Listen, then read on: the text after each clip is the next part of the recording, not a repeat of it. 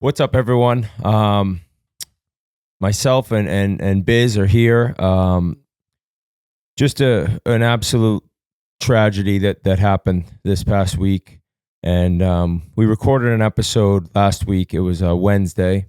We're going to take just a little time off before the season previews, and this news crushed us all. And we totally understood of having to come back on and talk about Johnny and Matthew and what actually went down. And there's really no words.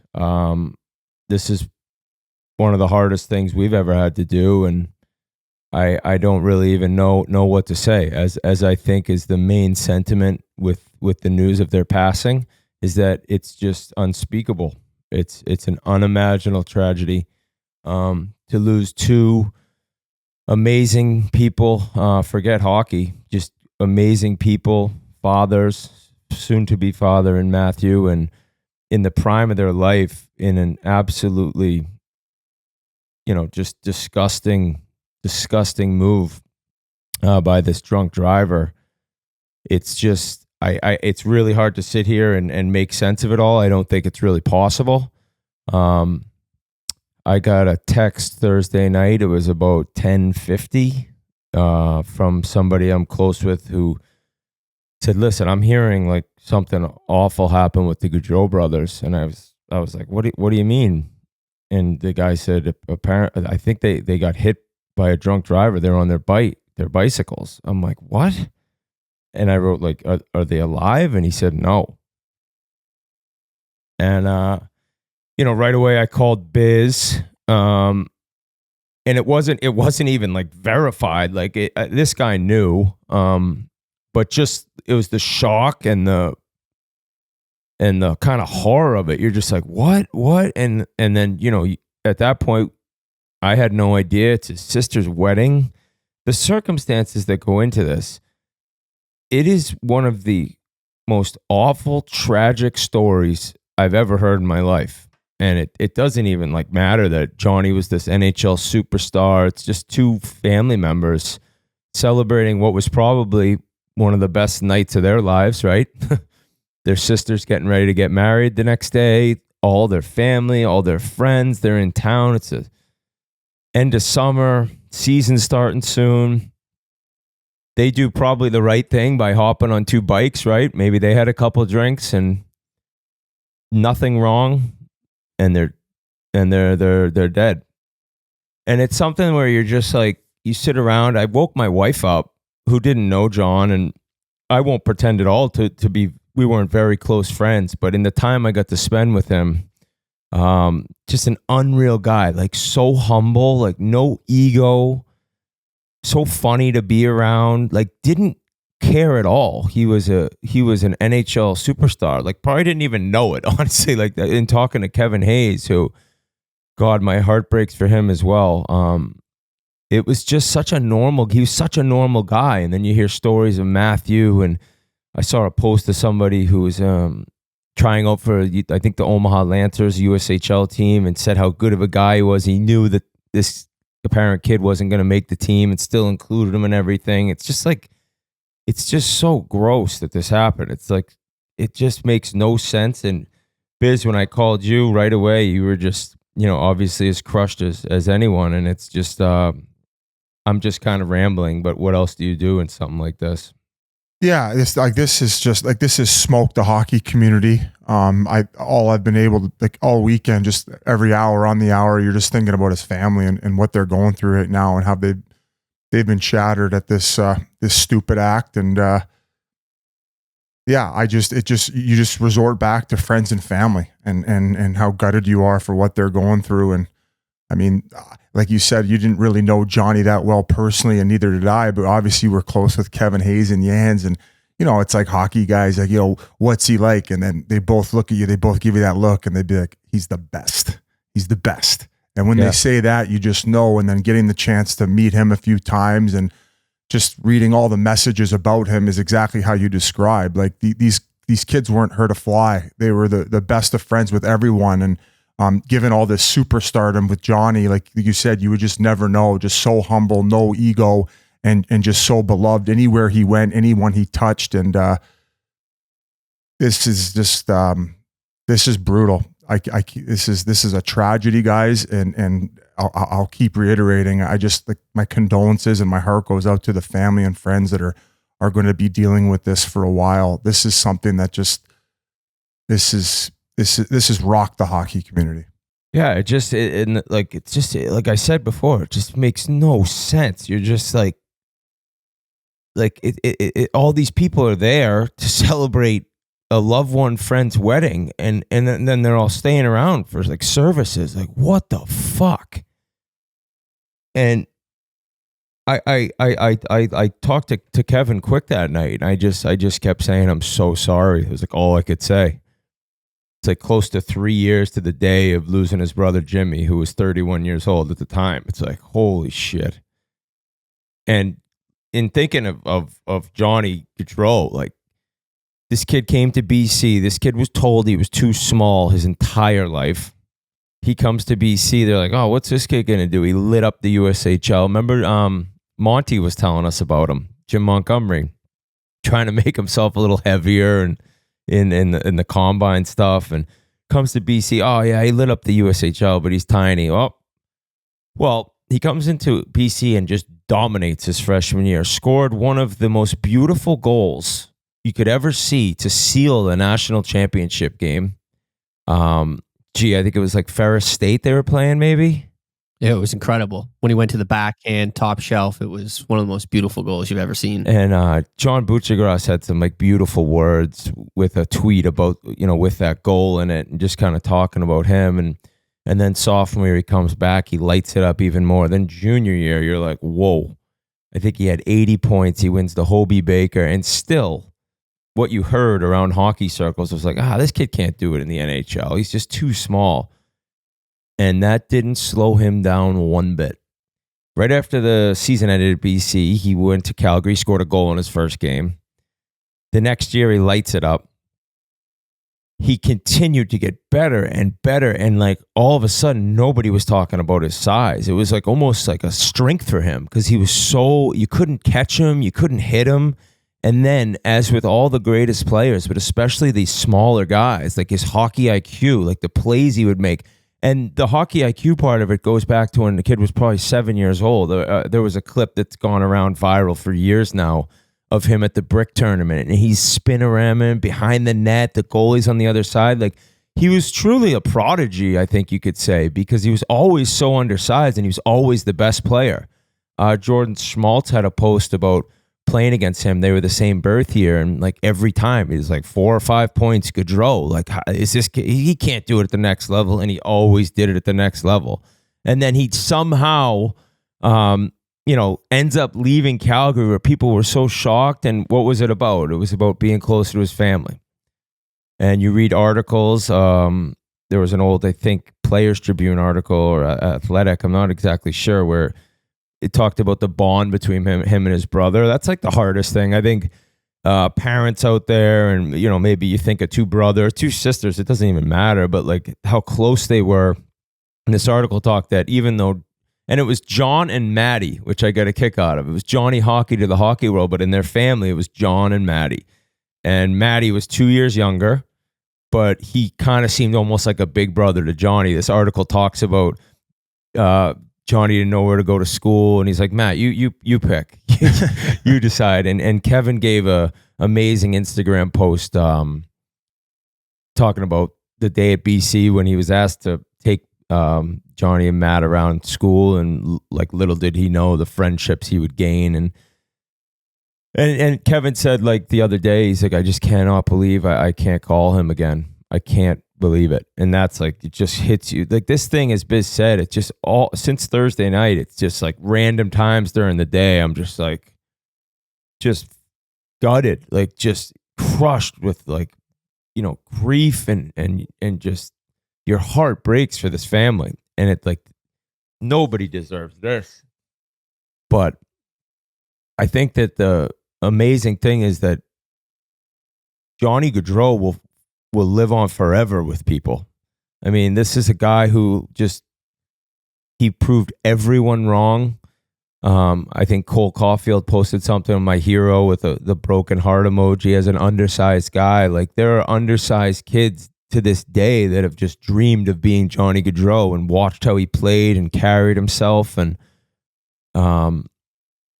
it's an unspeakable tragedy that the whole entire hockey world has been just rocked to the core, as you said, Biz. And I don't really know, like, you know, where you go from here. Like, you just pray. I just pray that his family is able to, you know, get over it someday. And then there's a side of you like, can you ever get over that? That's the saddest thing. That's the hardest part is, you know, you thinking of somebody losing a son or a daughter, and you lose your two sons at one time. It's like, oh my God. It could be 20 years from now, I'll think of this, and you'll just be emotional, just feeling just sick for the Gaudreau family. So it's a horrible, horrible day that'll kind of live on forever in hockey. I can't believe that Johnny Gaudreau's dead. You can't even believe it. Like, he was like a larger than life figure. It was Johnny Hockey. It's like it was just so shocking. And I know I'm rambling, but I don't know. You know, we have this episode, like we mentioned, we did Wednesday. We're going to put it on after this. Could understand if people don't want to listen. Could understand if you're looking to just take your mind off things and want to listen. Or if you do, if you don't, no problem whatsoever. But my last thing, I guess, would be this kind of teaches you, and we've said this before, it's like you don't have a clue what's coming around the corner in life. Nobody has a clue. And because of that, you kind of just don't ever pass up an opportunity to tell a loved one you love them, to give them a hug, because nobody has an idea what's coming tomorrow or later today. It's just, that's how fucked up this life is. So,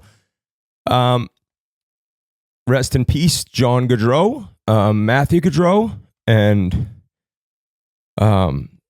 so sorry for the Gaudreau family. May they find peace. So, hug your loved ones, and we'll see you guys a week from today. We'll get some season previews going. But I love both you guys. I love you guys. RA, thinking of RA as well, and we'll see you next week. State's going to find a way to get a hold of this bouncing puck. Graham knocked it down, couldn't get it. Here's Gaudreau. He can move. Gaudreau in. Gaudreau scores!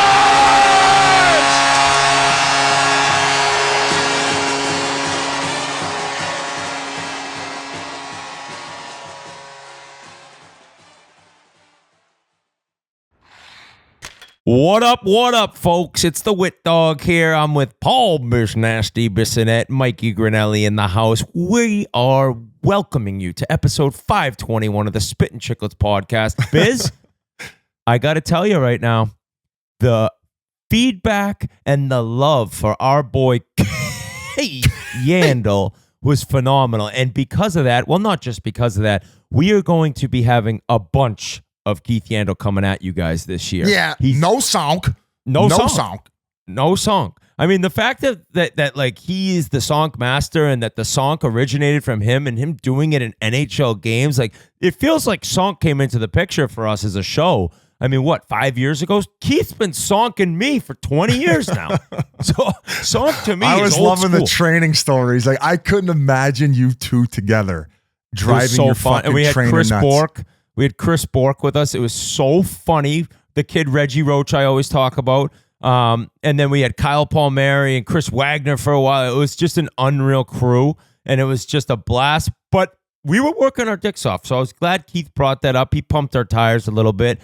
But I just love the fact that he vibes with us in a way where it's like he's great at chirping. He's got that dry sense of humor. He's just classic. And so I'm glad everyone enjoyed him because you're going to be hearing more from him.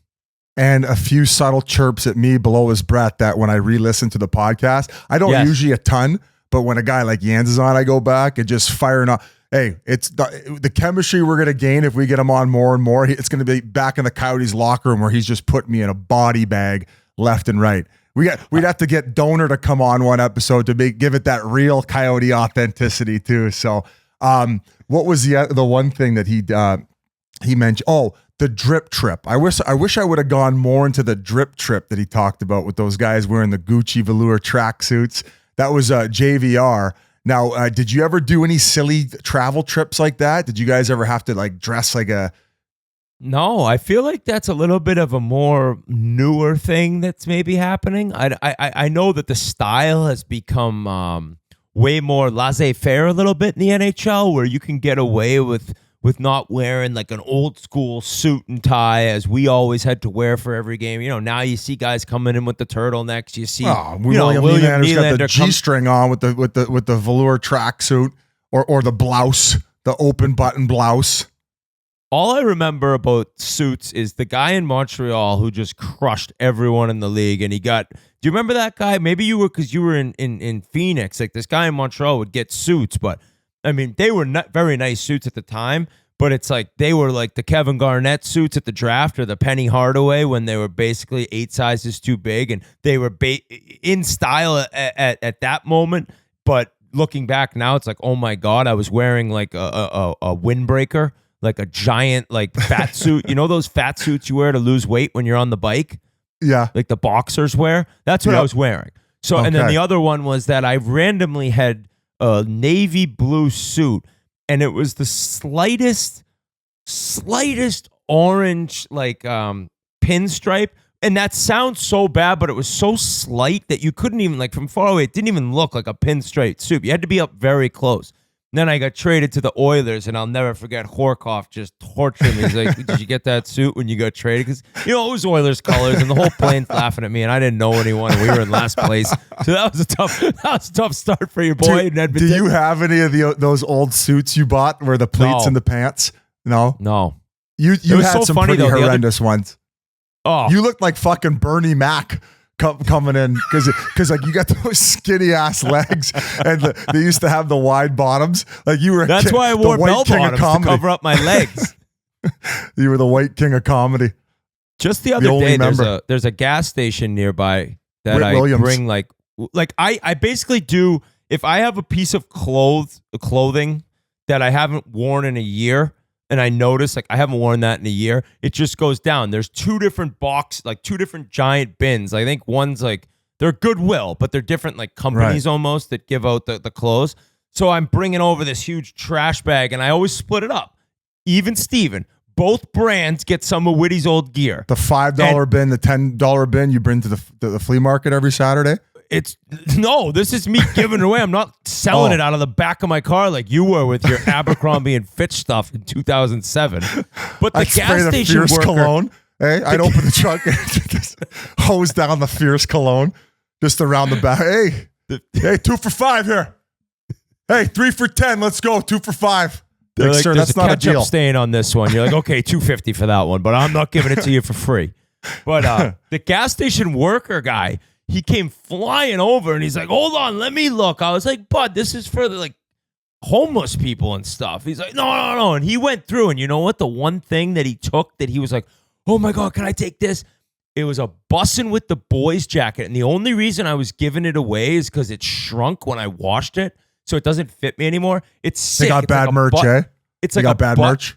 Yeah, well, it was free. It was a button-up Bussin' with the Boys. It's unreal. So I'm like, fuck, it shrunk. So I'm putting it in the Goodwill, and he grabbed it, and he put it on immediately, and the next morning he was pumping gas as I drove by him in the Bussin' with the Boys jacket. Just a local Sunoco, East Milton Square. So that got me going. But he also said, do you have shoes? I need shoes. What size are you? I said, I'm a 12. He said, I'm an 11, but that's fine. It'll work. I'm an 11. Buddy.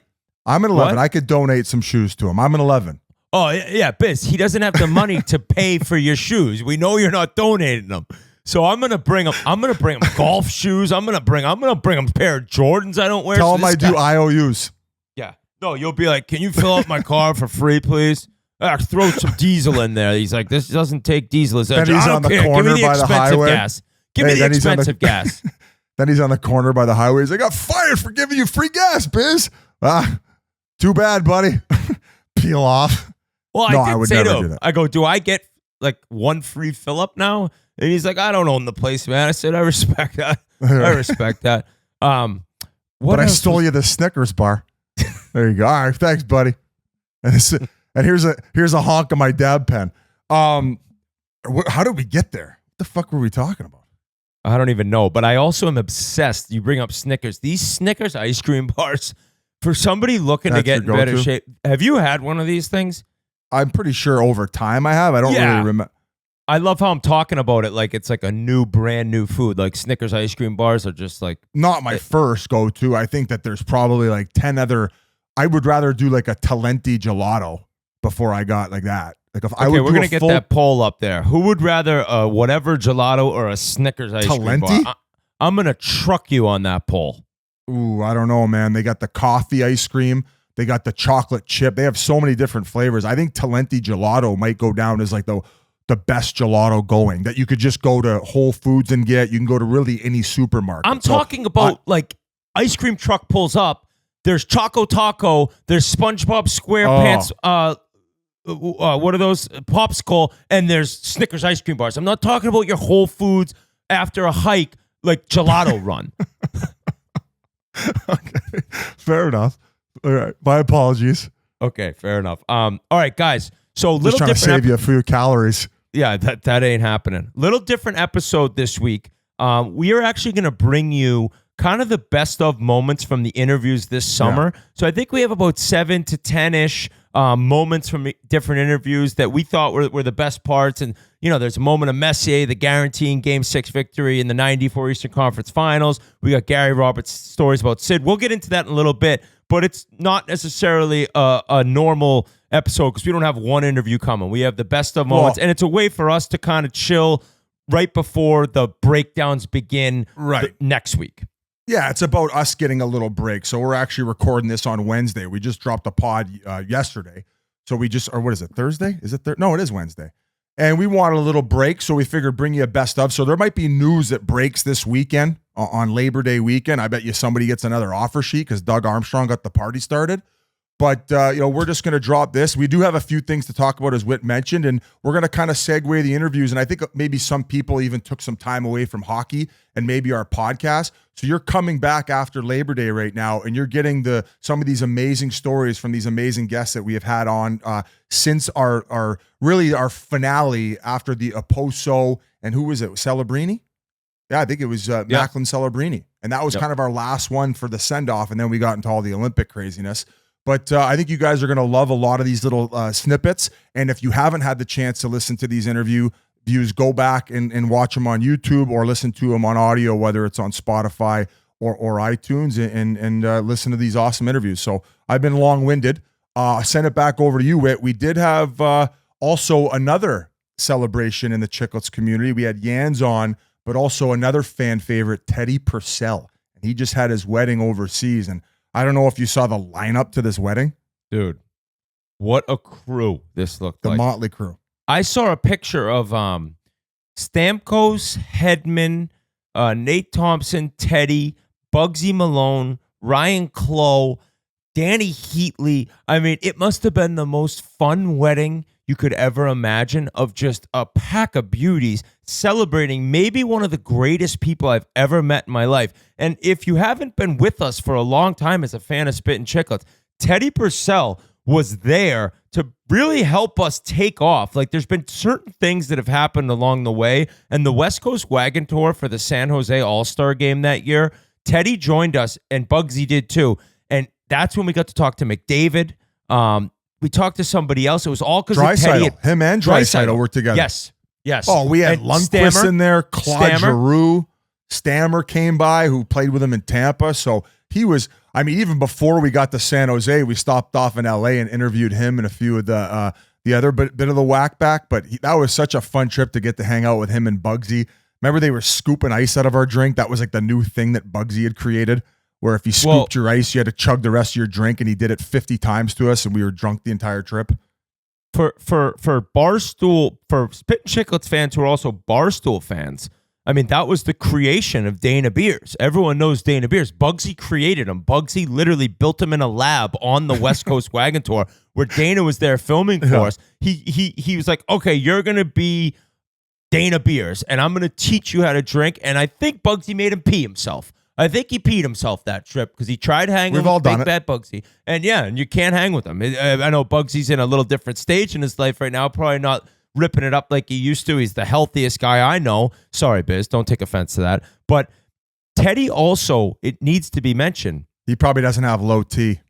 He's probably got high T. Yeah, there's no problem with T there. But Teddy, it should be mentioned, is probably, while being an NHL stud, sick hands, smooth as hell, probably not the best athlete in that marriage because he married Alex Kleinman, who was the gold medalist in beach volleyball in the 2020 Summer Olympics. I think it was Tokyo. And she's 6'5". Teddy's about 6'2", maybe 6'3". They are going to breed some absolute stallions. Okay, I believe they already have a son. Yeah, I think he's got a son. Yeah, he turned 1 not too long ago. I sent him a text. I'm like, Jesus Christ, boy. I'm like, this time flies. I thought you just had the thing. So he's growing up before our eyes, and he has to give birth, or excuse me, she has to give birth to a few breeders because unfortunately with the happiness of the wedding, the sadness is that it was an open bar and he had to file for bankruptcy with that crew that went. So he's got no money left. So now they got to pray that their kids are first rounders. I saw the setup though, like the wedding behind it was, I'm guessing Lake Como, considering it was on a lake and they were in Lake Como, but just the seat set up with the trees and the grass, and then behind you the cliffs and the lake. I've never been to Lake Como. I don't know. Apparently, it's top notch. It's world class. I don't know if I'll ever go. I really did enjoy Rome when I went there for the Ryder Cup, but like I need golf, and I don't know if there's that much golf. I'm sure if my wife heard this, she'd throw up because she's mentioned to me several times she'd love to go to Lake Como. I'm like, yeah, we'll do that one next year. Shout out Keith. So I don't know what's going to happen. Do they have any there. Best Westerns there? Any cheap hotels? No, but they do. They do have there's an open license to sell clothes on the street, so you could bring. Yeah, so you won't need like I'll just stay at a hostel. I'll just stay at a hostel. No, you'll be like sending out tweets like, anyone got an Airbnb that I'll bring you a Chiclets winter hat. Hey, Clooney. Have you heard of a birdie bucket before? Because I could ship one over. I wonder how Pink Squatter Whitney law. would do it. Hey, you think squatter law. Clooney comes back. I'm like, hey, too bad, sucker. Caught you sleeping. Squatting laws. Caught you lacking. Those squatting laws, like, imagine owning a place and coming back and there's 3 scrubs that have moved into your house and legally you cannot get them out. That is a time, and I'm not going to say murder's acceptable, but it could be a murder acceptable. How about the guys in your house? You're paying a mortgage, and these people are like, "Sorry, bud, it's ours now." This could have been fake. I'm pretty sure it was real because I saw it on Twitter. There was a video where, because of a state law, this woman had Airbnb'd a room in her house. So the girl moved in for like whatever the designated amount of time, the 4 days, and because of the state law, the person who rented it for the 4 days, she just kept living there. She'd been there for months, and the girl was filming her as she was going by, and the chick who fleeced her and was staying there as a squatter, she was just yapping away. You ain't gonna do nothing, bitch. You can't kick me out, motherfucker. Lawyer up, in the person's face as she's recording this. You're stuck with this person for $4 of rent, or 4 days of rent. Excuse me. That, I mean, I'm sure somebody's gonna be able to pull up that video and see exactly what I'm talking about. But that is one of the worst laws going, and I don't think that murder is acceptable in any way. But that would deserve at least a chokehold. Okay, maybe like if they're in the house and you can't get them out, you don't murder them. But if they're in my house and then the last Snickers ice cream bar is 8, okay, it's guns ablaze. It's like, go down the road and find a weapon, and this is going to end. I'm going to jail, but you're not living in my house anymore because you're living 6 feet underground. You squatted your way to hell. So I hope that never happens to me. I guess that's a little aggressive to say, but no, it's a Snickers ice cream bar. I know you're passionate about them. Exactly. Speaking of, I want to know this. What? Quickly. I'm hearing from Frank Saravelli. If the Edmonton Oilers want to keep Leon Draisaitl, the number starts with a 1-4. Yeah, so you probably hoped it would start with a 1-3. I would say that even like 12.5 little Bargoon action. Buddy, fuck off. Was it? If you ever thought it was going to begin with a 12, you're crazy. You're crazier than I thought you were, and that's like certifiable. So I would have loved like a 13-5, 13-8, but the cap's going to keep going up, dude. This league is in a phenomenal place. We're going to get into Jeremy Swayman a little bit. Oh, but yeah. If it's 14-1. Educate yourself. Okay, if it's 14-2 and then McDavid's 15-5, yeah, it's a lot. But here's the thing. And I know I've spoken often about, like, you need to spread it out. To win a Stanley Cup, it's very hard when you got two of the highest paid guys in the league. And they're so good, and they've been so good in the playoffs that you can't, like, what are you going to do? Like, put it this way, Biz.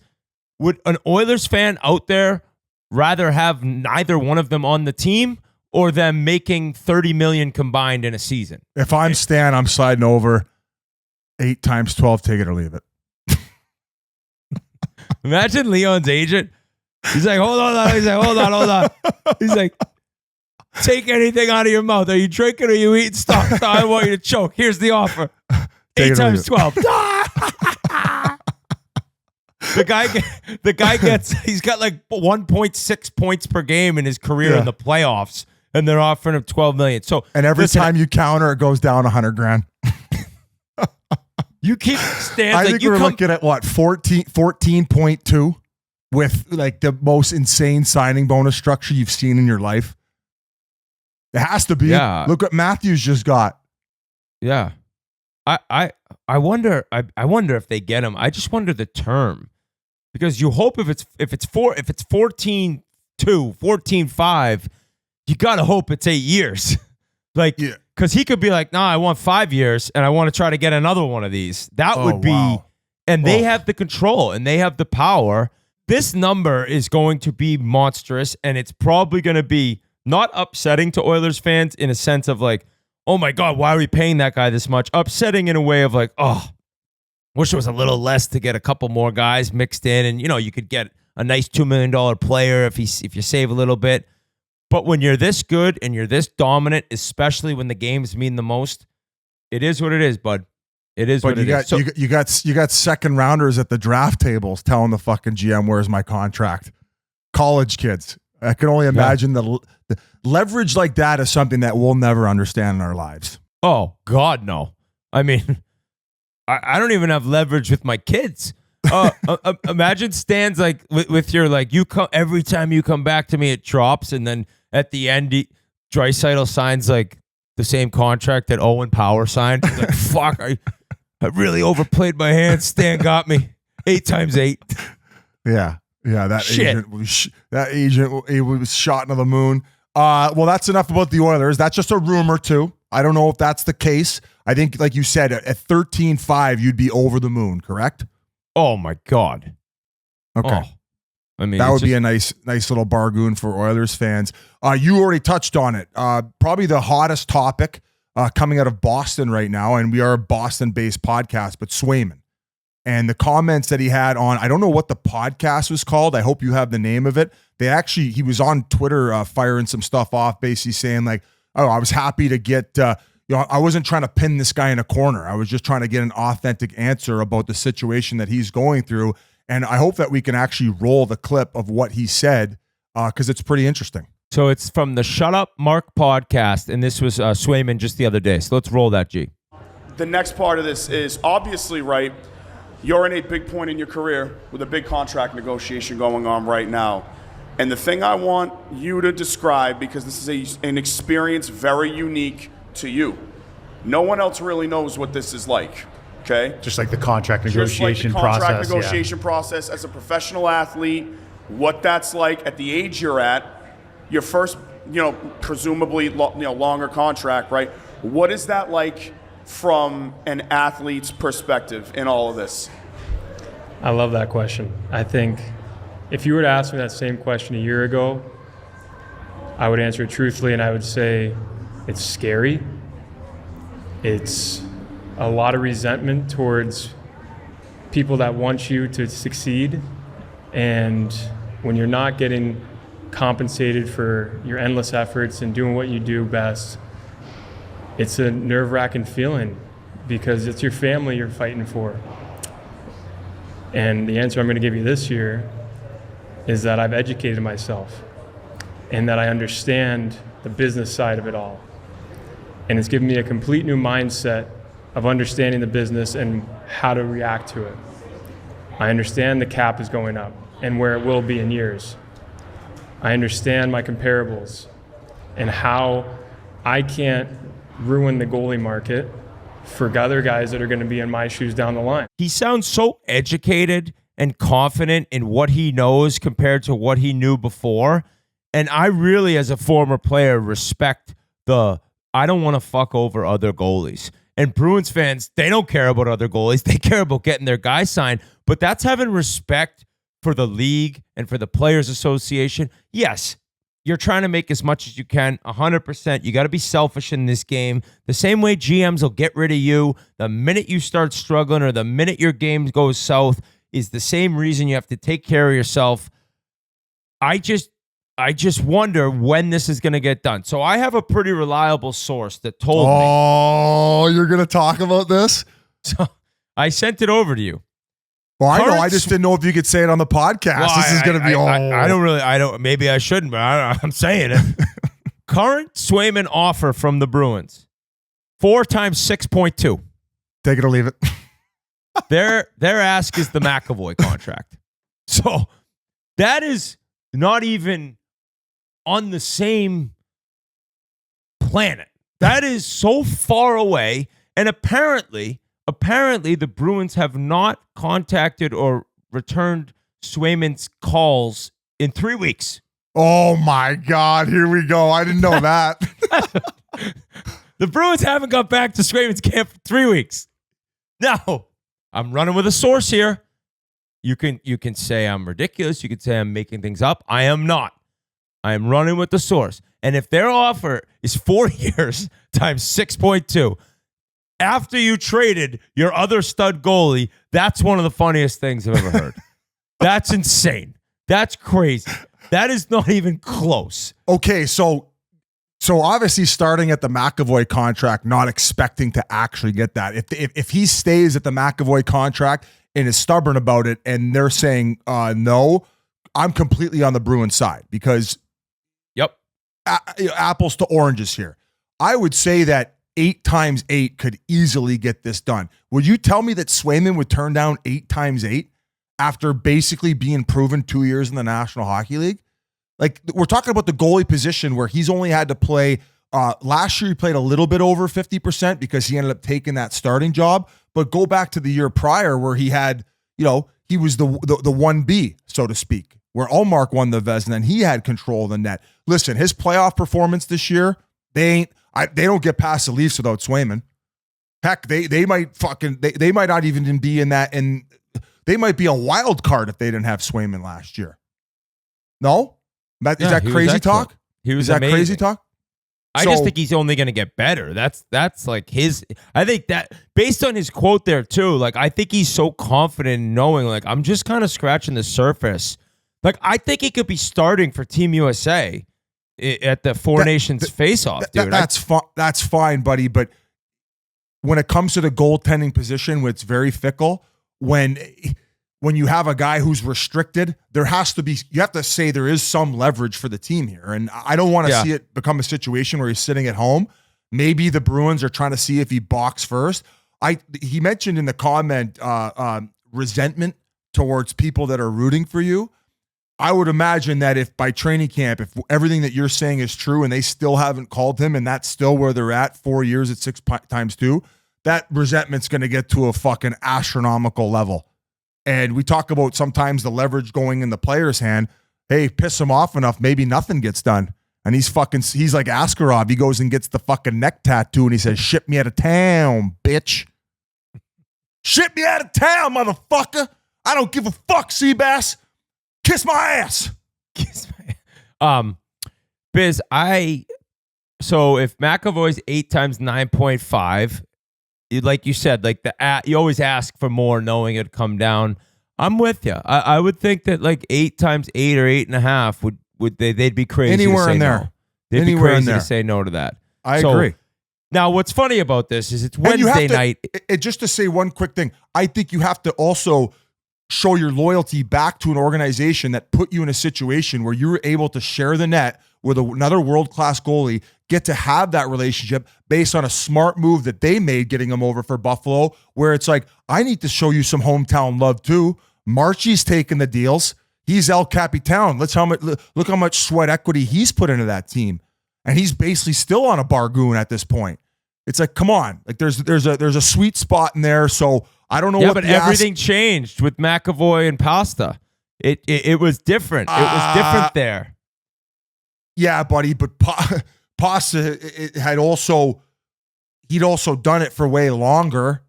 You know, he'd way more proven. So I really hope this gets done before training camp and it doesn't get messy and drama. Yes, Honk?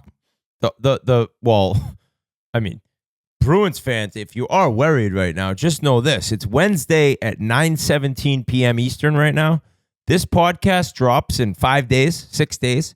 So, if there was anything that was going to get this done, it's us talking about it and then knowing that this deal could get signed before the podcast drops. We just wasted 20 minutes of somebody's life, or a lot of people, our parents and who are still listening. And as G just mentioned in the chat here, he has been pretty vocally pissed off about the arbitration hearing. So sometimes people don't forget things. Sometimes, small cock, bad breath. Can't sell your clothes out bed. of the back of your van in the parking lot of a Sam's variety store. So I can't wait to see where it goes. I would think that he's in net opening night. They play the Panthers. The Panthers are raising their banner in the Bruins' face opening night of the season, I believe. So hopefully Swayman's in net. Swayman's lifting the banner because the deal's not done. Bobrovsky's on the bees. Yeah. Not the only goalie news in the National Hockey League. A little drama coming out of Vancouver. I know what's going on out there, Biz. Buddy, he had a knee injury last year, and I think it was the other knee. And then, from my understanding, the rumor is, or maybe it's public knowledge now, is that his other knee was injured first game of playoffs, and that's what was wrong with him. So, don't know. There was a procedure done. I don't know if he's healing properly. Then all of a sudden, I heard that they changed the goalie coach in Vancouver as well. And now it's to the extent where they definitely know he's going to be away for a little bit of time to start the season because Team Latvia is without their starting goaltender now. But apparently, it sounds like the Canucks might have had some say in that, where Shelov's maybe just wasn't. They didn't feel like this was necessary at the time. What's interesting about like this pre-qualification tournament for the 2026 Winter Olympics in Italy is there's 12 teams fighting for 3 spots, and they're in 3 different cities. So in Bratislava, Slovakia, it's Austria, Hungary, Kazakhstan, and Slovakia. In Riga, Latvia, it's France, Latvia, Slovenia, and Ukraine. And in Denmark, Aalborg, Denmark, it's Denmark, Great Britain, Japan, and Norway. So the winners of those 3 groups will be in the 2026 Olympics. You'd have to think Slovakia comes out of the group in Slovakia. And in Riga, Latvia, France, Latvia, Slovenia, Ukraine, you'd think Latvia would get that one done. And in Denmark, Great Britain, Japan, Norway, Denmark and Norway will probably battle that one out, right? Don't sleep on Great Britain. Oh, I just said that because I played in Cardiff. I was just giving. Yeah, because you were the Crosby of Cardiff because you were able to score some goals finally in your life. But those guys from Great Britain, they play with empty nets. I never disclosed that. They actually don't have goalies over there. They have shooter tutors. And then like if you snipe one, they give you a beer on the bench. You said you think that the Canucks might have something to do with it? You don't think Rick Tocchet called Ted Lasso, Latvia's coach, being like, hey, fuckface. Yeah. We got a goaltending issue. We got 82 games to worry about here, and we got a lot to live up to from last year. So you're out. You're without your starter. Sorry, brother. We got him at 900 this year. We got him on slave duty at this point. Put the shackle on him. We got him. Put him back on the flight over here. That's what happened. Latvia's head coach said he is ready to start the tournament. Then he said he is overworked. Medical staff determined that the danger limit of turning this situation into a chronic injury is high. We decided to protect him a little. Let's see. That doesn't really make much sense. Now, granted, that's a translation, so who knows what's going on there. That's about as believable as that yacht going down.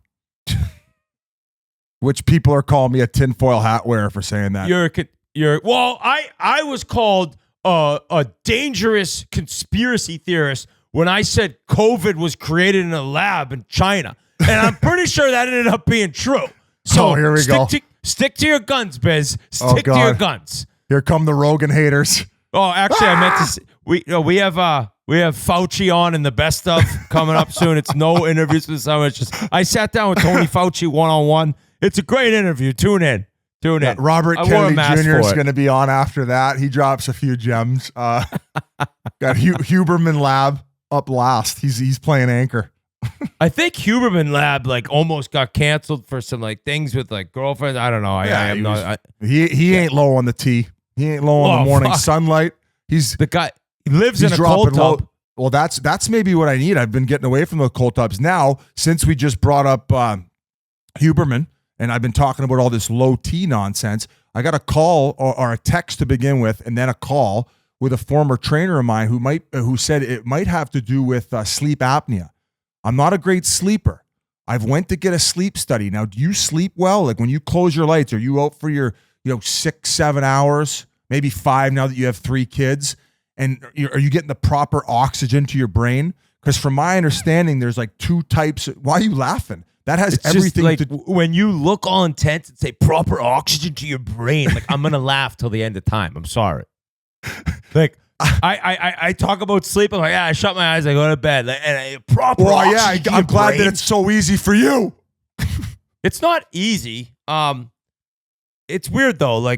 In the summers, dude, I pass out. You're doing stuff all day. Sometimes in the winters though, you're just not out and about all day, and you can get into little funks if it's having a hard time to sleep. Haven't really taken any Ambien lately. Now I only maybe take it if I'm can't sleep in a hotel room. But our bed is a straight up cloud. Really? I need a recommendation. I need a new bed. I'm moving into my place when I get back to Arizona. You couldn't afford it. No, I have no idea. The bed is not I'll buy that your expensive. used one. Get a new one. I have a neck pillow that is I got to bring it to Barstool Survivor, and I'm going to be getting chirped. I think you sleep with a neck pillow? Well, the pillow, it fills in where your shoulders, where your neck is. So you're not kind of like this. If you're seeing it helps you get proper oxygen to your brain. Maybe I need a pillow. Well, why don't you try the mouth tape? The mouth tape is a new fad. That's what I was getting to. Is there's 2 types of sleep apnea. Now I have a deviated septum on the one side. Listen.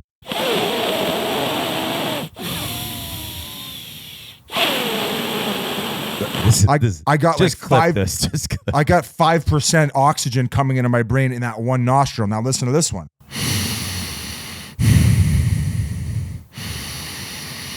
Let's just put it this way: one works and one doesn't. So that might be a reason why it's brutal. So why don't you just get your nose fixed? Well, then I'm going to get accused of getting a nose job, and then I got to deal with the same people saying I'm getting hair plugs on TV, or I got my hair dyed, and I'm out for 2 weeks though. When that happens, you're out. I probably should have gotten it. Now this is something that just came up, the fact that I got low T, so I'm working on it. I'm doing the research. I'm getting phone calls from old trainers. The other type of sleep apnea though is something in your brain basically won't allow you to breathe at the pace that you need to while you're sleeping. So you're continually waking up, and you're not doing that properly to where you're not getting the proper rest. You're not recovering. And that's why your testosterone's low. So if that is the case, then you got to get one of those CPAP machines that's basically blowing oxygen up into your brain. They're horrible. I need to, but here's the problem is I tried to get ahead of this before, but insurance set it up. Of course, insurance. They send me to this place in Arizona, and I go there to sleep overnight. You do the one that you bring home, which most of the time it falls off of your finger, and it's inconclusive. I go to the fucking place, Whit. They might as well had me sleeping on a wood picnic table. That's how comfortable buddy. They're blaring the AC in there. I'm hooked up to a million different gadgets. Though. The AC's good. Bud, they give you a fucking paper mache blanket. So I'm freezing my dick off. So I'm calling. You know what they gave me the result of the test? You didn't get enough sleep to determine what the result was. yeah, buddy. Insurance you have me sleeping on a prison cell. I would have rather been sleeping at Shawshank fucking Redemption than sleeping at where they had me during this test. So I get no sleep. I freeze my dick off. I got a worse sleep than if it would have been me going. So I waste all this. That was the night before we interviewed Brindamore, basically, is how you slept. Yeah, exactly. And I got to come $2,000 out of pocket to sleep on a picnic table to not get a fucking CPAP machine because I can't get any goddamn oxygen to my fucking brain. So folks, I digress. Folks, I digress. Needs help. Biz, my buddy has a CPAP machine. Actually, my brother-in-law Moose has one. I don't think he always wears it. Maybe he does, but my buddy has one. And we went over to Ireland on that golf trip last October, coming up on a year basically since that trip. And it was like his carry-on bag. So, you know, and he needs it. He needs it to sleep. This dude brought this thing to Ireland. He didn't wear it one fucking time. He didn't wear it once. Snoring his dick off. His roommate couldn't sleep. He's like, put on your machine. But it's hard if you're getting after it to like actually, I mean, you look like Bane when the thing's on. Right. So, right. But yeah. Or the bad guy from Mad Max. The big old white, the white paint on his face. Yeah. That was a scary looking motherfucker. I don't, we got there from the Huberman because he's going to be on later. What else do we got to get back on the hockey talk? I believe there was one or two other things. Yeah. So, the Anaheim Ducks made a great decision. I mean, similar to the way that the Phoenix Suns in the NBA did it.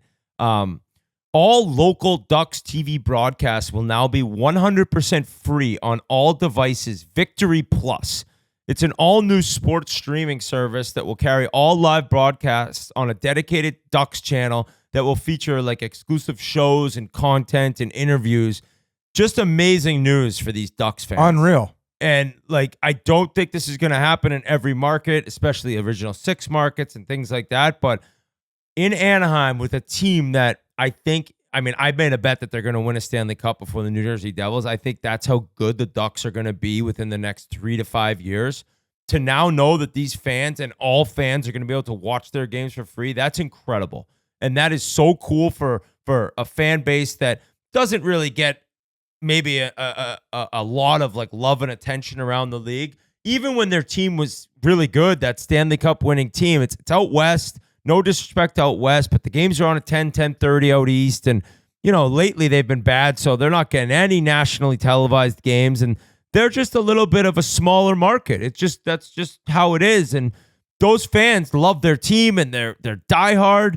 And now they get to at least get the ability to watch their team no matter what. They have some passionate, hardcore fans. Remember we did that appearance at that one bar there? They had so many amazing people come out. And a liquor store. There was a huge turnout at the liquor store we were at. Yeah. So, I mean, California hockey is very important to the success of the National Hockey League. So to see the fact that they're going to get all this awesome coverage where maybe it thought was getting lost, that's fucking awesome. Yeah. So cool story there. Maybe we'll see more of that. That goes into RA's. You know, RA hates the blackouts, and a lot of people reach out to him about how difficult it is to watch NHL games sometimes, which is so crazy in 2024, soon to be 2025, that you're still having these issues. So good news. Good on the Anaheim Ducks. Really cool story there. What else did we have here? Oh, apparently Tony D'Angelo would love to be in Edmonton, according to Frank Saravelli as well. Forgot to mention that before. He has linked up Justin Schultz, Kevin Shattenkirk, and there was another right shot D. Tyson Barrie? Tyson Barrie. So apparently the Oilers are looking. Why wouldn't they bring him back? League men. They love him there. Bring him in for morale. Just have him hand out pops after the game. He's got that beer that he just dropped, the chili ones. Just have him hand out some chili ones after the game. Those things are good. I had those at the Gretzky House, the pop-up shop. They're tasty. It's a great beer. Lower alcohol percentage. So I really enjoyed that. Oh, just quickly, before we go to these interviews. So we have a new Wyatt issue. I had to mention this. So last Sunday, I didn't mention on the show with Jans, the Little League World Series Championship was on. We've been watching it for like 2 weeks. It's great. It's fun. You know, you got the American bracket and then you got the international bracket. You always got the kid who's like 17, full beard. Danny Almonte. Danny Almonte was the kid from New York. I think it turned out he was 16 and a half years old, throwing 80 miles an hour. Like That's what the Russians do. Yeah, very similar. Like Ovi could be 45 years old. We don't know. He is.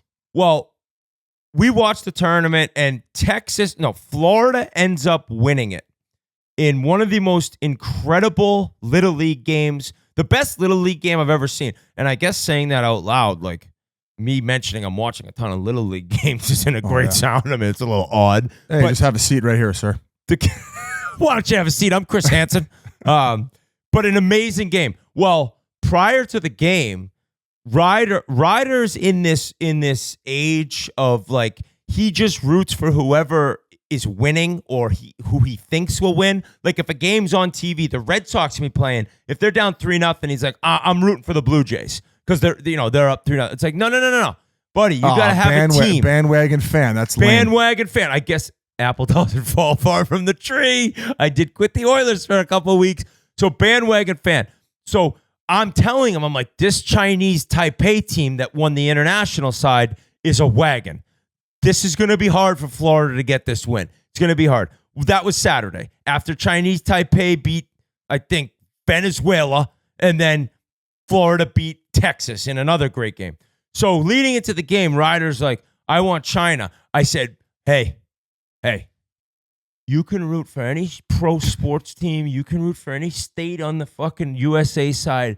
We don't root for China in this house, buddy. And they ain't rooting for you either. This is a no China household. Your shoes may be made there, but you're not rooting for the fucking baseball team in this game. Okay? And he looked at my face and he knew I was dead serious. He said, we don't root for China in here. Well, Wyatt was listening.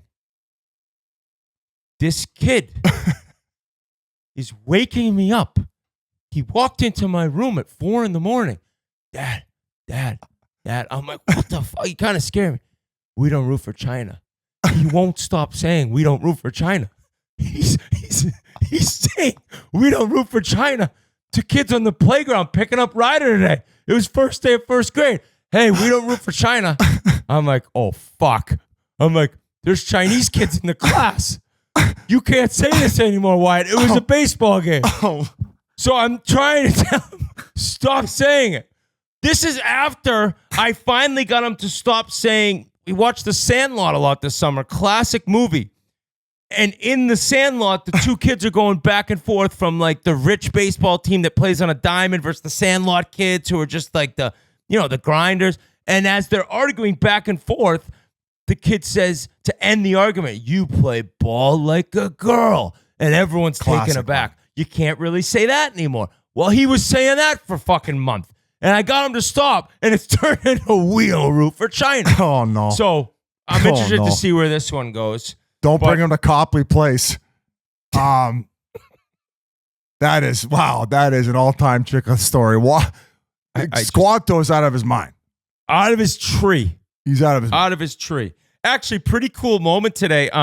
So there's a at the golf club, they do a father-son golf tournament and then a mother-son golf tournament. And it's like it's 9 holes and you can play from, I think July 1st to September 10th or something around there. Like you basically have like 75 days, call it, to play. And you just go out and what you do is you both hit drives. So Ryder's 5 to 8. He's 6. He's 5 to 8. And they tee off from, on the par 4s, it was like 185 to 200 yards. Par 5 was 250 yards. Par 3 was 60 to 70 yards. They tee off from there, and I played the blues, which is like one up from the backs. Cool. And you take the best drive, and then you play alternate shot in. Well, he hits it straight. He probably hits his drive like 75 to 85 yards, but it's always pretty straight. So I'm like, dude, if he's hitting the driver okay, like my drives actually don't even matter because if I hit a good one and we're 150 out, like he can't. So I'm like, Ryder, if you hit good drives here, like I'm going to be 90 to 110 yards out. I should be able to get it on the green. So we did it today. We shot 38. We shot 2 over par. We took his shot. We took his tee ball 8 of the 9 holes.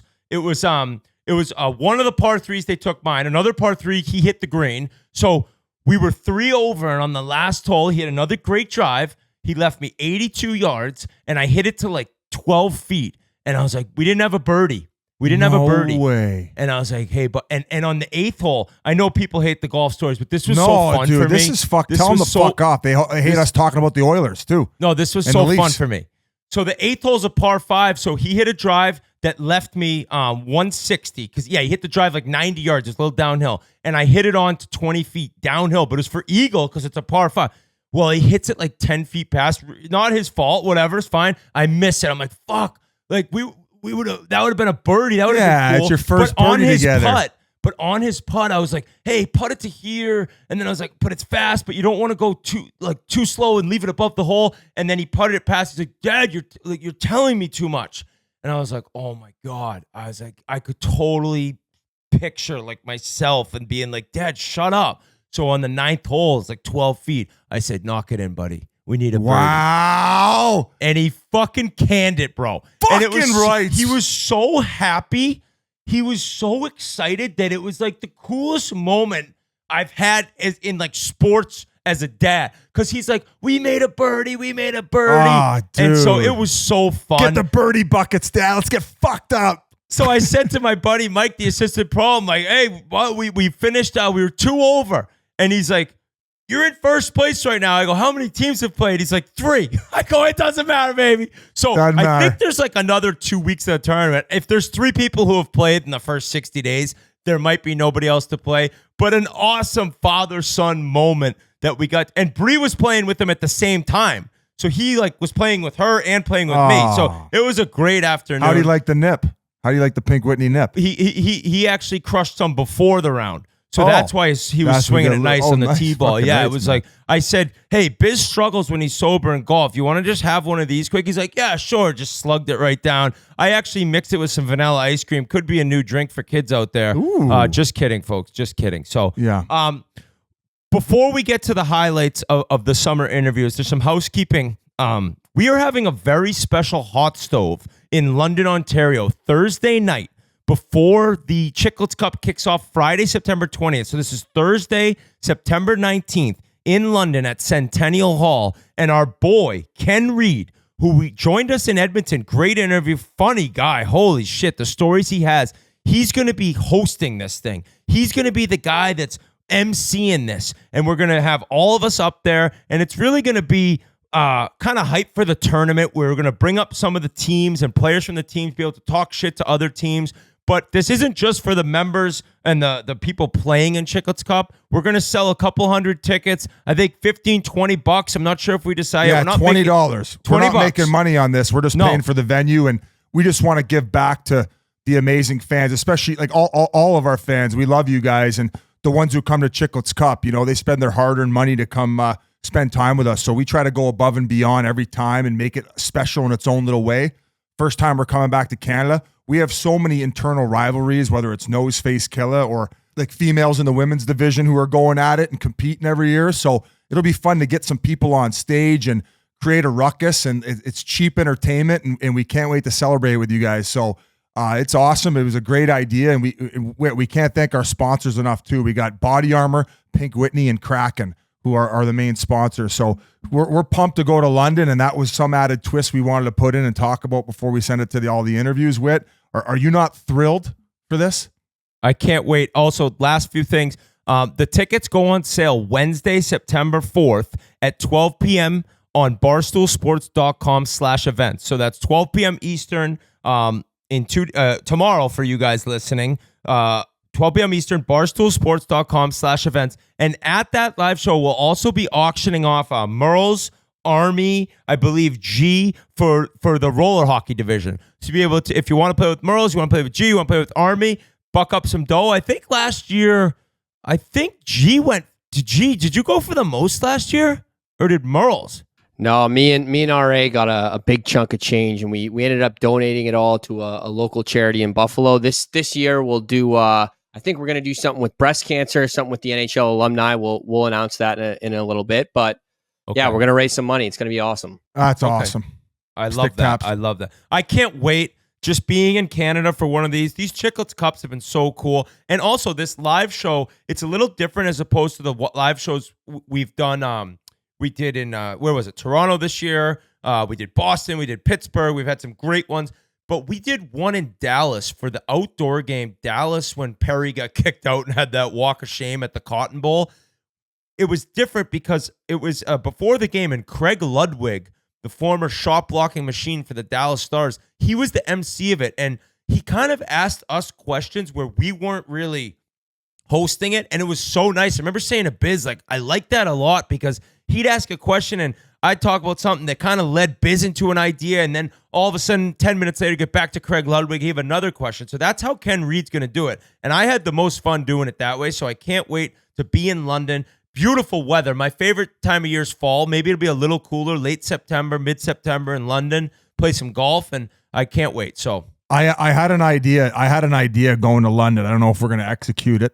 Okay. But Brendan Prust, who apparently at this point we're probably playing in a sandbagger. I think he's the lined up guest, him and Rob Schremp. So I don't know. Oh, do you want I to bleep love that. If we want to bleep out the names because we don't want to get people too excited. But Brendan Prust just opened up a gym there. I think it's Brandon. Is it Brandon? Brandon? Is it, the same thing? I think you're saying it with an E, and I think it's an A. Oh, Brandon Prust. It's hard. I get those mixed up all the time. Well, your first language is French. That's true. So he opened up a gym there, and I thought, why not maybe if we have time, do a little Chiclets combine? We got all these NHL teams going to training camps. They're going to be doing the test. We just talked about it last week about Jans being the most fit Coyote, I think 5 years in a row while I was there. Why not see who the fittest member of the podcast is and get to have some laughs in the meantime watching you run the 100-meter dash? Cornelli, this is unbelievable. This is like Rory McIlroy going to an old folks home and saying, like, want to do a long drive competition? Like, all this guy does is fucking work out twice a day. And he's Army's got a trainer. Let's see who'll win the combine. Army's got a trainer. I think Merles is running a couple miles every day. I'm down. But you, this is sandbagging at its finest. So I know you're going to win, but I'm down and I'm going to give it my all. I would love, what is it the VO2? The VO2 and the Wingate. Oh, those are horrible though. Like, the Wingate's the worst. Oh, by the way, I was told by a couple people that your like 8-minute mile average is pretty solid. I was kind of chirping that a little bit. But I just do want to remind you that freshman year of college, I ran 5 miles in 29 minutes and 45 seconds. So I could run. So I was thinking like peak Whit running under 6-minute miles for 5 miles. I was thinking that. I was impressed and should have given you more credit for a current 8-minute mile. I just want to say I appreciate that. I appreciate that. Okay. First clip of our favorite moments of this summer's interviews is going to be Mark Messier, sitting down with him in Edmonton. What a treat that was. Amazing guy. Love that he had the tequilas going. And it's him talking about his guarantee versus the New Jersey Devils in Game 6.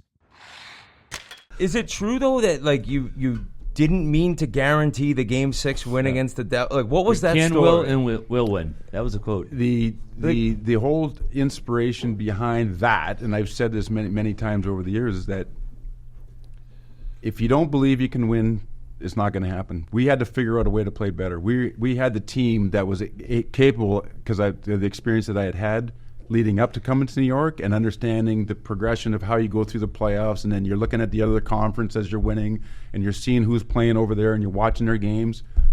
I felt that we had a good enough team to win that year. We had proven overall, first President's Trophy and all that. And then I knew Vancouver was going to perhaps come out of that side. And if you look at us in Vancouver on paper, we should beat them. We should technically beat them. Now, whether we got to go do it, but so I'm thinking now we got to figure out a way to get through New Jersey. And at that point in my career, now I'm 33, 34.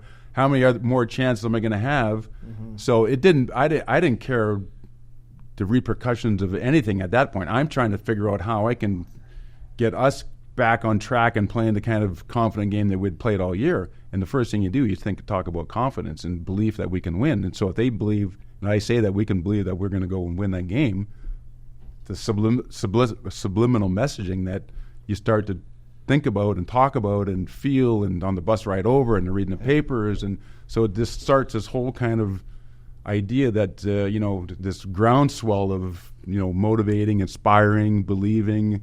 And that's what that's what has to happen at certain times for a team in order to get over some hard obstacles that are in your way on the way to a Stanley Cup. Then you got a hat trick. Were you aware that it was going to catch on like it did? Were you using the media as a tool to reinforce that and send that message? Yes, and no. Yes, because I know when we played New Jersey, we would all get on the bus as a team, and everybody have back then it wasn't phones, it was papers. And everybody would read the papers on their way from the practice rink over there. So I knew everybody's going to open up the paper and say that, and read that I believe that we could go in there and win the game.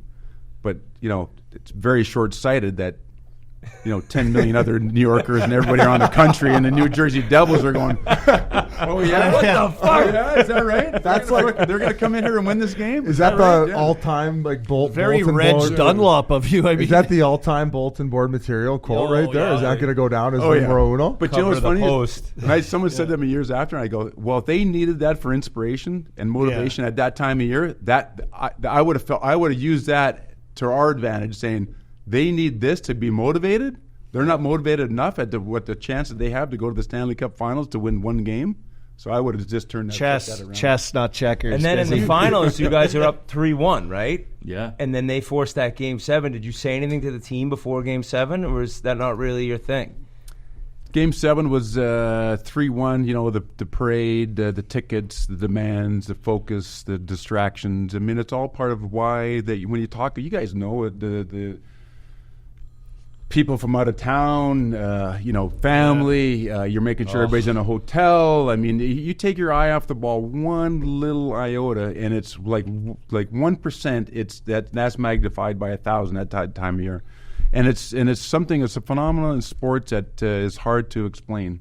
And you think you're prepared, you think you're ready to go, and it just it dissolved on us. And then of course Game 6 was a wipeout.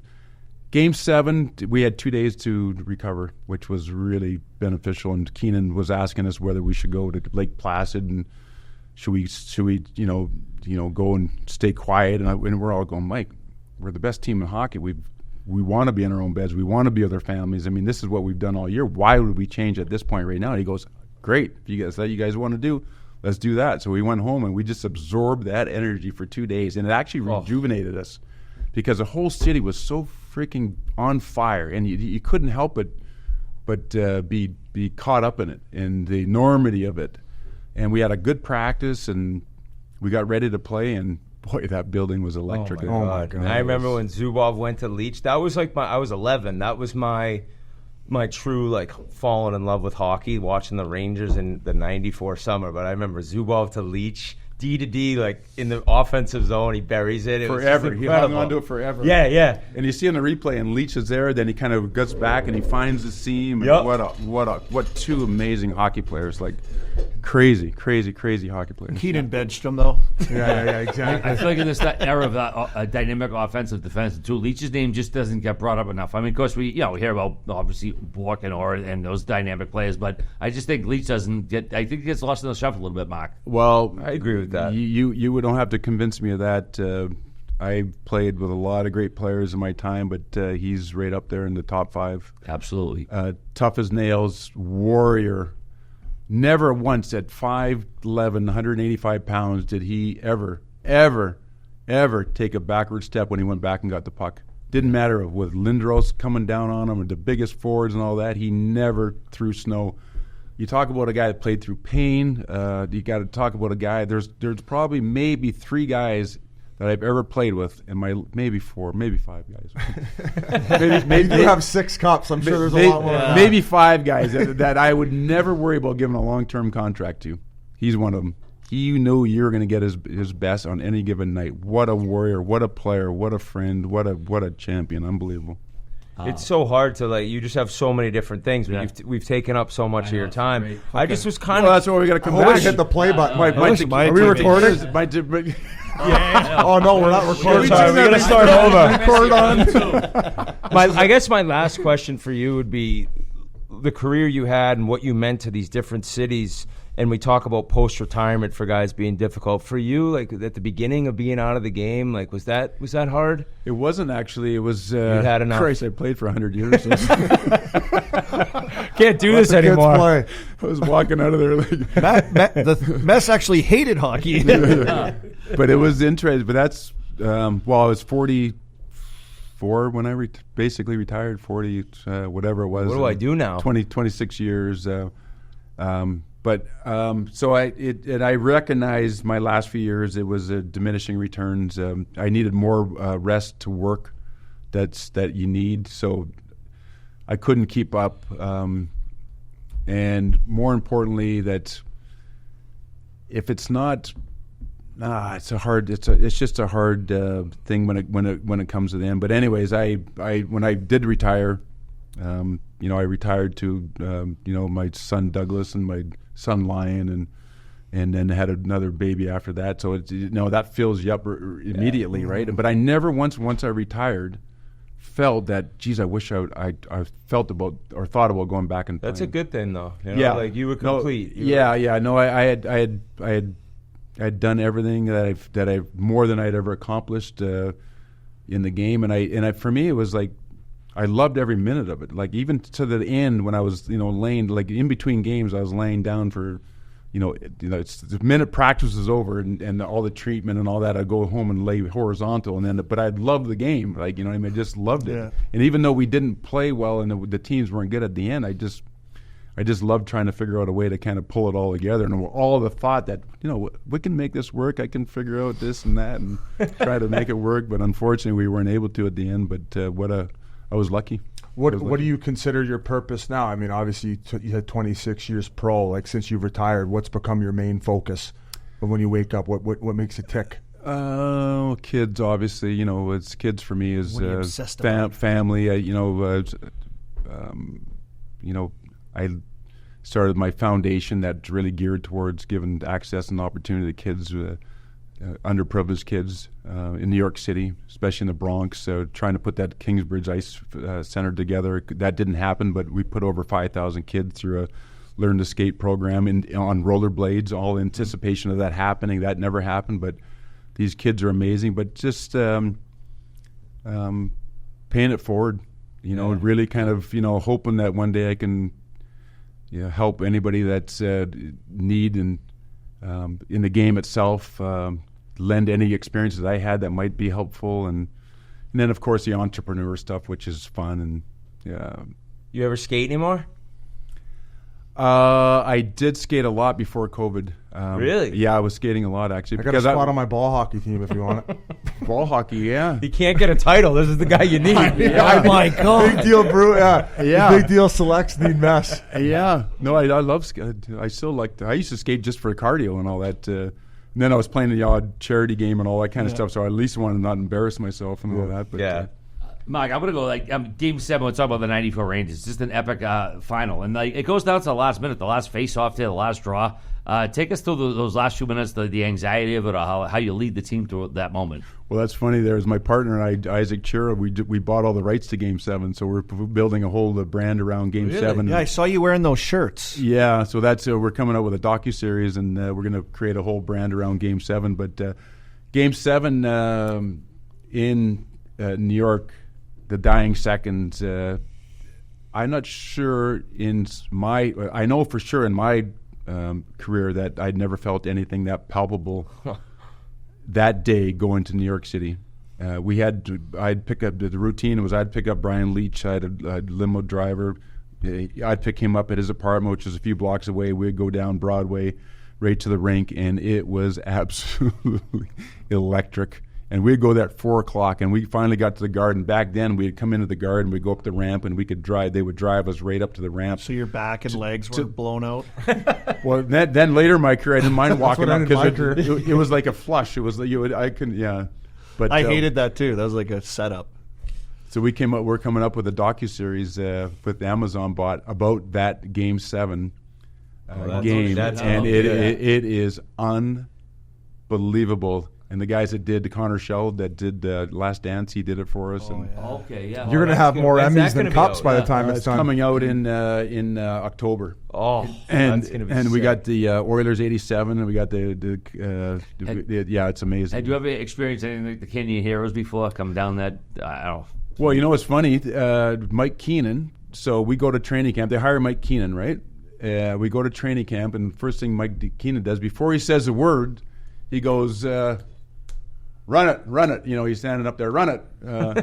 And so they turned this video on there, and of course the video comes on with some music, and there's a 1986 Mets ticker tape parade, and we're watching that, going, "Wow, that's really." And you know why he said he showed that? Because there wasn't a ticker tape parade video of the New York Rangers winning the Stanley Cup. But the idea that the first day of training camp, he started to plant the seed, and that's why we're here. We're not here. We're not here to play in the National Hockey League. We're not here to collect a check. We're not here to, win the President's Trophy. win the which you President's did. Trophy. That's We're awesome. here. We're here to go down that and get the people out to the Canyon of Heroes to celebrate the Stanley Cup. That's what we're here for. And anything less than that is not going to be. And if you're not on board, let me know now, and I'll find a place for you to play. Because you all can play in the league, but not everybody can play on a Stanley Cup winning team. Let me know who's in. Raise your hand if you're in. Yeah. Oh, huge thanks to Mark Messier. That's a white whale for us. And I think afterward he did mention that's a little bit more than he planned on opening up. But sometimes the pink Whitney gets flying, and all of a sudden you unleash the beast, so to speak. So go back and check out that full pod. I think we had him for over an hour, and just an incredible sit down. And I can't wait to get him on again one day. So thank you. And now we're off to Strudwick, a former teammate of yours, Whit, who funny guy, came and put you in a body bag, and that was kind of nice and refreshing for once. And also a guy who obviously just like a deep thinker, a guy who always paying attention, always the slinging jokes. He was constantly chirping me. I think I knew him. Like, this guy, when you've not met your match, but really have no chance. You're like, this guy's going to bury me every day. And the leisure suits, he just always, I wore sweatpants every day. He's like, how every day do you not have the pride to throw on some jeans? So, but him and his wife, Shona, amazing people. As I mentioned on the show, I got to live at his house that year that he was gone. And he's just a great guy. So throw it over to him right now and talking about his first fight and all the different things that he got to experience in his career. So Jason Strudwick. When you were in Kamloops, was that like 20 fights a year? Was it that often? Yeah, so I at that It's time, no third round. I mean, that's pretty nice. Like, so I think my first year in junior, I had maybe 8 fights. But to give you a sense, like our stick boy had about 10. He was really tough. He was a tough kid, Evan, really tough. And so, like, I wasn't a fighter. Like, I grew up here in Edmonton, and I never gone to fight at recess. My You seem parents, like a lover. I am, and I am a very friendly guy. And I live right near West Edmonton Mall, the big mall in Edmonton. I would carry I played trombone in high school. It doesn't get a lot the ladies, right? Before that, I played Oregon, so I'd carry my trombone, and these kids from this school called Rochette would always chirp me, and they're like, "What the fuck, and beat the shit out of you?" Like, buddy, I'm just carrying my trombone. play my instrument, man. I'm not trying to make. My mom's making me play. I'm not making a statement here. So one day they finally jumped me, and I remember I'm like, Did they? I'm fighting these guys off, trying to hold on to my trombone, and I remember thinking, I'm fighting these guys over a trombone. Like, what am I doing, right? So I wasn't a fighter. I'd never gotten to fights except the time I'm like, let it go. I said, what am I doing? That's my trombone. I got my bus pass. Like, hold on, I'm not You don't do anything to these guys. It was embarrassing. So anyway, and then I go to junior, and I'm not really a fighter. And my first fight ever was against a guy named Rocky Thompson. Oh my God. And- What? Yeah. And I honestly, like, I knew, like, guys before the game, like, hey, just so you know, this guy's pretty tough. And Tyson Nash gets into, he was the most annoying guy. Tyson Nash is very annoying. And he annoys Rocky. So I jump in there, and Rocky's like, I swear to God, I thought the linesman was punching me. I'm like, hey, I'll deal with you in a second. I'm getting beat up by this guy right here. And I'm like, what the hell? So I did not know how to fight. I didn't know how to fight, right? And it really wasn't until pros where I started to learn how to fight, because you're not fighting, you're 18 or fighting a 17-year-old. You're 20 fighting a 30-year-old. Was there anyone you played with that helped you? Or was it more on your own learning it? Yeah, my first year junior, or first year pro, I walk into our dressing room in Worcester, the Ice Cats, and our coach was a guy named Jimmy Roberts. And unfortunately, he's passed away, a great guy. And he was a character out of Slapshot. And he's like, "Do you want to play in the NHL?" I'm like, "Yeah, I do." He's like, "What are you going to do?" I'm like, "I'm going to work hard." You give all the same. He's like, "Don't do that shit. You got to you're going to learn how to fight." I'm like, "What'd you say?" And so he sent me to a boxing guy. The guy had one eye. It was like a patch. And me and this other guy, Jed Feeblecorn, are learning how to jab. And I'm like, "Oh my God. What am I doing? Yeah, this is crazy. Give me a trombone again." It was. Yeah. If you can dodge a wrench, you can dodge anything. So I'm fighting. So I fought 22 times that year, and I probably had one tie, all losses, right? And I learned, but you learn the only way, I don't know, Biz, if you've the only way is to fight. You have to do it. And they'd say, we have to learn to look through a punch. Yeah, that's easy for you to say. You're on the bench, just having a dart, nothing. And I'm in there scrapping for my life. So yeah, I mean, it was hard. Learning how to fight was really, really hard because I'm not an angry guy, but I like playing mean, but fighting wasn't really necessarily in my DNA. Yeah. Well, he said Bonvie helped him a lot. So certain guys. Yeah, no doubt was fortunate to have guys like that along the way. Like Dennis Bonvie was probably the OG. Yeah. Especially from the AHL perspective. Yeah. And that's really where I had to start doing it. In the coast, it was a little bit. There's a story about when I was on the 5-on-3 fighting Lane Matson. We don't need to get into it, but well, that's awesome. I mean, I don't know if you had anything, Arber, to hop in here. No, I know you. It looks like you burned off the one game get that one game with the Islanders, 95-96. I mean, I don't know, 7 penalty minutes. So you must have to fight that first game. So I wasn't exactly I wasn't a silver spooner, so I wasn't sure I was going to get back. So I get called up from Worcester, my first year. I'm 20. And the guy says, my coach, Jimmy Roberts, says, "You're going to get called up." So I'm like, okay. So I go there. I'm like, I'm going to get in a fight, for sure. So I drive from Worcester to Hartford. I sleep in the room. My roommate doesn't even wake up. I wake up the next morning. I'm just like a disaster. I'm so excited to play, but I'm like, nervous. I'm going to fight somebody. So I look over there. I'm like, Kelly Chase. I'm going to fight this guy. Oh. Yeah. So, I hadn't learned how to fight yet. This is the year of the 22 fights where I lost all of them.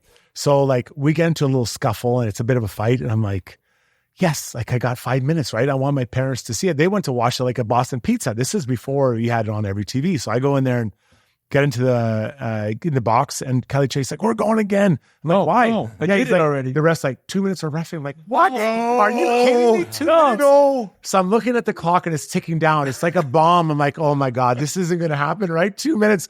And then we have to get out at the same time. We come out and bang, right back into it. And we have another fight. And then after he's like, "Good fight, rookie." I'm like, "You're welcome." What are you going to say? I didn't even know. I'm like a virgin. I have no idea what's going on out there. But I wanted to leave my mark. And then it would be almost 2 years again until I got into the NHL again. Really? There's no guarantee. The next year I didn't play at all. I didn't get called up at all. Were you rattled? Was that hard for you? Yeah, I mean, I think I knew I had to improve. I think that it's important for young players to kind of get a taste and see where you're at, then you get pulled back. And I knew that year we had a guy named Zdeno Chara, pretty good player. Of course, yeah, he was also there. So I was like, well, it doesn't look good for old Uncle Struddy. But then you kind of just work on your game and you try to get better. But I knew I had to learn how to fight, and learning how to fight is difficult. It's not easy. Not that I'm an angry guy, but you want to have that in your skill or your toolbox so you can still make plays. But then when trouble comes, you can fight it still at the same time. Were you going out with all these guys for pops early in your career? It was still kind of that old school. Were you a big drinker? Yeah. I mean, I had a good time. He was the guy though that'd be in early. You worked out a lot after you were in early. I think if you went out and had your fun, you were always the Chelios model. Yeah, I mean, to me, I don't think I ever missed a workout when I was playing. I felt it was important, but I mean, when you're 20, it's a lot different than 30. I think when I played with you, Wits, I was probably close to 30. Yeah, and I was married, and I love my wife, but it's not quite the same as being 22 wheeling and dealing. What up, Sean? I mean? Yeah. So I loved it. I loved going out with the guys, and you play for a long time, and you have to have some memories to take home with you, right? And then just good times. Most of my best times are post game and then hanging out with the guys. It's not being out with a bunch of ladies or anything crazy. It's just being with the guys, right? And maybe after a big win, you just remember those feelings, and that's what I guess I miss. And who were the grizzled vets who were going out for the pops, and who you were just in awe of, maybe talking about old time hockey, and when you stepped in, the older guys. Yeah. So when I arrived to Vancouver, I got traded from Islanders to Vancouver, and Mark Messier was there. Oh, my idol. Like you see him all the time, Biz, you know? How about the suit story? Yeah. So the suit story. So I arrived there and I guess I didn't have a very good suit game. So Mess is like, we're going to, you know, my buddy's coming to make suits. He's from wherever. So I'm like, all right. So I walk in and I have no idea. Like, I'm not a good dresser, obviously. And Kevin Weeks is with me. He's like, you know, you should get a green suit. I'm like, that sounds great. It was olive green. I didn't have a blue suit, a black suit, but I had a olive green suit. And I called it a Road Warrior. That thing I could take with me anywhere to be like, it would last forever, right? But Mess, you know, I loved Mess. He was my favorite player growing up because he would take care of his own business. So, you know, we get to Vancouver and, you know, Saturday at the Roxy's a pretty popular place. So, you know, after a Saturday night game, I'd feel good about myself, maybe played well, and I'd be kind of dressed, and all of a sudden it'd be a little head over my shoulders like, hey, what are you doing tonight? I'm like, whatever you want. That guy was like, wherever you tell me. Yeah, I don't care. I'll go. He's like, I'll meet you later at the Roxy. I'm going for dinner. I'm like, so I just like beeline to Roxy. Like, okay, we got to get 5 seats. Mess has come in and just This be is waiting. Mess's seat. Yeah, I'd be waiting for everyone. I'd just be waiting, like, and they'd come in like, oh, here, Mess. You know what I mean? And he'd come in and like we hang out and like, he was such, you know how good, he's the best guy.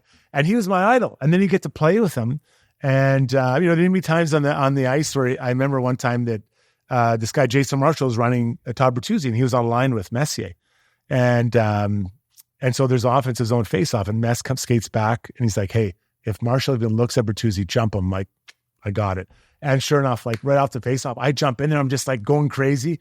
And Mike Keenan's like, hey, man, you can't do that. Mess is like, I got him. He's like, okay, we're good. And that was it. Like, I heard Mess ran his show. Oh, he Mess was like, so we were playing San Jose right after Christmas. You know how hard those games are after Christmas, right? You feel like 1,000 pounds. So we were playing San Jose back-to-back.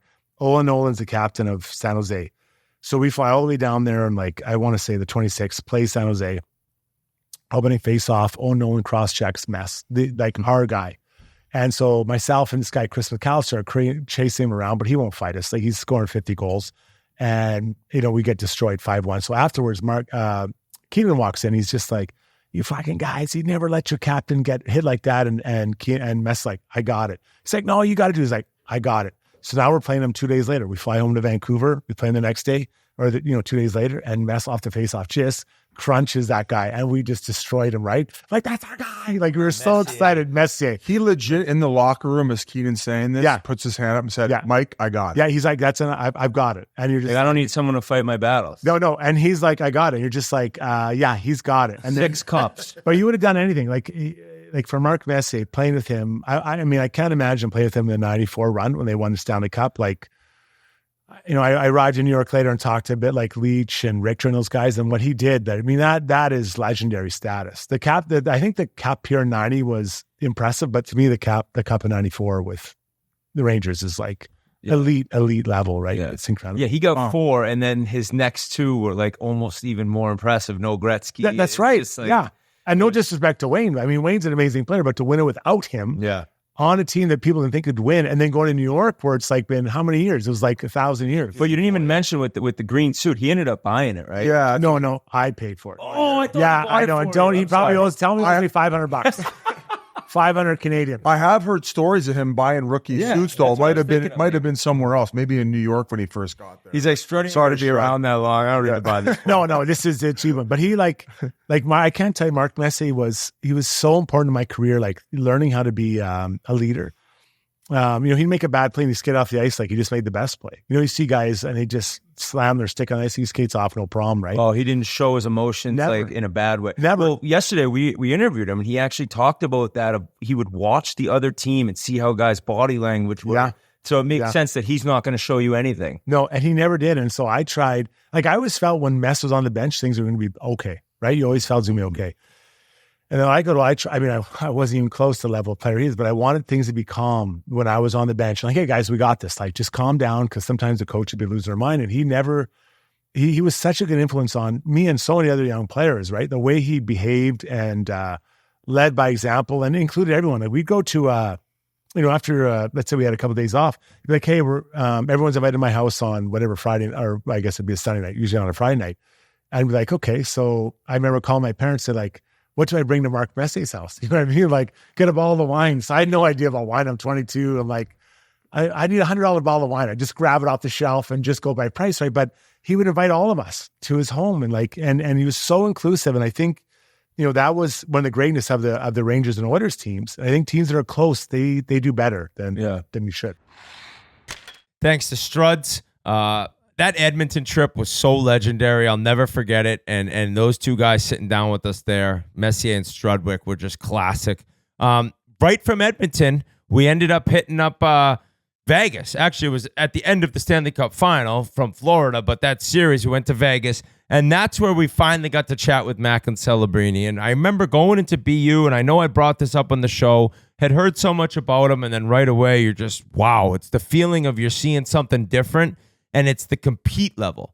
And it's the way that some guys look to get points and some guys care about stats. And this kid, from the first time I saw him on the ice, you could tell it was a full 200-foot player and somebody that did not cheat the game. And we're going to get to hear from him again right now on why he plays the way he does. What an honor this is. Long time. I told him, I go, after the season, buddy, you're coming on. He's like, I'll come on. Then I was like, you're staying at BU one more year. No, we appreciate this, dude. It was incredible seeing you play this year. I'd heard so much about you coming in, and then just you exceeded expectations, which is wild considering what they were coming in. So I was more interested in kind of how you picked BU and how you went about deciding to go play for the Terriers and for Pando, and how that whole recruitment process went. Yeah. Obviously, growing up, like Biz knows, we being from Canada, you don't really think about college. It's pretty much major juniors. No, growing up when I was a lot younger, it was pretty much WHL. I just wanted to go to WHL. That's kind of the path that all my friends were taking. So I never really even thought about it. And then when I moved down to San Jose, heard about Xhekaj, kind of one thing led to another. This season, it just kind of became more clear. And once I got kind of presented with this opportunity to go in a year early, I really liked that, that idea of playing up against the college players a year early, just getting that exposure in my draft year. So you believed it was a higher level of competition? Yeah, I mean, you can argue it either way, but I feel like the players that I was playing against were 24, 23, some guys are 25, 8 years older than me. So I just feel from that aspect, a lot of bigger, stronger players that I was going up against. And I feel that really helped me. I was going to say, I noticed you play with the Chicago Steel. Yeah.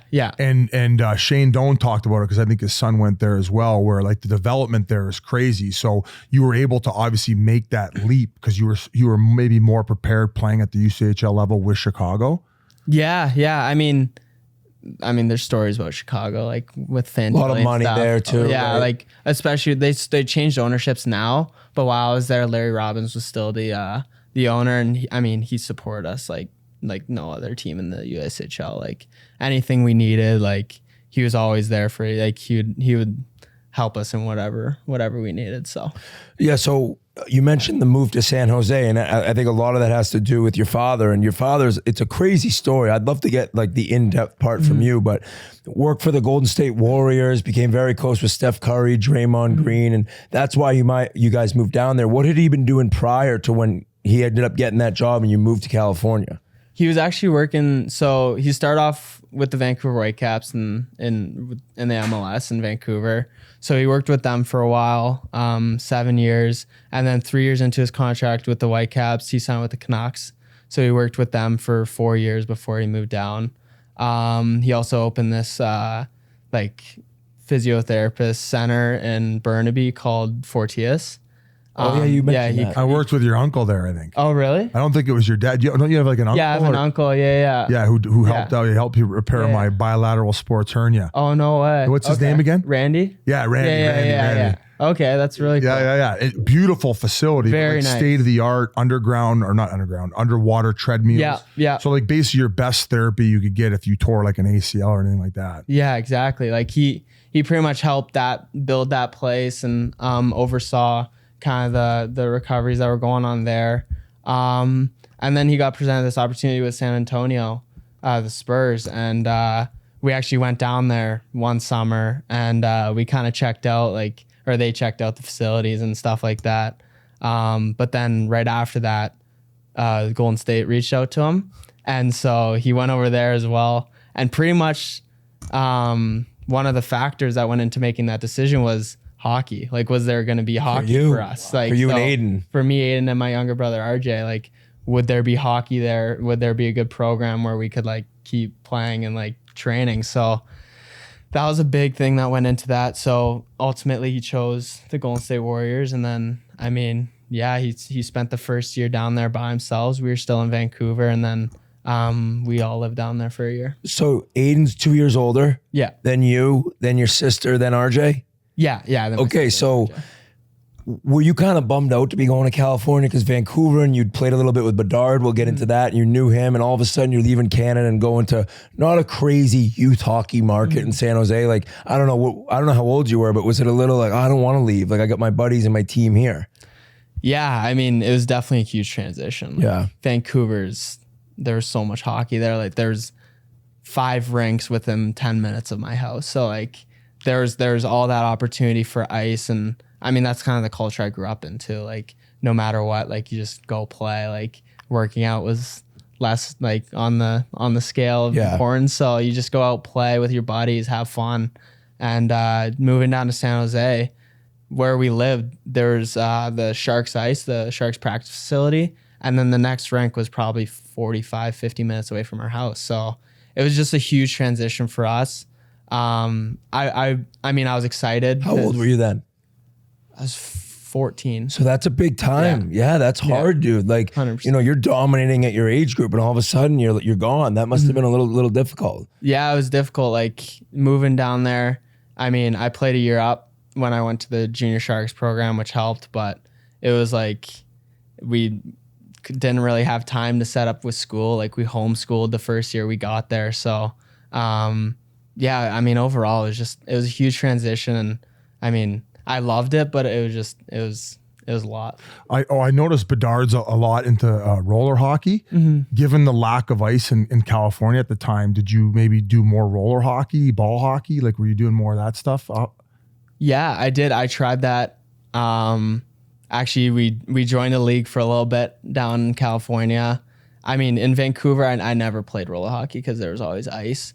But moving down there, I started to play a little bit, and then it kind of fizzled out. Like, just because you were able to get access to more. Was that because of like were you like traveling a lot to get the ice? Like, where were you going most of the time? I mean, for the year that I was there, it was a lot. Like, so in San Jose, there's this thing called Gretzky Hour. It's pretty much like open hockey. It's like an hour and a half of ice. You gotta Gretzky pay. Hour? It's called Gretzky Hour. No yeah, shit. yeah. Okay, cool. It's like it's an hour and a half of ice.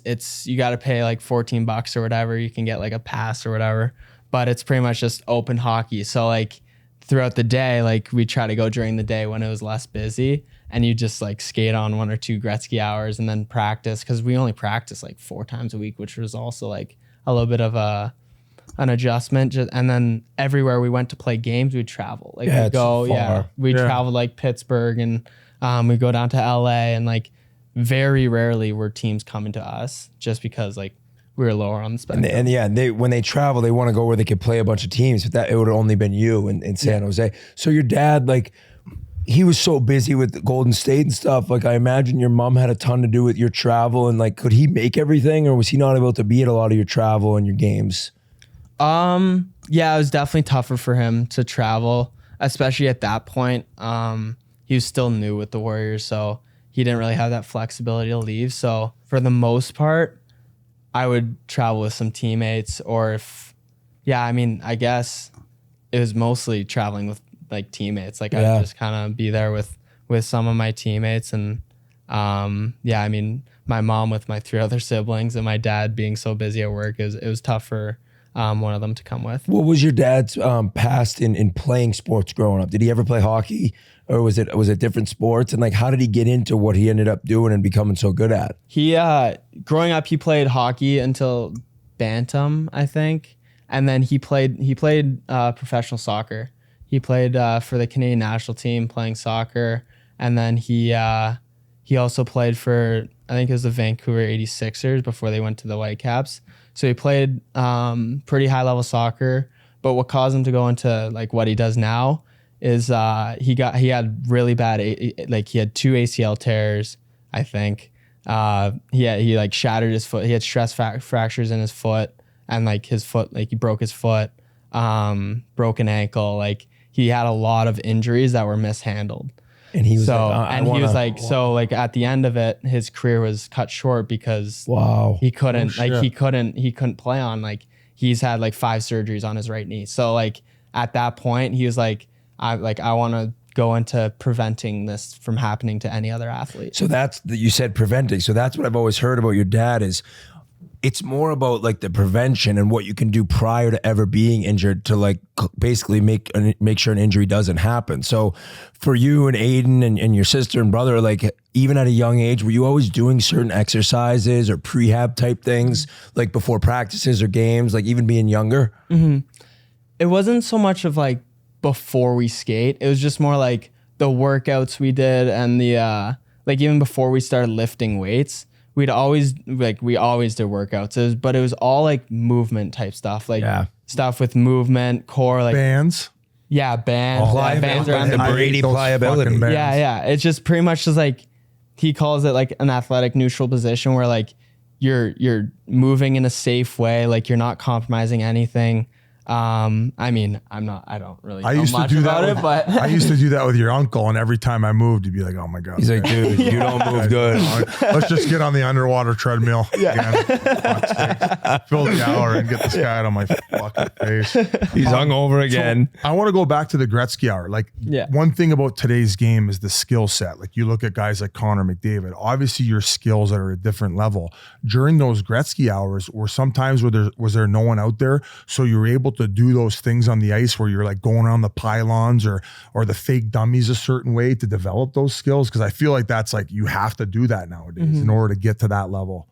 Yeah, I feel like for me, like, I mean, we went to so many, but a lot, I went with my older brother, so we play a bunch of one-on-one and we compete and battle.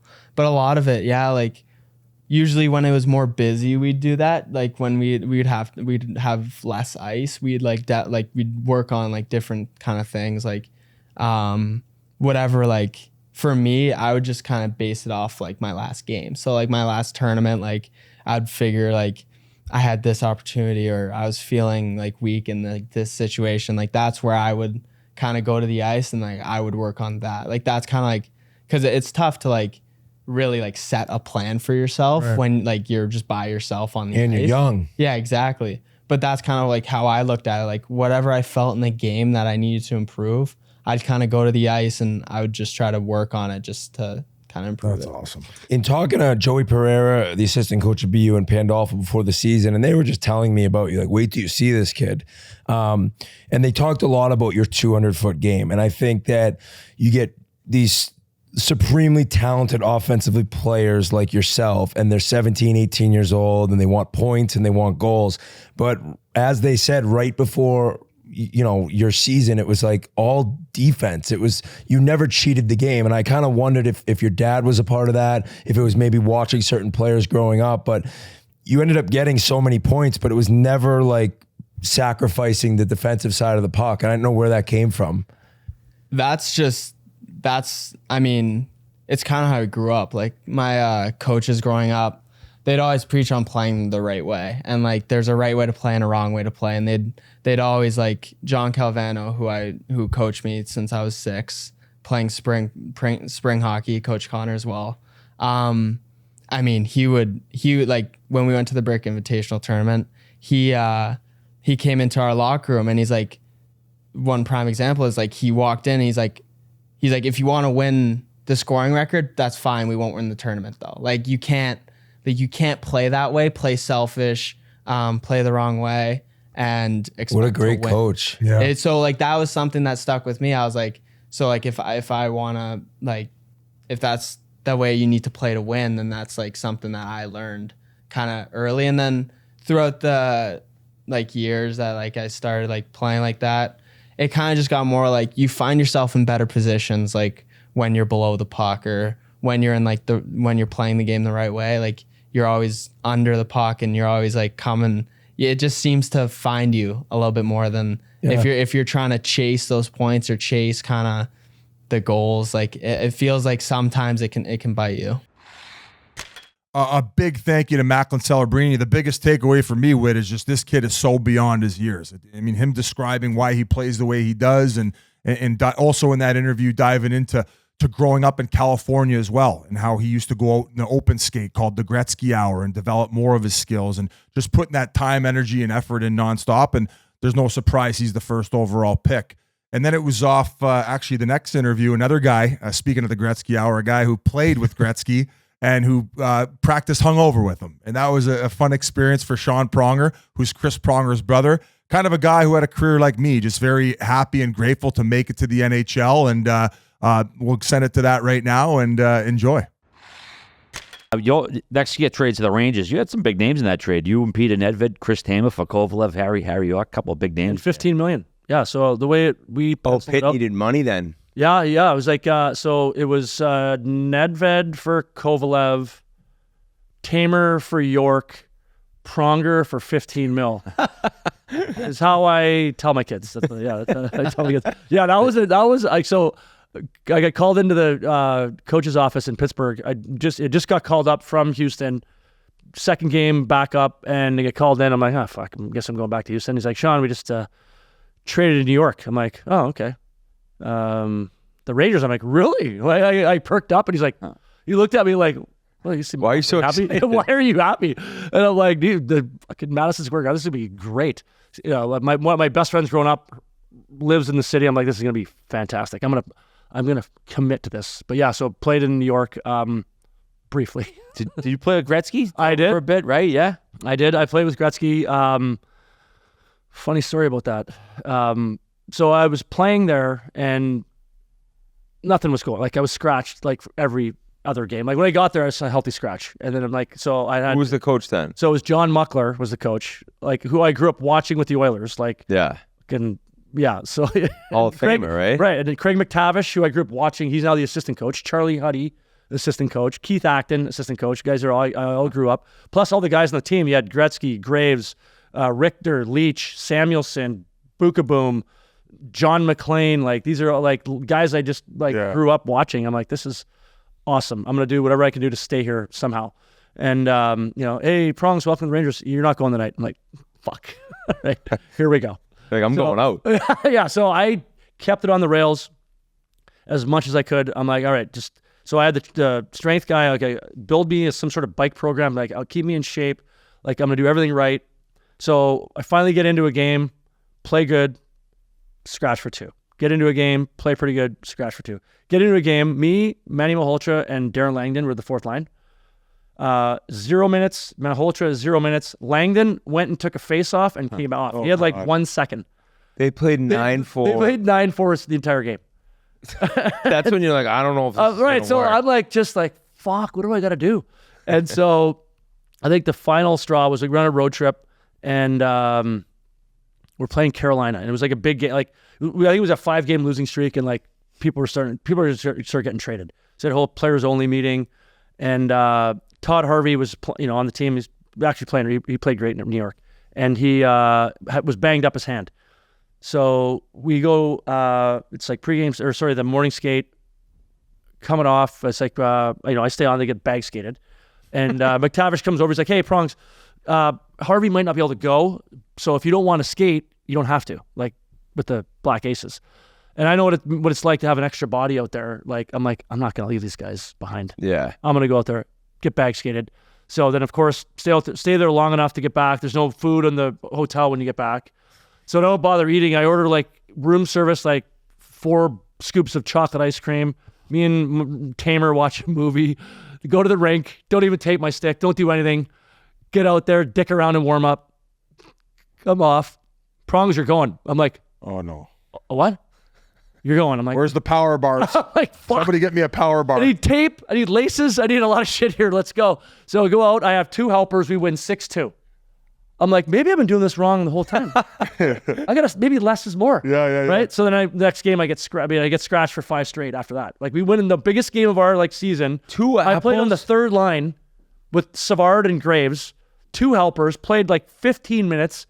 I'm like, this is great. I'm back. How do you get scratched after that one? Like it was. We Hey, went and to this Denver. is the time where like the coach, they wouldn't even like mess say up. a word to you though, right? No, like no. you had no feedback. It's just Nothing. like you're not playing. Yeah, it's like you're not going. I feel like now they tell the guy Well, you have why. to now, and, right? Yeah, you have to now. Yeah, Right? Oh, yeah, true. yeah. Right. Otherwise, The it's gonna be a parents will- whole. the It's gonna be a parents whole will be thing. calling you. HR is gonna call you. Yeah. You know. Parents will be on the phone. So the one. That's Lane I'll Kiffin's get off the coach. Yeah, I'll get off this. I remember me. So Asa Tikkanen was on the team as well. Who was you got to have this. Oh, I'd love to get him. You gotta have Yeah. this man. Him and I are walking up the stands in Denver, like we're both scratches, and they start chanting "Healthy scratch, healthy scratch." I'm just like, Oh my. so finally get back to New York. I'm like, fuck this. Call my buddy. Let's go out. We go out and we tear it up. 2 small town kids in the big city, to the point where we get to the bar at like 2A bar at 2 a.m. And I go, "What? We got any after hours bars around here?" And she goes, "You mean after we close at 4:30?" I go, "Never mind." So 4:30. I get home at 5 a.m. Practice. I get up at 7. Get to Rye for practice. But I'm like, I don't give a shit. Like literally the day before, I was the 8th defenseman. Like I had like a yellow jersey. I'm like, is this even color match for you guys? Like I have my own jersey, so I don't care. So I get there, grab my chocolate chip muffin and coffee. I'm hanging out in the locker room. I'm like, colors. It's like someone rearranged the furniture. I'm like, where's my fucking stuff? So I'm like looking. I'm like, because normally I sit there. It's got a red jersey there. That's not me. Yellow. So I start walking around and I go back to I go, oh, that is me. Grab the red jersey, which is Gretzky's line. I go to, I think Mike Fogelin was the trainer. I go to Fogs. Give me the wrong jersey. He's like, Prongs. No, I didn't. I go, what? He goes, yeah, Kevin Stevens is sick. You're practicing with Gretzky. I'm like, you gotta be fucking kidding me. Hung to the balls. I'm like, I go in the shower, Stink like shit. Oh my God. Crank the cold water. And I'm just like, what am I doing? I gotta get my shit together. Like, this isn't right. And I'm like, it had to be today. Of course it had to be today. So then I'm like, do I tell Gretzky that I'm hungover? I go, yeah, he's a guy. He'll get it. So I'm like, hey Gretz, nice to have been on the team for a couple of months. I'm like, hey Gretz, Sean Pronger, nice to meet you. and I go, hey, I'm practicing with you today. Had a bit of a late night last night, so if you don't mind, just don't pass me the puck. Pass the puck to Graves. He's like, no problem. I've been there myself. I'm like, oh. So now I'm thinking, all right, Gretz is on board. So then I'm like, all right. So I started thinking, and I remember an interview he had about him and Yari Curry, and him saying like, Yari and I just had a way, we just communicated without, we would have found each other if we were on a pond, right?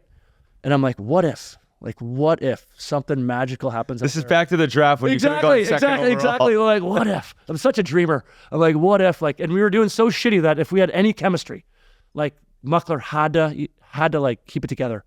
And so I'm out there skating around, like I'm skating around, like high step in the corners at practice, like it's the All-Star game. I'm just like, yeah, I'm with Gretz, guys. I'm with Gretz. I'm looking like, is anybody taking this picture? So then first drill is like a 3-on-2, like regroup just to warm up. I'm playing the off wing. Gretzky fires over a pass, like wounded duck, off the backhand, over the glass. Let's go again. Same shit. We went like 4 times. Oh no!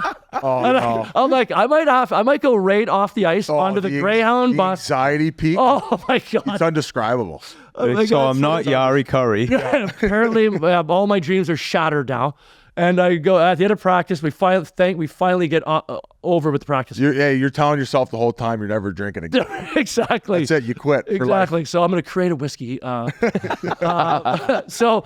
we at the end of practice, I go, Gretz, sorry about that. He goes, don't worry about it, kid. And he winked at me, and I'm like, you motherfucker.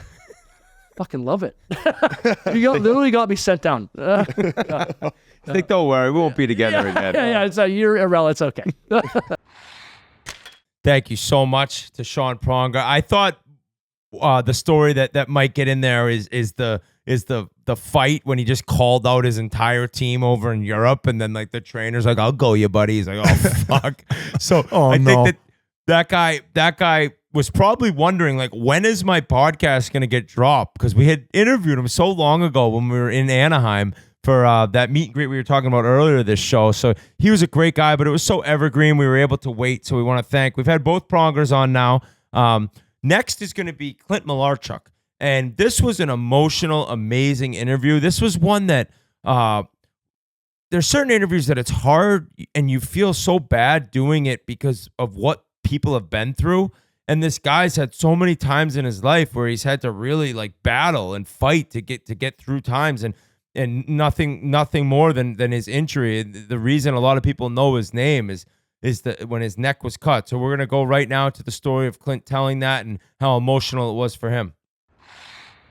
I mean, obviously we wanted to get to Buffalo and your time there, and I guess we can go right to the incident, and I guess we'll just hand it over to you to walk us through it and what was going through your mind at the time. And I know afterward you really suffered from a lot of PTSD based on the injury and the fact that it almost took your life. I thought it was STD.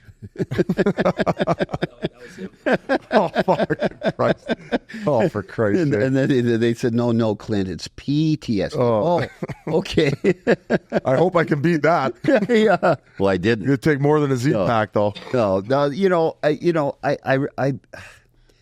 I never thought I was very good as a player.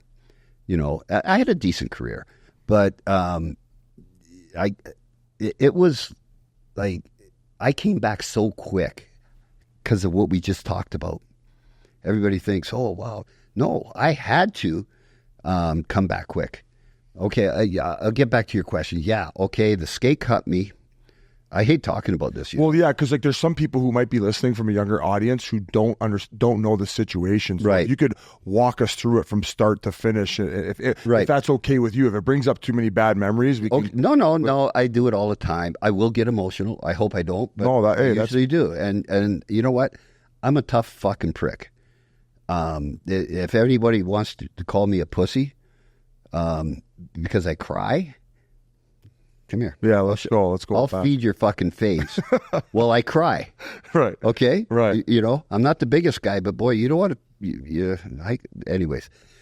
So, yeah, first period, we're playing St. Louis and Buffalo, and I get a skate. And it's not important how it happened or anything, but what's important is the blood squirted probably 6 feet, and I knew. Right from your neck. Yep. Cut the jugular, and I knew. This is bad. I've got maybe 2 or 3 minutes here, and I really was like, holy shit, I'm dying. I am dying right now. So mentally, I prepared for death, and this is where the PTSD comes in. And so this is kind of an important story going forward on the journey that, we can talk about with me. So I'm preparing for death. Like Terry Gregson was referee. His eyes are big. Players are looking at me. Everybody's looking at me. And I'm going, I'm fucked. I am. So when you prepare for death, certain things go through your mind. You pray, or I prayed, and I thought, man, I've got 2 minutes to repent. That's not long enough. I need a couple hours here. And so the game was on TV back then, satellite and that, and I knew my mom was watching the game, and I thought, oh shit, I got to get off the ice. I do not want her to see her son die on TV. How fucked would that be? Yeah. So I got up. Jim Pizzatelli, our medical trainer, came to me. I'm sure you guys seen the video. He was awesome. A lot of people don't know that he was a Vietnam medic. No way. Yeah. Okay, you think about this for a second. How many people are trained for that? Not many. He'd seen it before. So there was a lot of God shots in here. Had I been at the other end of the ice and not by the end where the exit and our dressing room is, I probably wouldn't have made it. Jim Pizzatelli, being a medic, probably wouldn't have made it with another guy. He's got to save my life in front of 18,000 people in a TV audience. Calm.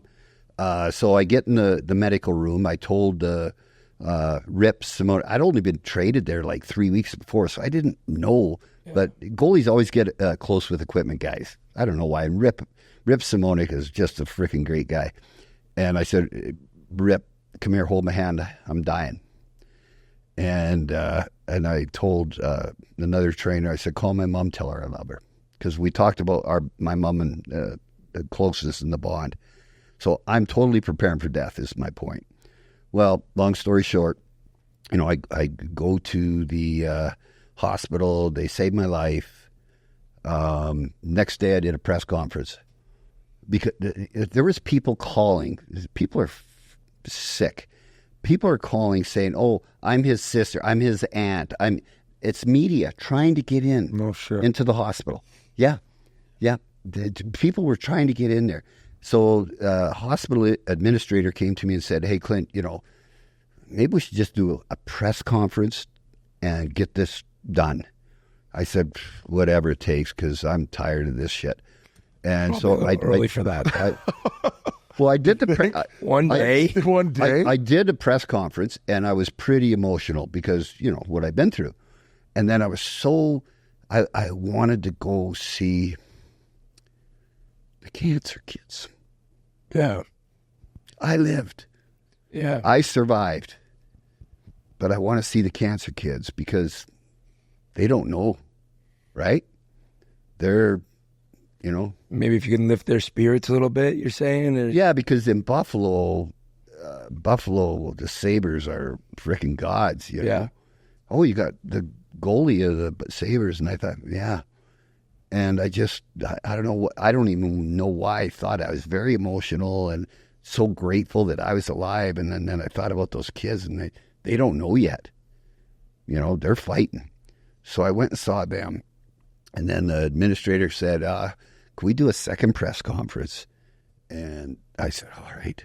So all this trauma is so fresh, and we don't know PTSD back then. We don't know nothing.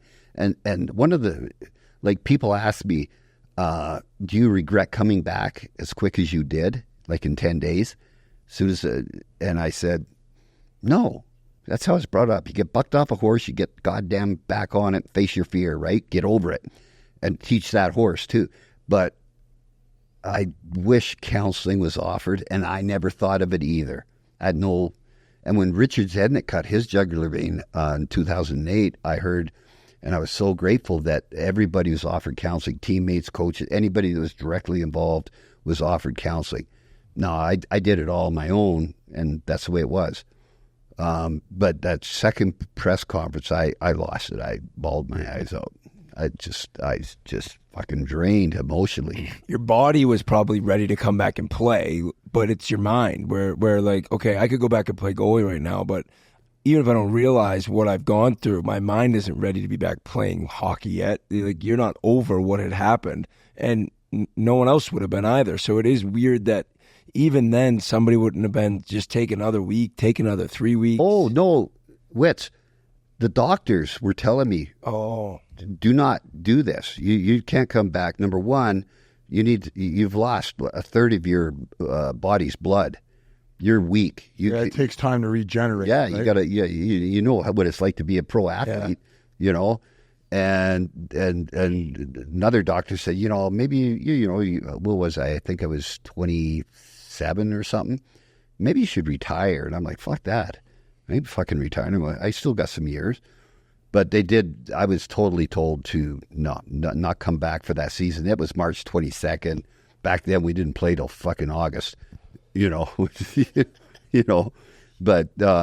we were in playoffs 2 weeks later, I think, and I wanted to get back for playoffs. I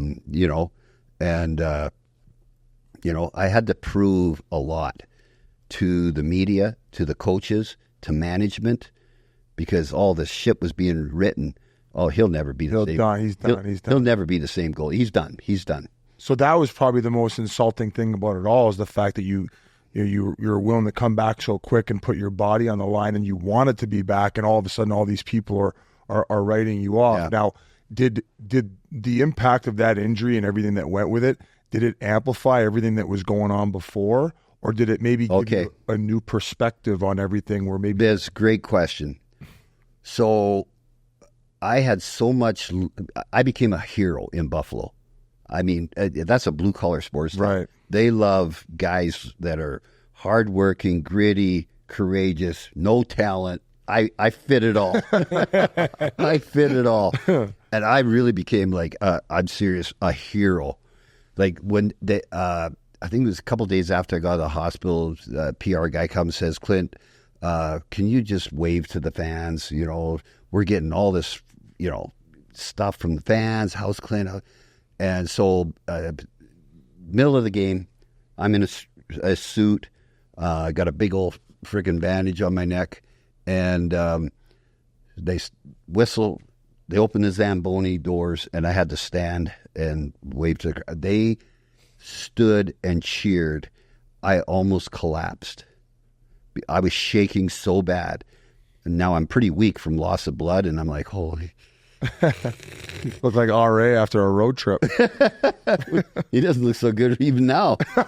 Never mind. We're at the end of one. Okay, well, I don't even want to see that. Yeah, this is the end of the road trip. But, and so I got through that season just, you know, it's funny because I did a book signing in Buffalo, I don't know, 7 years ago, 5 years ago.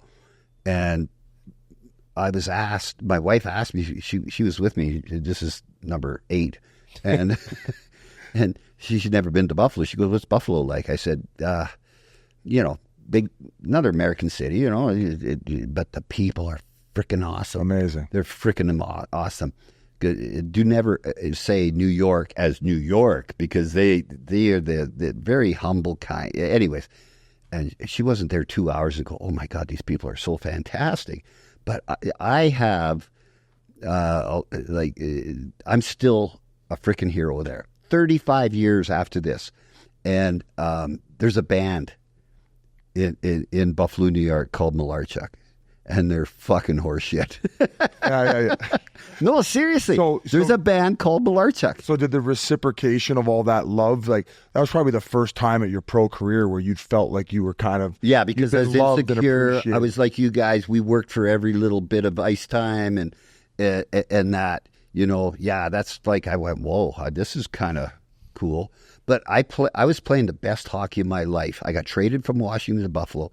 And I was on fire. I mean, I feel like things were hitting me that I normally, like, shit, I can't stop that puck, you know. Thought that one was going in. Yeah, no kidding. Yeah. Especially on me, you know, like 5-hole. Holy crap, I closed my 5-hole. Yeah. And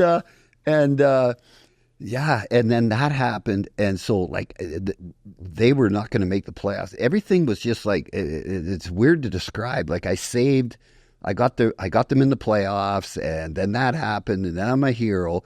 And I got through the season like with this adrenaline, and it was the next season that my life changed 100%. Even going into training camp, and I came back to prove everybody wrong. There were still the questions in the media. Will he be the, you know, you're fucking media now, you asshole. Yeah. And I'm like, fuck, I thought I already did that. I proved it. But they were right.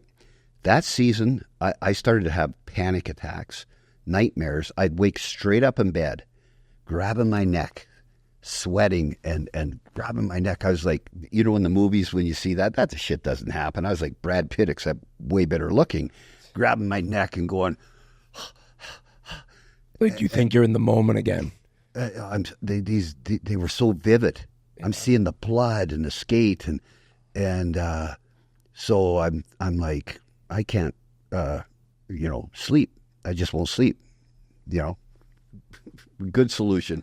So I'd sit in a chair instead of going to bed, and I'd, you know, do the airplane thing, kind of nod off, but I wouldn't go into a REM sleep.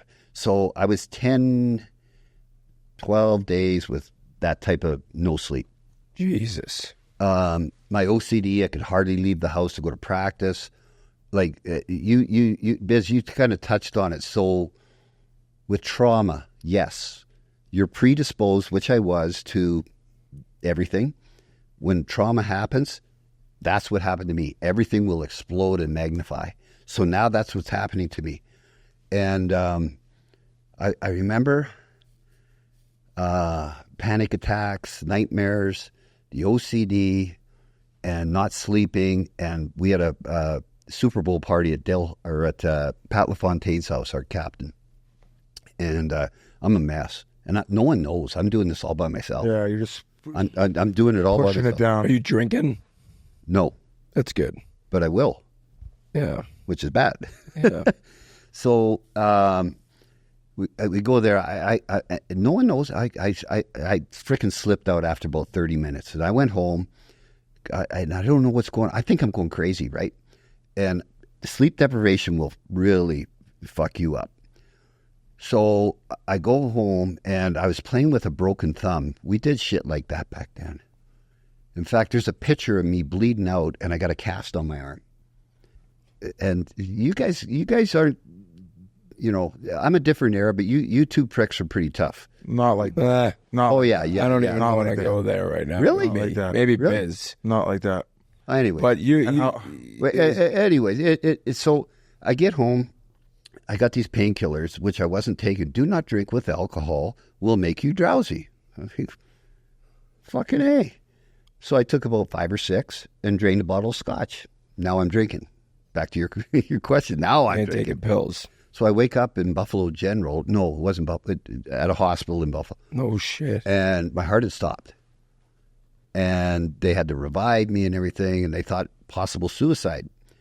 And I told them, no, that comes later. Who had called the paramedics? Like if you were just alone in your apartment, did you end up? No, I had a girlfriend. Okay. And she actually revived me. Wow. Yeah.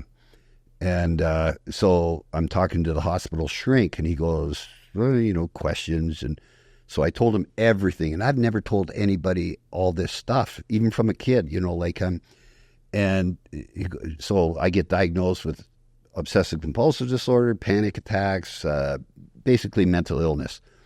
No PTSD was brought up, because back then that wasn't a set of words. And so I'm like, in one way, like relieved because I'm not going crazy. But in the other way, I'm like, oh shit, now what? And it went public. And, what if the team finds out? Well, the team did find out, of course. They had to tell the players and everything. Yeah. And so then it was a journey of doctors, therapists, medications, and nothing fucking worked. Now, we're talking years ago. Thank God we've come a long ways with this. Nothing worked. And makes you want to quit, right? Makes you want to hockey's my love, my passion. Not even hockey, just like trying to get better. You're like, nothing's working. Like this is. Yeah, I went through that. So they put me on a drug called Haldol, which is a highly sedative drug for schizophrenia. Highly sedative. And I'm playing in the NHL as a goalie. Fuck, I was horrible. Horrible. All right, Chiclets. My freaking reflexes are freaking slowed down, which as a goalie, you need that shit, right? Like more than anything. And so I get sent to the minors. And again, I'm devastated, yet don't give a shit because I'm so mentally ill, yet hockey was my life and my love. So I get to the minors. First game in the minors, I let in 4 goals on 6 shots. And Biz, you could have fucking scored on me then. And I get pulled off the first period, and I put a towel over my head, and I'm just crying the whole game. I went to our coach after the game, Rick Dudley. Great guy, great friend. Real top-notch guy. So glad he got a ring finally. And I said, Rick, I'm done. I can't. He goes, what? That's one game. You'll be back in the NHL. His conditioning stint. And I'm like, no. I told him everything. And he got me into this world-renowned specialist. And this is maybe how God works. I get sent to the frickin' minors, and I get the guru of mental illness on OCD. And he got me on some meds that I've been trying different ones for 2.5 years. Boom, 6 weeks, I was back. In fact, after 6 weeks and 9 weeks, my obsessive compulsive disorder left. And I was like, what city was this in? San Diego. Oh, wow. And I was like, is this what it feels like to be normal? I said that. Is this what it feels like to be normal? Because I had no gauge of what normal was. Because I'd struggled as a kid even.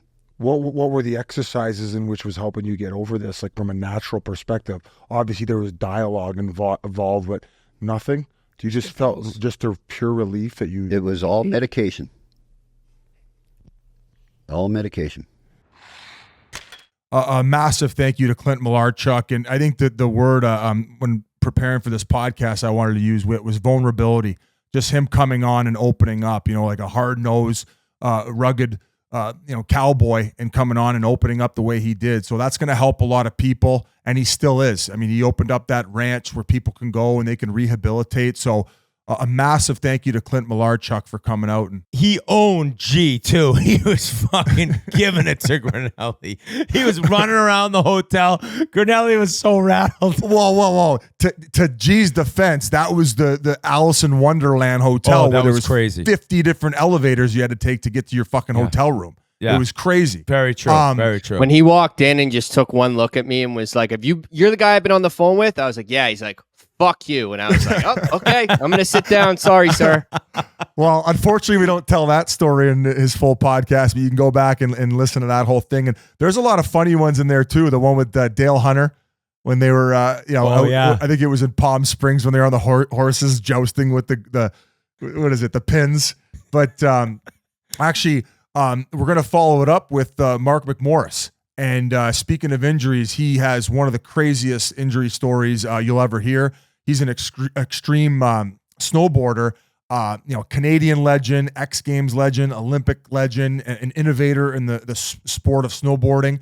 And from my understanding, he will be at the 2026 Olympics. So I'll be rooting for him. And hopefully after that, and maybe he'll bring home gold and we can get him on again. And he sat down with Tyler Ennis. We kind of did like an interview with two guys and a sit down, and he was awesome. And we're going to throw it over to that crazy story right now. Nice segue over to Mark would be maybe some setbacks. Yeah, let's talk. Just like snapping around. You talk about that being a setback. I'm sure you've had plenty in your career. Injuries is probably the number one thing for snowboarding. Like how many injuries or surgeries have you had? Yeah, injuries, and then also just wait. You were talking about documentaries about snowboarders. You got a documentary about Mark. Really? What do you got here?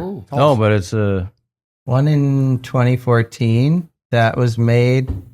I think it was made with CBC, which is called Making Your Mark.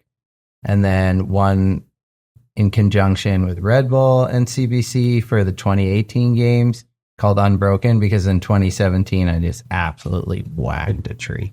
Really? No bueno. Holy shit. Almost lost my life for sure.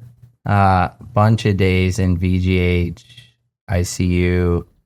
Really lucky that I was able to actually recover from that and not have hella permanent damage.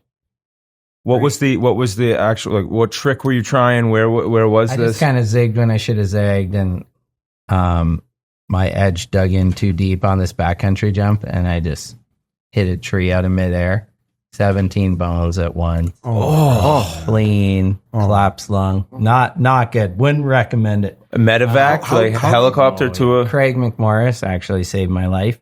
He had a sat phone with us and got the heli in there, and you have 90 minutes when you rupture your spleen. And they got to me like I heard it was the 82nd minute. But do you remember anything?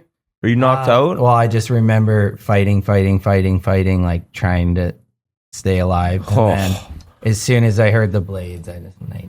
Wow. Yeah, they're here. Yeah. Oh my God, dude. Fuck, dude. That's but yeah. Was it hard? Was it hard? Size and age, just to kind of circle back to what Tyler said, that like I live in a young man's sport, and it's crazy what like people think and say, and you have to beat the odds, like you've been hurt too much, you've been this, blah, blah, blah. And even leading into the 2022 Olympics and all the events leading up to that, people are like, you should just stay in the backcountry and just film. And if you actually have your mind set on something, you just got to go do it. Yeah, you're not stopping. And you wanted to play in the NHL more. Yeah. And I wanted to go more to Olympics. And that's what I'm doing. And even since I've been in Edmonton, I've been at like Game 1 in Van, Game 7 in Van, been at pretty much every game at home for the Stars. Here now, we're doing this thing for NHL. Craig and I are mic'd up on the glass tomorrow. Like we love the game. It's summertime. I'm not going snowboarding until I go to Chile in a month. It's like every single person in Edmonton are like, you gonna go to another one? Like you're hanging it up, right? Even Connor, I saw him in the Friends and Family Lounge the other night.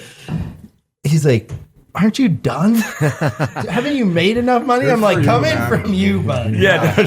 How long after that accident were you off your snowboard? And was it hard after? Like, there's got to be some. Yeah, there's got to be something in your mind after. Yeah. Okay. So how do you have the balls to get back in the saddle? I've asked this question a couple times. When you heal physically, you heal mentally. Of course, when I got hurt, I'm like, fuck this. I don't want to do this anymore. But that's just you talking to yourself because you're literally on your deathbed. And then you get back in physio 5 days a week, 6 days a week, and you start to heal physically, and then your mind starts to heal. And then you start missing what you used to do. And then you're like, damn, I want some more of that. Or let me ask you, like NHL, you're injured, you have your PA insurance, they're covered, and you've made a lot of money, but are you paying for all that? Or like, and then that's why we give kudos to them. To Red Bull. Fucking shout out to a couple clicks for Red Bull, boys. Yeah, a couple clicks. There we go. Do you Dude, they're insane. They treat us like we play in the not even the NHL, the NBA, European Soccer League. But they're German. Cristiano Ronaldo. Yeah. To Dietrich. Let's see your six pack. Dietrich was super good to me. He owned Red Bull. He signed off on every contract I've ever had. And when I would get hurt, he'd put me up in a beautiful apartment in Vancouver, and I'd go to the state of the art rehab facility called Fortius, which was where I'd see Nuge every day. Nuge's brother would help me. I worked out there. Damian Maroney. I'd see. I saw you there too. Yeah, Raptors were there. Oh yeah. And like everyone was there. Golfers, everything. Underwater treadies. Celebrini. Yeah. Right? Buddy. The way he would draw up what was going on in the body, I'm like, buddy, you're fucking speaking. Is this Celebrini's dad? Rick? I think that there's brothers, aren't they? Rick Celebrini. Who was Macklin Celebrini is going to be the first overall pick, and his dad has worked in like body and worked for the Golden State Warriors as like a physio. But they're from Van. Anyways, all Makes the sense. best. Like they had a line of it was like surgeons, physiotherapy, massage therapy, personal trainers, and you could see everyone in the same day. And they brought me back from my femur when I hit the tree, from pretty well every injury. They opened in like 2013.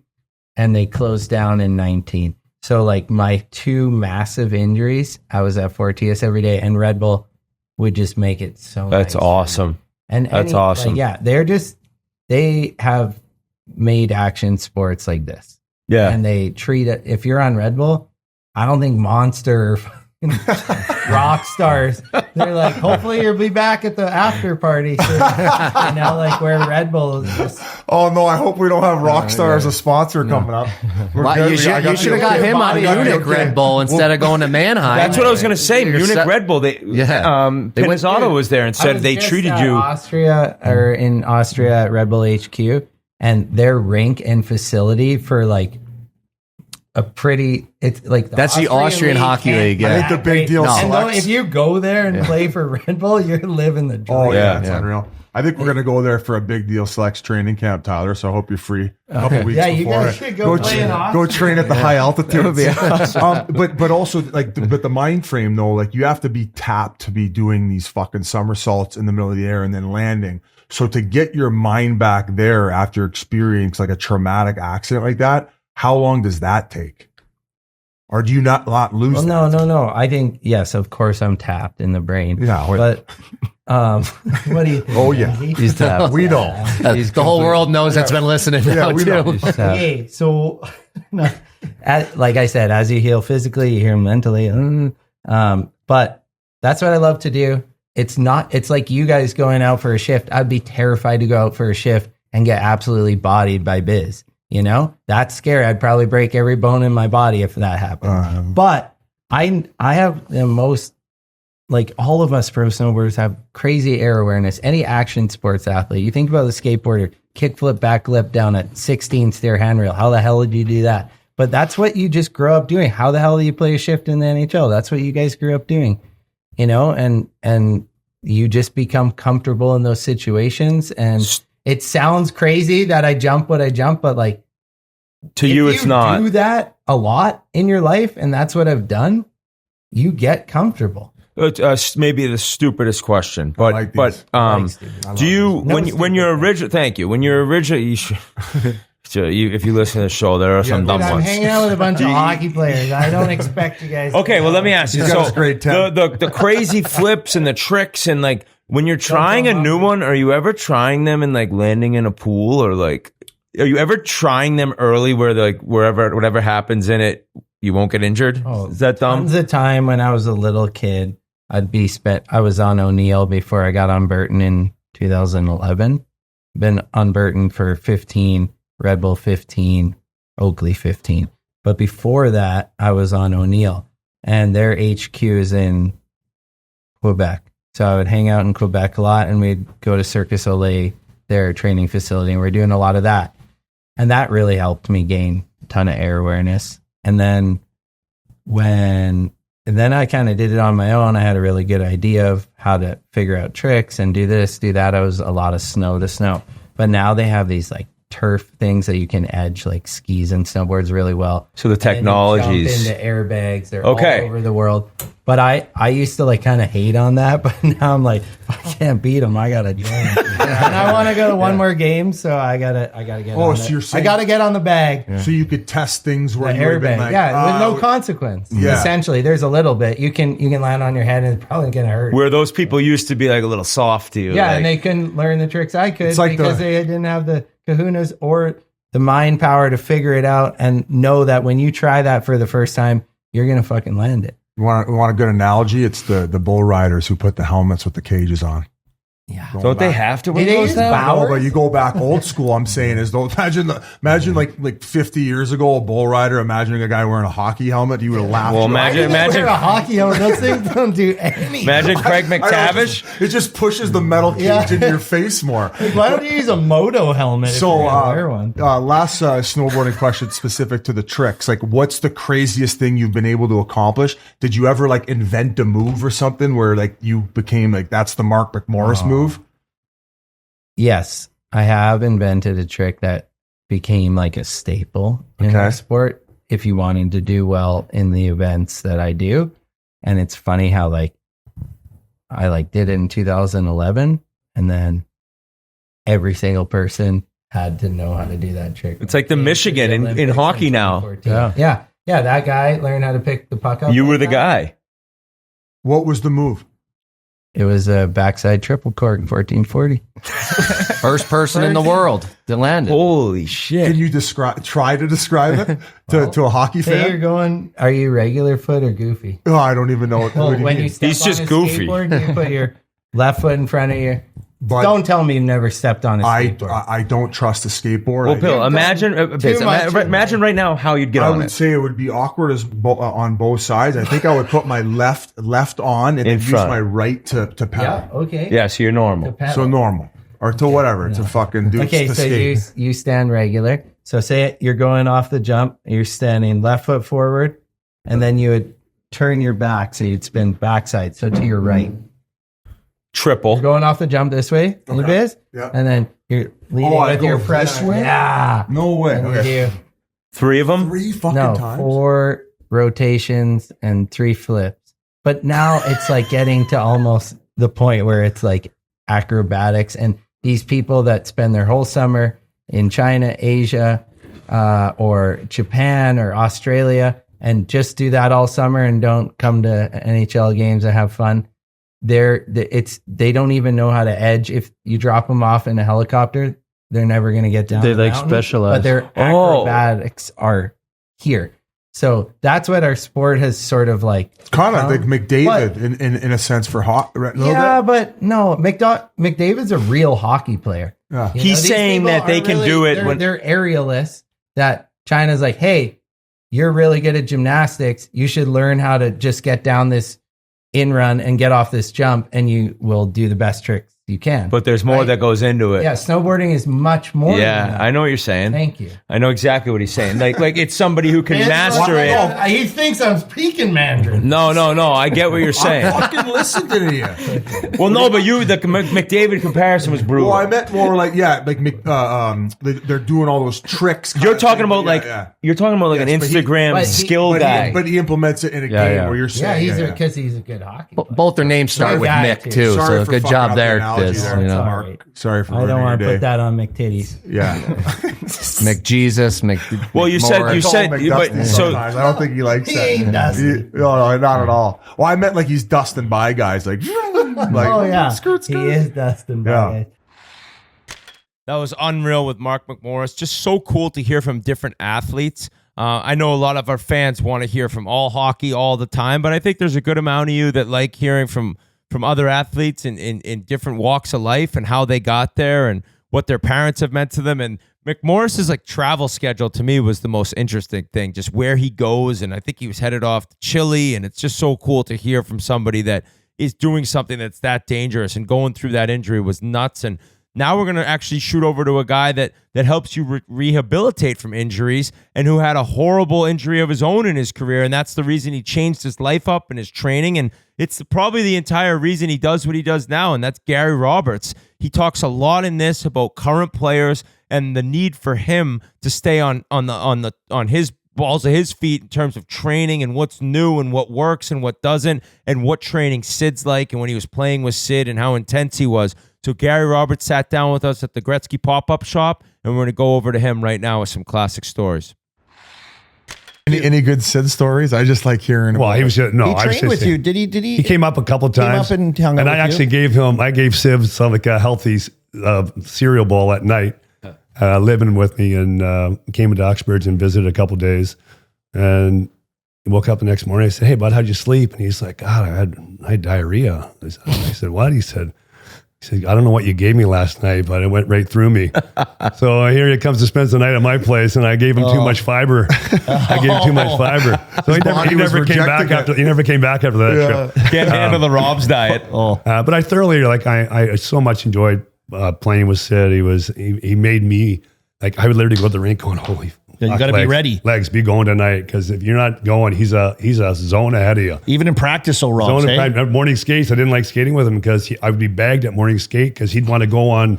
Sid, he was superstitious. He'd want to go on a 2-on-1. And if he did it with you the game before and you won, no. then you had to do it this game. You think? And I'm looking at him going, Sid, I can't go today, but I need to rest these babies for tonight. Rest these babies. But he was. Who did we have on? The Italian kid from St. Louis, Vitale? Joe Vitale. Yeah. He told the story about when he played. He was playing that Dog Days Are Over, and Sid came up and told him the story about the summertime. And they ended up going on an 11-game win streak, and Sid kept coming up to him, telling him the exact same fucking story before the game. And he was the DJ, and when he was playing that exact same song, and this poor kid, Vitaly, was like a rookie in the NHL, so we'd have to listen to him and act interested the entire time he was retelling it. Well, you guys know, like Sid, it's no secret, he was very superstitious early in career. I have no idea. I have no idea if he's still the same. He plays soccer and stuff now, which is I know. I'm assuming he's changed, but he still looks the same on the ice. I know. He's still. Yeah, it's incredible. Good. I mean, hey, good on him. He's a superstar, has been for a long, long time, and couldn't be happier for those guys that they've played their whole career. I mean, we love Pittsburgh. Yeah, it was an amazing place to play hockey. It really was. But and I guess Sid comes to mind in terms of, you're talking about not having the upper body that big. Like, his legs are tree trunks, but his upper body's never been huge. What is that all about? Because you still want that upper body power in the corner and stuff, but is that just the bulk? You need the strength. You need to be light. The key is to get the strength. You need to be light and fast and agile and get pucks in positions that are hard. You're going this way, and all of a sudden you got to get your body over here. You get too big and too many muscles, and you become. I mean, rigidity is not good, right? And I think guys just like being slight in their upper bodies, but there is a fine line. I'll say, hey, Connor's not big up front. I know he's skinnier than you think, and his legs are skinny too. But he's so powerful from the waist down. He's so powerful, incredible. When we see him run and to see him do anything heavy. Is it his alignment? What makes that? Genetics. It's obviously genetics. Yeah, sure, right? I didn't give him that, eh? I didn't give him all that. I was going to sign up for your classes. He's been with us since he was 15. And your vitamin program. If I could clone that guy, I'd be good. But no, like he just his work ethic. Obviously, I mean, obviously it's genetics, but he's worked his work ethic is elite, like elite of elite, which obviously drives those genetics. And he hates being tired on the ice. Like he works so hard in the summer so he can skate 100 miles an hour for 90 seconds. And he doesn't want to feel tired on the ice. So he works to do that. And yes, sometimes you'd say he overworks, but his commitment to being the best every day, and talk about Sid, those guys they're next level. They're the next level for a reason, guys. Yeah. They sacrifice more than others, and they work harder than most others. I'm not saying guys, and I always hate comparing it because I have so many players in my program that I love that work every day, right? And I don't like always to remember, but that's what those guys see. And if you want to play against Connor McDavid and Sidney Crosby, and you want to compete against those guys, then you better want to do what they're doing, or close to what they're doing, to ever think you're going to compete with those guys. Wow. Yeah, those guys they're prodigies, right? They're born with something that so many others aren't. But what most fans think is, oh, you're just born with that, like touched by God. But and I don't know Connor, but Sid, like he was so obsessed with it too. It's not just being born with it. They don't care about anything else. Yeah. They don't care about anything. I actually just saw an interview with Derek Jeter, and he's talking about, I never could have had kids while I played baseball. Like it's like these guys, it's a singular focus. And as much as you try to be like that, there's some guys that you'll just never have that drive. It's amazing to see. They're tapped. Well, you think you guys saw it. I was in Pittsburgh. I was at the rink early, one of the first ever, in the gym, doing whatever. I used to be, Orps would come in there and I'd say, like, does anybody else fucking work out on this team? No. And it would be me and Brooks Orpik in there, right? But you would hear someone on the ice, and it was like early, before anybody got there. Like, who the hell's on the ice? And I walk out to the ice, and Sid's out there passing pucks. And stick handling, passing pucks before anybody got to the rink. And we'd played the night before. I remember saying, like, what are you doing? Well, they had to kick us off the ice. And he said, I didn't like my hands last night. And I looked at him, I said, how do you think the rest of us feel? Yeah. I said, well, the whole team should be out here then. But they had to kick him off the ice. But that's my point is like the commitment and the sacrifice that he made and continues to make, I'm sure, to be as great as he is. That's why he's so great. Working on your craft. Working on your craft. That's what I say to every day. Work on your craft. Like whatever you're good at, be really flipping good at it. Yeah. You gotta find your niche. Yeah. Sid used to get pissed at me in a way because I would say that to like, oh, you're born you're just born with this, and people leave out the fact that part of them is there. Like, yes, they're born with a gift, but they have that, but the other thing is there. And that's the work ethic that gets overlooked just because they're so good. And it's like, oh, they must just been touched by God. And like, oh, but he'd get pissed. He said, I work hard. He told me that once. He's like, what do you mean it's lucky or I fucking work? Yeah. I'm like, oh yeah, I guess. Sorry. You're like, sorry, don't have me traded. Oh shit, I'm going to Atlanta. No. Yeah, you didn't have me shit, I didn't mean it. Well, as the league gets younger and now you're seeing, kids come in real early. Yeah. Is training beginning younger? Like, I didn't train until I was like 13. Like, in your opinion, like when should you start? Like, I guess weight training shouldn't be while you're still going through puberty, right? Kindergarten's been doing peptides. As soon as you start going through puberty, as soon as you start getting some hair in your body, that's when you start to load a little bit. And I'm not saying back squat 300 pounds, but you need to start loading the body, and that everybody's different. But I have a 14-year-old. And he lifts weights 4 days a week.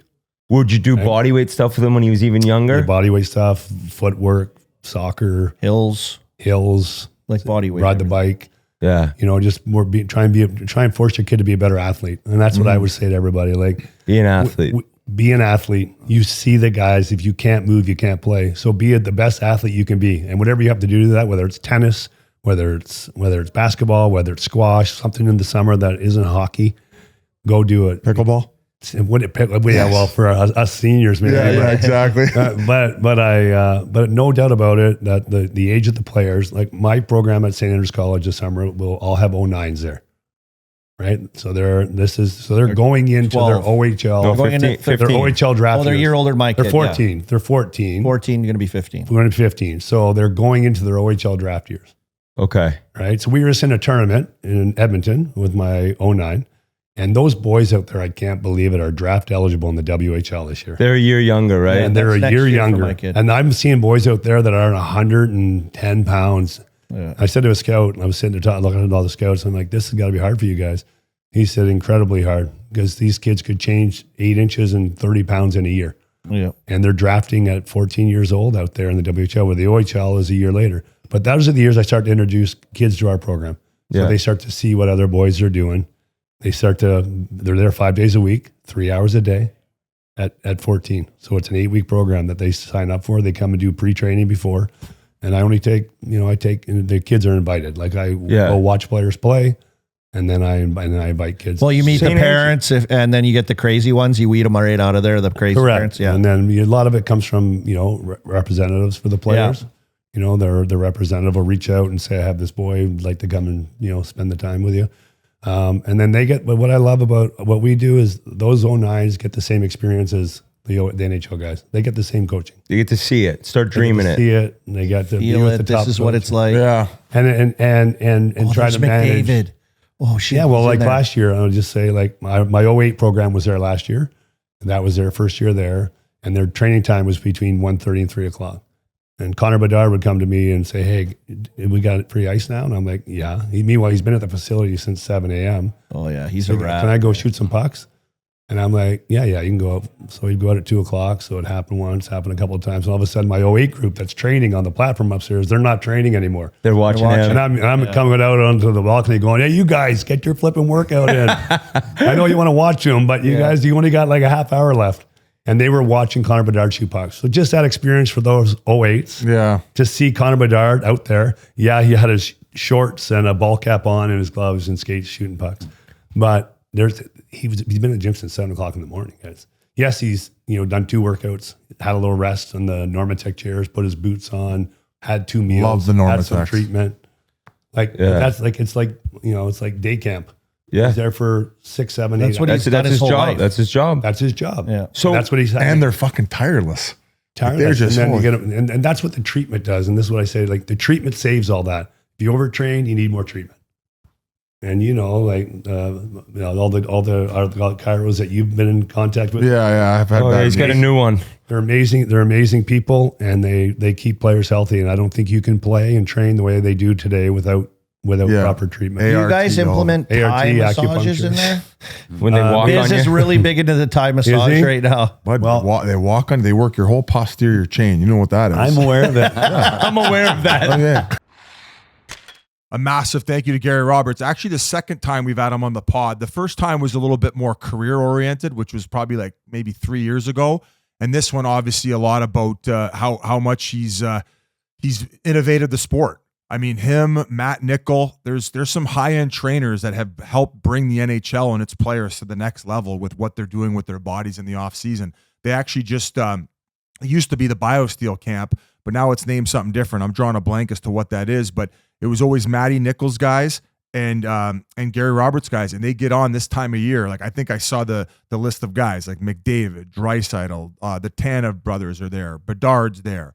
The list goes on with these high-end guys that are there training, getting ready for the season. So these are the guys who have brought the game to the next level, and a big thank you to Gary Roberts for helping do that. And moving on to that, speaking of a fun training story, we got Wi-Fi, who was going from working at Costco. I would say probably the most popular viral interview we did all summer long. People were craving this guy. We don't often get a lot of Canadians on. When we do, like Suzuki, he's soft-spoken, right? But Wi-Fi really opened up and let us know about his path and his crazy journey from, like I said, going to working at Costco and going to the ice sessions and doing all this crazy stuff. So we're going to send it over to Arber Xhekaj right now and enjoy. So you have to deal with like undrafted. You're at all these different camps. You're finally with Kitcher and boom, COVID hits. And it was a disaster for so many guys. Like we've talked about Wyatt Johnson and barely playing his draft year, and you dealt with it directly. How did it like come about where you realized like I'm kind of fucked next year? I don't know where I'm gonna play. I don't know what's going on. Like take us through that whole scenario. Yeah, that was pretty wild. So my OHL career kind of was my first year. I played 50 something games. I think I had 3 points. I played like 20, 30 games on forward, fourth line, couple shifts a period. Like it was tough. And then my second year is when I started to get better and better. And then after that second year is like kind of when I started taking off.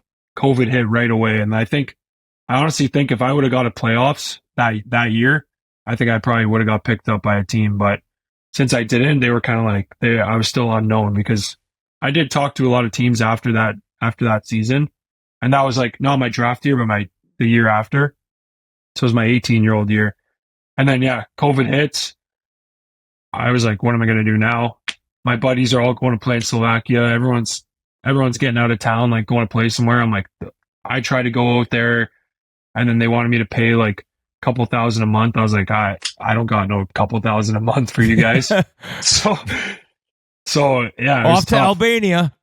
Yeah, exactly. But no, I didn't know what to do, and that year I think was a big year for me. Kind of where I separated myself from everyone is because everyone kind of took it easy and laid back a little bit, and we're like, it's just COVID, like it's gonna last a long time. And for me, I was grinding. Like I was probably in the best shape of my life during COVID. Like I stayed at home, like my mom's feeding me like a machine. I'm working out every day. Like I was going to work. I had such a steady schedule, and it was a good year. I mean, me and my brother, we stayed on the rollerblades and found a couple rinks that were open and we could skate on. So it was pretty wild.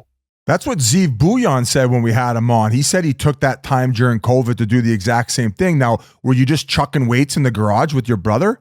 Yeah. And my trainer, like he moved his gym to his house. So he kind of moved everything to the backyard. So we'd go in his backyard and we'd work out, and it was a wild year. Like some things would open up for a bit and then they close right down. And yeah, I had no idea what I was going to do. Cause I'm like, how am I supposed to show anyone that I've gotten better? You know, like I'm just on the ice with 4 guys maybe. And yeah, it was wild. It seems like that comes natural for you where you have that self-motivation, but what do you think propelled you at that time to just like take that stance? Like, was it motivation from your family, from your brother pushing you, or was it just this internal thing where it's like, I have to get to the next level and I'm going to put all of my resources into it? And not only that, the reason that I found out about you to begin with was during that time you were training and staying at home, you also ended up getting a job at Costco. So it kind of you're living like basically like a grown-up life. Yeah. I was like a normal kid. I wasn't no OHL player anymore. I was nothing. I was just a normal guy, like working and training after training before work. So I would wake up, go to the gym, and I'd go on the ice right after, and then I'd go to work 5 to 10 at Costco. And that's kind of when I set my schedule in. At first I was just working out when the rinks were closed, but no, it was pretty crazy. I was like, I got no money. Like, I got to get a job. I can't be sitting around all year. So I ended up working there for 9 months, and then I got fired, and, and then they closed a bunch of the departments and only had the food open. And I was kind of the lowest ranked guy there. And they're like, yeah, you're gone. And I heard you kept showing up late because you were so busy training and then on the ice, and then you'd show up late and the lady's like, hey, you need to quit out this hockey stuff and start taking your job at Costco a little bit more seriously. You could be employee of the month if you really put your mind to this. That was wild. I was driving from hockey straight home, shower, grab my food, eat in the car, drive straight to work. Like I'm showing up 5-10 minutes late, but I told them I'm like, guys, I'm chasing a dream here. And I got pulled in by one of the managers one time. She's like, you know what? Like, everyone who comes to Costco, they say this is not their end all be all. And like, I said that too about myself, and look at me now. Like, it's a great place to like build your way up. And like, I know my kids play like high level sports, and I know what you mean, but like, it's like, you just got to come to reality at some point. And pick whether it's Costco or hockey because we can't have you like not committed to Costco. And I was just like, I was like stunned when I walked out there. I was like, what is happening? Like I got bitched around so hard in there. I was like, I can't even believe what's happening right now. I don't think you can make $1 million a year putting flat screen TVs into people's back seats, buddy. I don't think so. I don't think like, you're I that had good a dream. at that. I had a dream too, Arber. It was to be the #1 server of pigs in a blanket around aisle 8. Focus your mind towards Costco. Were you doing the sampling? No, we didn't have those because Okay. COVID. So COVID. they Oh, took yeah, those shit. out. Yeah. But I was doing everything. Like, Yeah, try the I new would- COVID I would- cookies. Yeah. I would stand out front with a clicker and count how many people are walking in the store for 8.5 hours. I was pushing, but I had to get off the buggies because my back was so mangled. Like, I'm like, I can't even ski. Like, my back is completely twisted up here because I'm pushing 30 buggies at a time trying to hurry up. Trying to get out Rocky of there. Balboa. Rocky But in Balboa all training. seriousness, like you are chasing a dream at that time where everyone was. I mean, everything's canceled, everything's closed. That had to be the furthest you felt from the NHL. Like I don't know what's up next year. I'm not drafted. Were you able to kind of grind through that? I mean, obviously you were able to, but there must have been moments of wondering, like, what am I chasing actually? Exactly, man. It was that year mentally was tough because I think what helped is they kept saying like the OHL they're gonna open up in a month. So then everyone's grinding to get there. Like then they closed down. They're like, okay, we're gonna open up in December. And then they didn't do that. They're like, okay, we're pushing it to January. They kept pushing it, so we had something to kind of look forward to. And then when they completely said like we're not playing, I was like, oh my god, like what am I gonna do? Like I only have an overage year. Like I have no idea what I'm gonna do. So that was kind of tough. I just stuck with it, and yeah, it ended up working out pretty well. But it was definitely dark at times for sure. Where do you get that internal drive? I sometimes get long-winded with my questions, and I asked you about 5 minutes ago, like, where does that personal drive come from? It comes from my parents for sure, I think. I mean, they came here with literally nothing. Like my dad had $0 in his pocket. Same with my mom. Like I don't even think they had a suitcase. Like they started a whole life, and we see it day in and day out how hard they work. And to put two boys through hockey, like we're not millionaires here. Like we don't have that much money. We're getting by day to day, like taking out bank loans and all this stuff just to get the boys through. And I think that's a big motivator for me and my brother. Before you end up going off to Montreal in that last year of junior, Jay McKee, who was your coach in Kitchener, had moved on to Hamilton, and you end up getting picked up, getting to go play in your hometown. And then you guys end up winning the OHL championship. That must have just been a complete whirlwind and probably put your name on the map in order to make that next step. Yeah, I couldn't have wrote a better story than that. It was so after COVID, I got a few calls from teams saying to like come to their camps, and we ended up going with Montreal because we kind of saw the D that they were into. We saw the Edmondson, the Sherrod, Weber, Petrie, like big, strong guys, and that's kind of who I was modeling my game after. And so I ended up going to their camp, signing out of their camp, and then going back to Kitchener again, traded to Hamilton, my hometown. We ended up winning it. So it was like, I couldn't have wrote a better story than that. It was unbelievable. Do you think in that playoff run, because it's 4 rounds in the O and then you're in the Memorial Cup, you played well enough because your numbers were phenomenal in that playoff like season? Do you think that's when like, all right, I've already been to a Montreal camp, like now I'm really showing up? Were more teams calling? No, I was already signed. So, you already signed? Oh, no then? shit, Holy eh? shit. Okay, nice. I didn't know that. No, this is a good story. I can tell you guys. So yeah, I love it. Yeah, so I went from COVID. So then the draft happened, the COVID draft. I get a few calls before, and they're like, "Okay, we're interested." Like, you know, those draft meetings or interviews. I had a bunch of those before that draft. So teams were still taking notice from my second year where I kind of started taking off. And then after the draft, didn't get picked again. I think Toronto called me, Florida called me, and then that was it. So me and my agent were talking, and we were like, okay, like we were checking the prospect pool, and we're like, okay, like let's go to Florida. And then after that, I was like, wait, just give it a second. Like, wait a few days. He's like, no, like, we can't keep the NHL teams waiting. Like, and I was like, just give it a second. Like, something's coming, because I knew Montreal was super interested.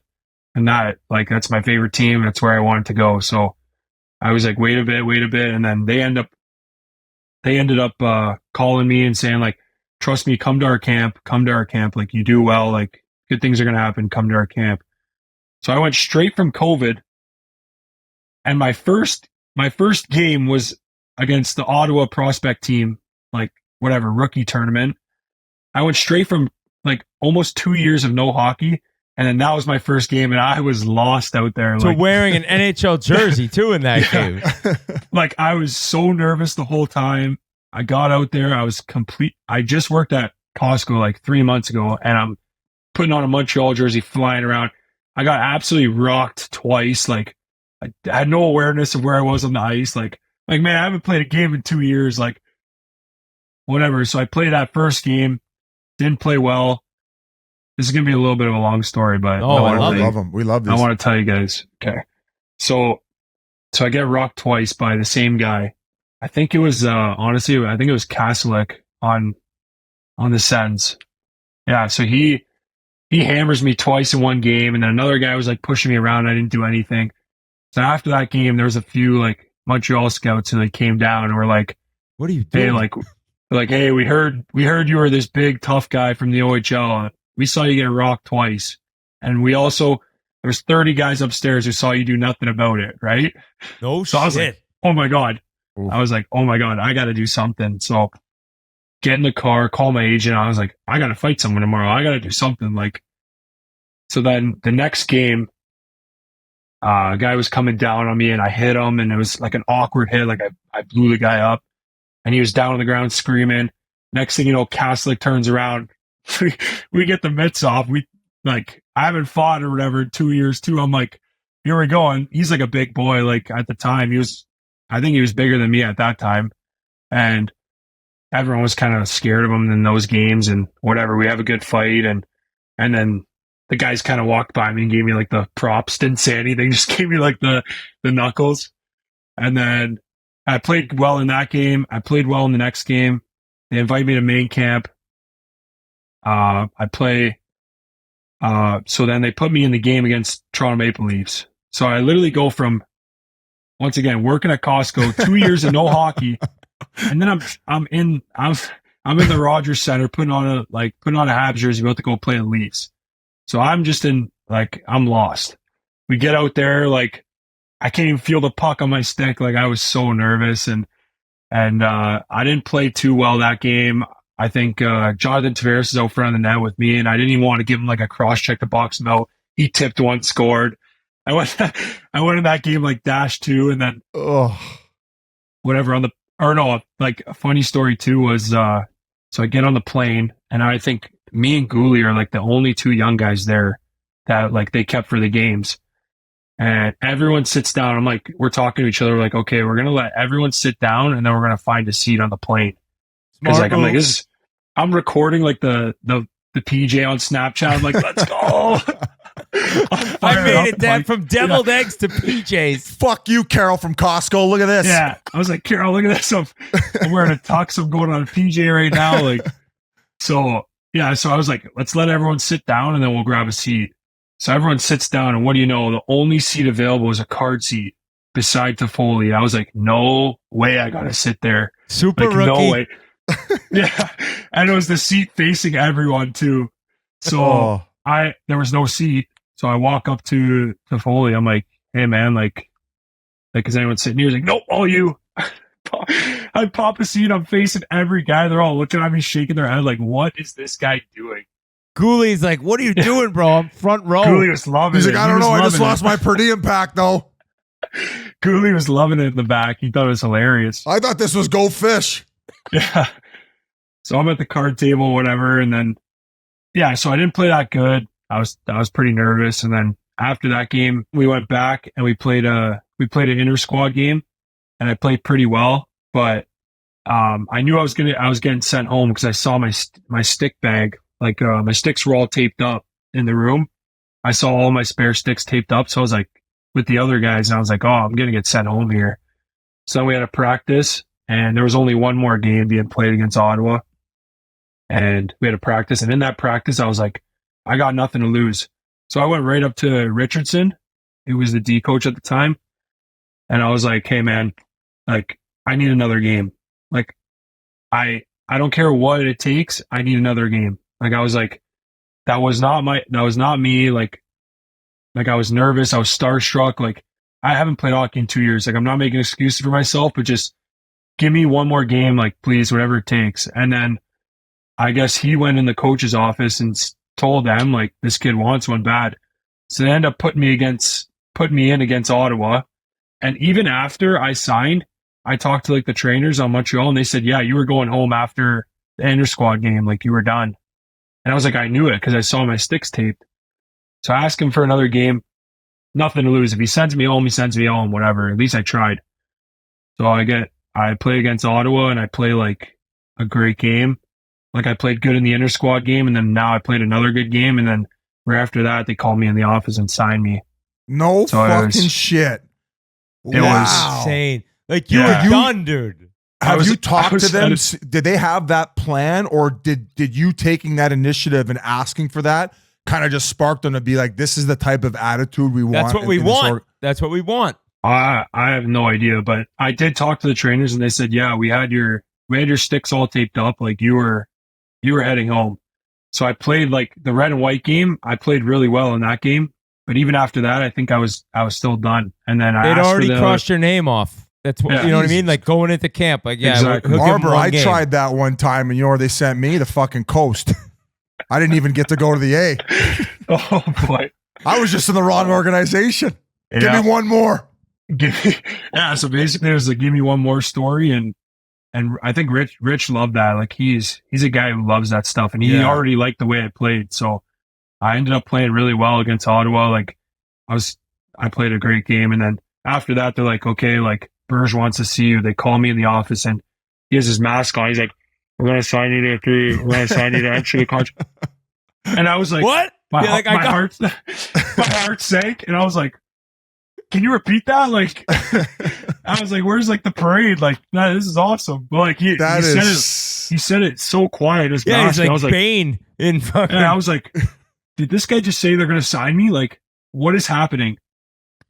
And then I got to go. A great story. Yeah, I got to go back to the hotel, and my parents were there because they came to watch the Ottawa game. So I literally opened the door to the hotel, and like, I looked at my parents. I was like, guys, like, we did it.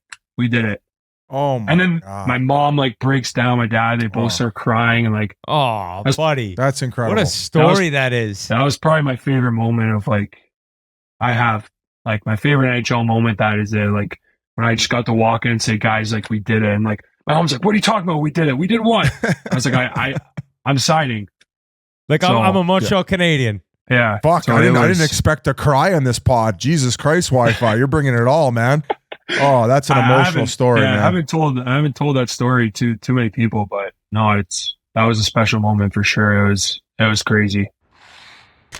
Thank you so much to Arber Xhekaj, a guy who could easily be captain. They got a young stud as a captain in Montreal, but I would not be surprised to see him wearing a letter at some point for that team. So open and honest and easy to talk to for a young guy in the NHL. And just the fact that the story broke of him and his brother Florian buying their dad the dream car the day we interviewed him, or the day we dropped the interview, was so cool. And not to mention, like, Kent Hughes, what a deal. They got Xhekaj for 2 years at 1.3 a year.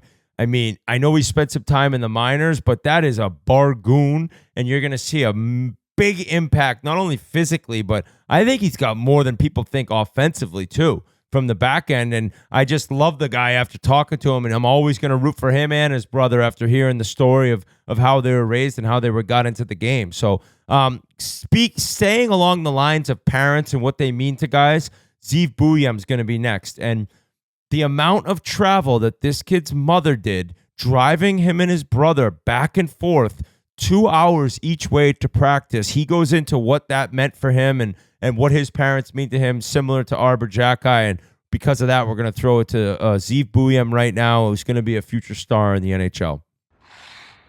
Well, one of my favorite parts about interviewing guys, and a lot of the fans too that listen, is hearing the upbringing and how you became who you are as a person and a player. And I think yours is probably one of the most excited I've been to hear about, because everyone, from Canada or Boston, Michigan, they start playing hockey. Their dad played hockey.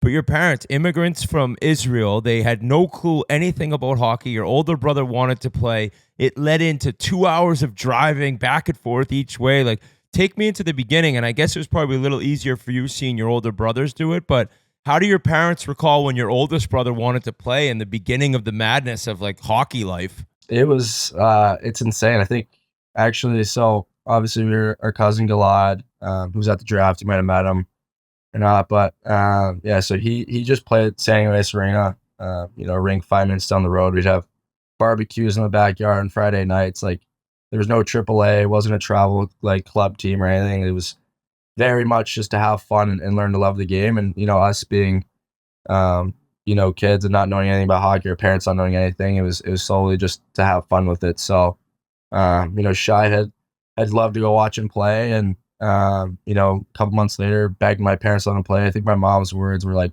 "Over my dead body."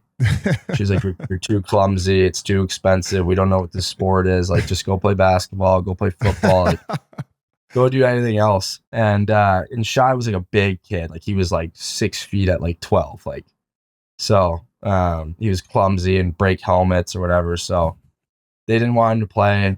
Obviously, eventually let him play. And Ben, my oldest brother, eventually got into it. And then being a little brother, you tag along. So I would go to the rink. I would roll around with rollerblades. I wasn't on the ice for like the first couple months. I would just kind of roll around in blades. And then I think a couple months later, I loved it and just tried to hop on the ice and fell in love with it. Was there a story that your parents were unaware that you had to get your skates sharpened? So you guys hadn't sharpened your skates for like months and months and months, like when you guys first started out? Yeah, I don't even know. I don't even think they knew what like gear was or anything. Like, I remember like we get on the ice, and I think this is like when I was a little bit older, like we'd be falling over. And like the first time I think they really knew what like a sharpening was probably like at the Kings when we moved to the Junior Kings. Come on. And like I swear, like we literally like, didn't like, I don't even know. It was like, it's actually like our coaches used to tape our sticks, like Brad Bell, and like he was like the quickest tape job ever. Like now looking at it, it was probably terrible, but he just spin the tape like as fast as he could, no toe, nothing. We used to use like these 100 flex combats that were like this big. If you guys know what the combat stick is, but like just anything that we could have or use, we take to go play with. So it was different, but I'm so happy that that's kind of how we grew up, where we weren't forced to go play or do anything. It was all up to us. Like if we wanted to go, skate and whatever, like our parents weren't going to be like, you have practice or this. They're like, if you want to go, you can go, but we're not going to force you to go. So it was all up to my brothers and I to kind of, decide if this is what we want to do. And, for them, they were just there to support us. So your dad, I imagine you get a lot of, your confidence and how hard you work from him. He comes over, and I believe he started an HVAC company, knew no English when he moved to the United States. So like you've seen what he's been through and what he's done to become a success. And that's probably helped you with becoming the player you became now. Big time. Yeah. I mean, I think, the both of them worked so hard. I mean, my mom, when they first moved over, was obviously working, making small money just to try to help them, survive and to keep them on their feet. And after my dad's business kind of took off a little bit, obviously they had the three of us, and seeing him wake up every morning at 6 a.m, coming back late nights. When we moved from San Diego to Laguna, which was like the midway point between San Diego and LA, he would drive an hour to work. My mom would drive an hour and a half to practice, and we'd meet up, 10 p.m. at night, 11 p.m. and, do it all again the next day. So it was long days, long nights. And they just put in so much work and sacrifice for us, even, not knowing what the path was going to be, not knowing what the journey was going to be. It was just solely because they knew that we loved to play, and that they were going to kind of do anything to let us play. So, I mean, my mom's, everyone says their mom's a rock star, but, we love to say our mom is a true rock star just because, everything she's done. And I don't think my dad also gets enough credit for all the work he's put in to provide for our family and, let us, live out our dreams. I think so many parents now get into it with the idea of like, oh, he could get a D1 scholarship, he could get in the NHL. Like they were doing it because you loved it. But when you had these rides, which I think the article I read, 4 days a week, 2 hours there, 2 hours home. Did you love hockey enough where you didn't even care? Like, were you so young? You're like, I don't mind, like not knowing how crazy it was to be in the car that long. He was doing homework in the car for 2 hours. Yeah, right. He didn't do homework. Yeah, he was. Right, Zeev? Yeah. Yeah. So, yeah, but like, I mean, yeah, I didn't know. Like, I didn't understand how crazy, the drive was. I didn't understand that, my mom is driving us 2.5 hours in the middle of, rush hour in LA to get us to practice. Like, I didn't get it. Like, I would just, like, we had this huge, SUV, and I'd put the seat down and do homework, whatever, take a nap, just kind of hang out, watch some TV on my phone, like literally just do anything. It just felt like it was normal. Like she'd have, meals packed for us from home and our gear packed. Like she would do everything for us. So it was like, we never had to stress out about having our gear or doing this or doing that. Like everything was always packed, ready to go. Like, so it was, I mean, the way she did it and kind of handled us was super crazy. So, like I said, like it was drives that just felt normal. Didn't feel like, it was out of the ordinary. And, the older we got and then we started going, went to Shattuck and the rink is 30 seconds down the road and kids, some guys are lazy to go down the road 30 seconds. We're like, oh my God, 30 seconds. Like this is unbelievable. So, when we kind of got back from that, and Shy and I think we drove from LAX to San Diego and we're like, holy shit, like how the hell did mom do this for this many years? So, I mean, we can't thank her enough, and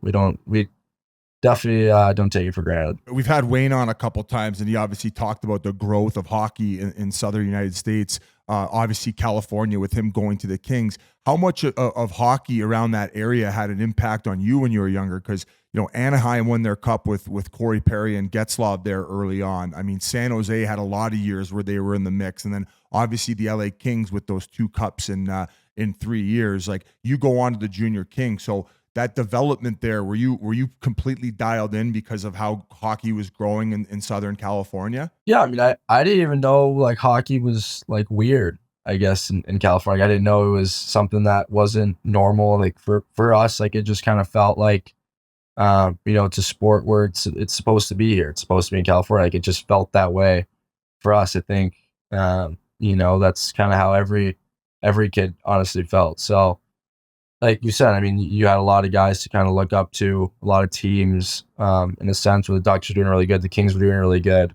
So it's like hockey is good in California, and also, practicing at Tahoe Sports Center is where, the Kings also used to practice. So you would see them around the rink all the time, and they would stop and have conversations with you, and it's like, just kind of gets you more excited, and you get a taste of what it's like. So I think, for me, it was nothing, didn't feel weird, didn't feel like it wasn't, a sport that was supposed to be here. So it just all kind of felt like it was normal. Who were you looking up to? Doughty? Yeah, I love Doughty. Doughty was, I mean, like when I was younger, I was like a little like grit ball. Like I would love like messing with guys, and like, because like how he played, he was just like chippy and aggressive, but also like offensive. And that's how I loved it. Like, you could ask guys like stories about me. Like I would like if someone cut me in line, I'd like slash them in the back of the leg and like just be like a little rat. So, and I was small, like I was a small little rat. So yeah, I read that you went on your brother's DU visit, right? So obviously you weren't eligible to sign, or maybe you were, but you were very young, and you went through a big growth spurt. You were 5'1" at one point when you went on that trip, and your brother was like, hey, I'm going to need a few weeks to decide. And you were like, the hell are you talking about? Like, you better be coming here. It's the best university going. Yeah, it was sick. I think it was like exactly like Shattuck, in a way. It was just like a bigger Shattuck, and I love Shattuck. So I was like, this is perfect. I don't know what you're doing or what you're thinking about. Like, it's not, I'm not going to bash on him. Like, I'm not bashing you, Shy. You're going to watch this, but like, he didn't have like many offers. It's not like he had so many other places to go. I was like, dude, like this place is sick. Like, like, what are you doing? So, for me, it was fun. I mean, like you said, I went to visit with them. I was not a lot of people know, but I was a late bloomer. I was 5'2", 100, 20 pounds or whatnot when I went to Shattuck. Like it was, 13 and really underdeveloped. So, that COVID was kind of like what kind of changed me as a player, where that 6-month span where we didn't see anybody, we didn't, do anything. Like my brother and I, Shy, Ben, like, we built like a gym in our garage at home, and for 6 months just kind of isolated ourselves, and I grew maybe 5 or 6 inches, put on some weight, and that was kind of the year that set me up to get invited to 40 camps. So what were you doing? The inversion table? Is that what you were doing to get the inches? No. The inversion table? Pull hard. That's what I was doing.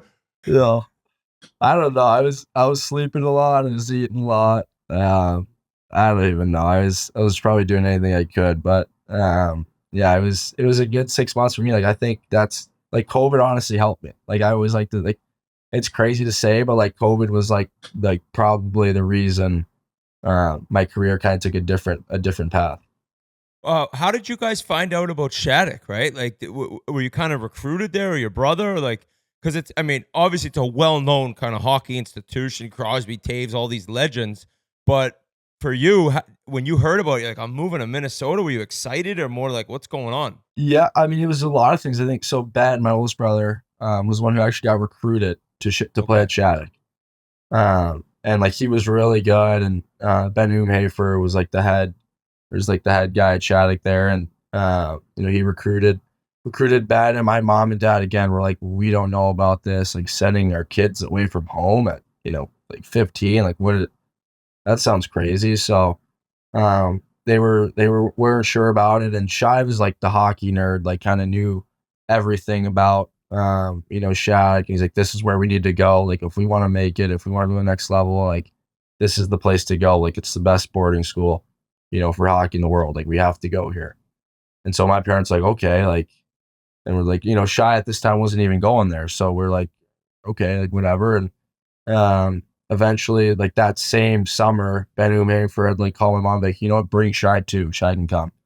So Shy ended up going with Ben to Shattuck. Ben left, I think maybe 2 months in, wasn't really for him. It was kind of like we like to call like the guinea pig. We're just kind of toss him in there, let him shoot out the waters, and we'll go out after it. But I mean, it wasn't for him, which is fine. But Shy obviously stayed and loved it, and I ended up going when I was 13. So it was Was your mother an Olympian or like a swimmer? Yeah, people get this like wrong all the time. Like they're like, oh, she's Olympic she just played professional. Yeah. She just played where you used to do your homework. Where Biz learns about the most photographed mountain range in the world. Oh, fuck off. It's Switzerland. I thought it was the Grand Tetons. Have you ever heard of the Grand Tetons? Oh, for fuck's sake. Never mind. You could keep going. What do they get wrong about your mom's sporting history? It's like, what other facts did we not have? She was a professional women's basketball player in Israel. Oh, okay. Just like on one of like the teams in like top league. I mean, that's probably where you get a lot of your athleticism from too. Did she always want you guys playing sports? Was that a key? And then like when it came to it and you guys picked hockey, she was like, I didn't mean that one. Yeah, basically. I mean, I don't think she like really forced sports on us, but like we kind of just grew up playing them, got into them like, right away, and we loved it. So, like I said, they never really forced us to do anything, but we loved it right away, just being outside, playing whatever it is, basketball, soccer, football, ping pong. We would just do anything together as brothers. So anything we could kind of pick up and do, we would. I think it's funny because you talk to most kids, like I guess their dad or their mom might have played hockey, and they talk to you about the games, and you hear about like the long ride homes if you played bad, but your dad must have been like, great game. You're like, I was -4 and got benched in the third, Dad. Like he knew, I'm guessing he knew nothing about the sport on like what you could do better, right? Actually, nothing. That's actually like, this is the best story ever. So Shy had a game at Shattuck his 16th year. And my dad, like, you know, doesn't watch much, doesn't like really care. Like, he just wants us to have fun. Like, he doesn't know if you score a goal, you don't score a goal, like whatever. It was one of Shai's like first games of the year. Shai's a lefty, and he's, you know, Shai, you don't have any like last names or anything, but like, you know, when you're watching somebody, you should definitely know if it's your kid or not. Yes. So he throws on the game, and he's like, "Oh my god, like Shai's playing so well." Like, texting my mom, like, he's playing unbelievable. My mom's at the game, and she texts my dad, like, he played like shit, like he played so bad. And my mom's like, or my dad's like, what are you talking about? He scored 2 goals. And my mom's like, what game like are you watching? Like, what do you mean he scored? And so he texts Shai, he's like, hey, great game. And Shai texts him back like, I don't think mom thinks that. Like, I don't think I played very well. And then he's like, what do you mean you scored 2 goals? And he's like, Dad, what game are you watching? So he's watching the younger team. Oh, for Christ's sake. He's not even watching he wasn't even on the ice in this game. He watched the wrong game, and he saw a kid wear number 8 who was also a righty, and Shai's a lefty. Oh, and he said, God. "Oh, that's my son," and watched the entire game. It saw him That was score me 2 my goals. whole NHL career, not knowing what hand my line mate shot. That's why I could never put it on their stick. Jesus, that's a tough look. He's like, I was putting air conditioners into a fucking mansion. Leave me alone. I'm trying to pay for your skate sharpenings, you asshole. Shut up. Oh, my Yeah, God. it was different. I mean, that was crazy. I've never like heard anything like that before. Thank you so much to Zeev Buium. I was actually talking to Will Smith, San Jose Shark Will Smith out of Tampering. Boston. What? I said tampering. Isn't he a BC guy? Yeah, but we played golf together. Great kid. I here we can't help go. but love him. Transfer He's a portal. Transfer stallion. portal right over. Yeah, well, he turned pro biz, so he's going to be in the NHL this year. But yeah, it probably would have been tampering earlier on if he was still playing at BC. But he was mentioning Check the that game notes. they'd go over and they'd hang out at the Buiums because I believe his parents were living in Ann Arbor, or his mom was living in Ann Arbor when they were on the National Development Program. And he said they're like best friends, great people, and had so many good things to say about him. So not surprised at all to see Buium have the success he's going to have and has had so far in his career. And kind of flipping the script, next we're going to go over to Kyle Okposo, who talked about the preparation for Game 7. I believe he sat out Game 6, and he was going back in for Game 7, Stanley Cup Final, and the celebration after, and basically the way he looked at the chance to win a Stanley Cup the night before Game 7 and playing mini sticks with his kids. So we go from parents who've made NHLers and made these kids be able to realize and live their dreams out onto Okposo, who has young kids, and he's finishing up his career, and he's looking at his own kids and realizing how lucky he is not only to be in the NHL, but to be a parent, and it puts things in perspective going into the biggest game of his life. And I thought this interview was great. We appreciate that. So right now, Kyle Okposo, Stanley Cup champ. Going back in for Game 7, that had to be the best feeling in the world, because watching the team, right? It's harder to watch them than when you're a part of it.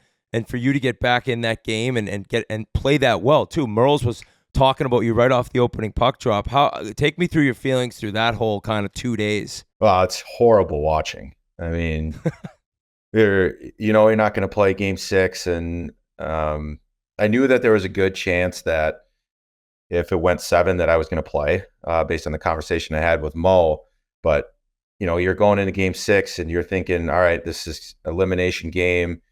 You just put so much into the last 3 months with this team, and you just start to get exhausted mentally. You check out a little bit, but so I was watching that game from up top, and obviously it wasn't going very well for us. And right when they scored that 3rd goal, I just I went downstairs and hopped on the bike and had to switch back on mentally, and because I knew I was going to have to get ready to play the biggest game of my life in a few days. So couldn't have been happier, going back in, obviously. But I talk about the guys on the 4th line, and we had so many guys that could play, and throughout the entire run, like Nick Cousins, Ryan Lomberg, myself, and Steve Lorenz specifically. Obviously, Stenny was the glue that held us all together, but those guys were so phenomenal, and we wanted each other to do well. We really did, and the support that kind of we gave each other was one of the best parts for me. So just to circle back, because that was such a pivotal time, and we'll get into the whole team and the feelings, but you're saying in Edmonton, after that third goal, you legit just went down to where the room is and you got on the bike and got back in your head that you were going to be in the lineup. Were you told that you were going to be in the lineup if it went to Game 7? Or how did you just have a feeling that you guys were going to rotate?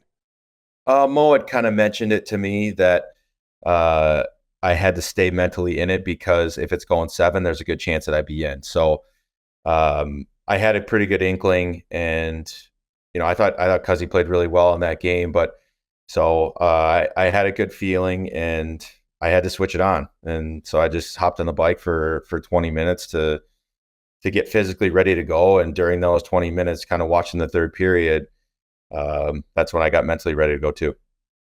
And since we're already on the topic, like obviously you guys up 3 and then you guys lose 3. I know that after the game you talked about how you were playing mini sticks the night before, and I kind of gave you a little bit perspective on this crazy run and where your life's at. But what was the feeling with all you guys and the fact that you did have there was a chance that this would be an epic collapse? Did that seep into your guys' minds at all? Did the 2-day layover really help and get you guys the reset? Because I know they let Bob stay away from the rink. So there must have been just so much going in your guys' minds. Like, what was the conversation like on the plane back from Edmonton? Yeah, it was after that game, it was pretty down, like we just the initial reaction was we just had 3 chances to win the cup and we didn't do it.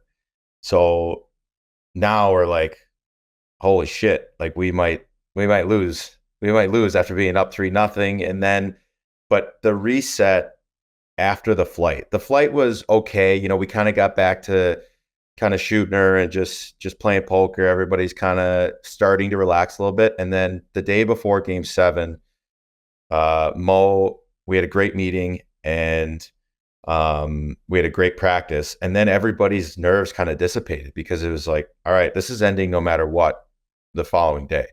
Like our season is going to be over and we know who we are and how we can play. And we haven't done that for 3 games because you get up 3-0 and then all of a sudden you start thinking about the results instead of the process, which is what we've been doing this whole time is we just focusing on how we play. And so we knew that we were going to go into Game 7 and we were going to be right. And that's all we were focusing on. So honestly, it was the least nervous that we've been for Game 7 versus 4, 5, and 6. Yeah, that feeling of knowing, like, no matter what, guys, like, this is it. I feel like that really must have resonated with everyone. I was curious because Bob has he had been so incredible, 2 playoff runs now. And then all of a sudden you see a couple questionable ones go in, and it just didn't seem like the Bob we'd come to see the first 3 rounds. And then that 2 days off, he didn't practice, and that breaks, and obviously Twitter and all that. They're like, Bob's not on the ice. Somebody wrote that's unusual. Did he just end up staying away? Was he at the rink? Was he talking to guys? Like, he must have had some crazy focus to get ready for that game, and he performed amazing. I mean, this guy's so dialed in all the time. It's mind-boggling. So just give him an extra day to reset, and that was kind of the talk between Tally and Mo, from my understanding, and that's all he needed was to just recharge his body. He's not a spring chicken anymore. I think he's 35, turning 36, my age, and so just that mental reset gave him kind of the confidence. And honestly, when we scored the first goal, I thought it was over. Like I was that confident in how he was going to come out and play. And obviously they scored the next one quick. So that flips. And then when we got the second one, you're just holding your breath the whole time. But just the way that this guy goes on the ice and he prepares, it is unlike anything that I've ever seen. How he is on his edges. He is so detail oriented. And Stevie Lorenz got a lot of play because he was shooting on him. He was like his shooter. And I would go on, once out of every 6 or 7 times, and we would do some passing drills, and he's always working on the things. Like if he gives up a goal, he then the next day wants to work on 20 different shots that are similar to the situation and the goal that he gave up. Like this guy is just, he doesn't shut it off. So I think giving him that extra day really helped him just reset and realize that he's a main reason why we got to this point. I thought you were going to say that you started as a shooter and then wrung one off his neck and you weren't allowed back anymore. No, he wants me to hammer him off his head as hard as I can. He loves it. He screams at guys all practice too. Like they'll rip one high and he'll just go, ooh. It's unbelievable. He's just taunting them. That's It's awesome. got to be crazy to be a goalie. So at the celebration, that's what everyone wants to know about, right? Like who was getting after it the most? What'd you think of the parade? Ends up going down, I believe A1A, right? Was it Las Olas and A1A? And you saw the elbow room was bumping. Was it exactly what you thought it'd be, or just a little bit different in Florida? It was nuts. I mean, I don't really know how it was anyplace else, but the celebration, the locker room was probably one of the best parts. I mean, just being Did you in have the honor of seeing RA get dragged out of there? I actually heard about it, but I didn't see you on the ice, RA. I don't think I saw you. If I did, I know. I want to come up and shake the hand and congratulate you, but I did not see you out there. So congratulations belatedly. I missed the whole antics, but it's funny now. We can laugh about it. Obviously, you guys have done so much for the game, and I feel like in that situation, it's just kind of like it goes both ways. We can be a little pissed off at you, but we're not pissed off at you. You know what I mean? So absolutely. I think it's pretty funny now. But the locker room Pasha was in there. I looked over. I actually screamed at him like, "Oh, you're the new RA." We're in the corner, but just being in the locker room with the guys, and I literally sat in my stall. When I first got to Florida, Mo kind of came up to me and he's like, "I know we put you in the corner, and I know you got 1,000 games, and you're obviously very well respected and a good leader, but we're just going to put you in the corner. We don't want to mess up any chemistry." I'm like, "Oh, that's fine."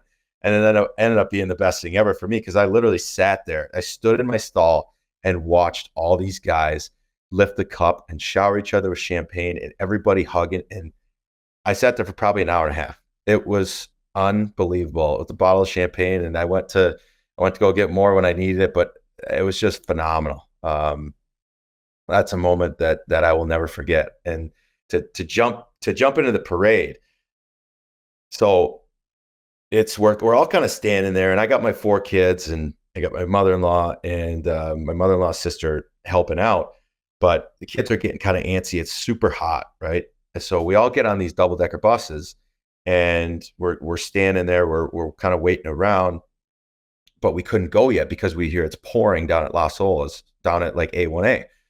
So we're sitting in the parking lot of War Memorial, which is our practice facility, and it starts absolutely coming down, like pounding us with rain. So then we just go, and we're on top of this double-decker bus, and like there's branches and guys are ducking under these branches. So it did not get off to a good start. And then the whole trip down there, it is pounding us with rain, like sideways. My 2 younger ones had to go down below, and we're just like trying to wave at everybody, but we can't see. And there's not very many people like on the initial route because it's just pouring. But once we got down to A1A, it was banana land. Like just people lined up side to side. And by this time we had been on the buses so long that guys had to piss, right?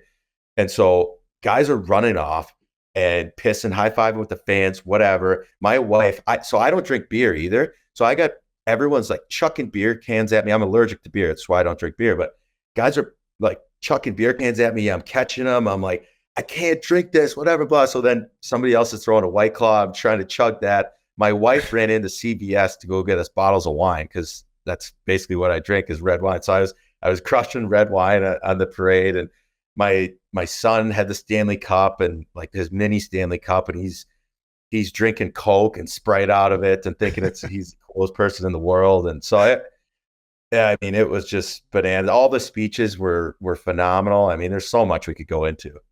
I mean, the funniest one was probably Ekblad giving the fuck you to Brooks Koepka, getting him back with the pylon.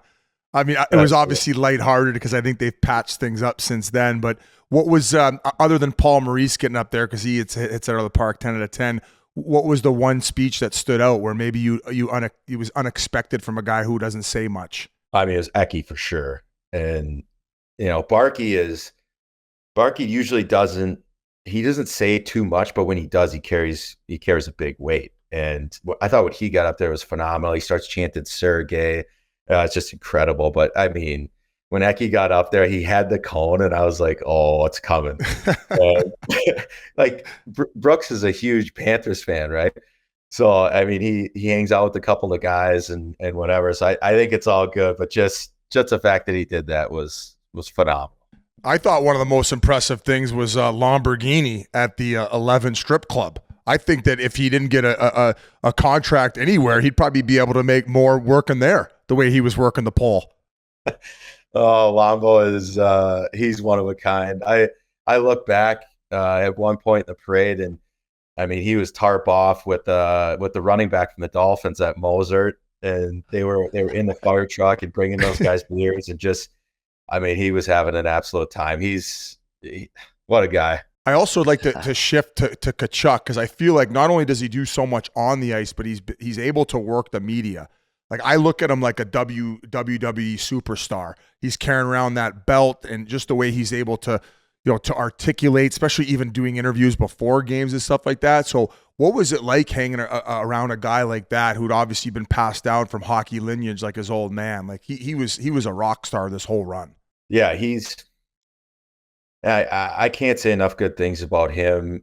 The best part about it for me, we became like fast friends, right? Like Whit were like this. Like, we golfed at his place a couple times down in Florida, nice track, and so like we obviously share that passion with golf. So we connected right away.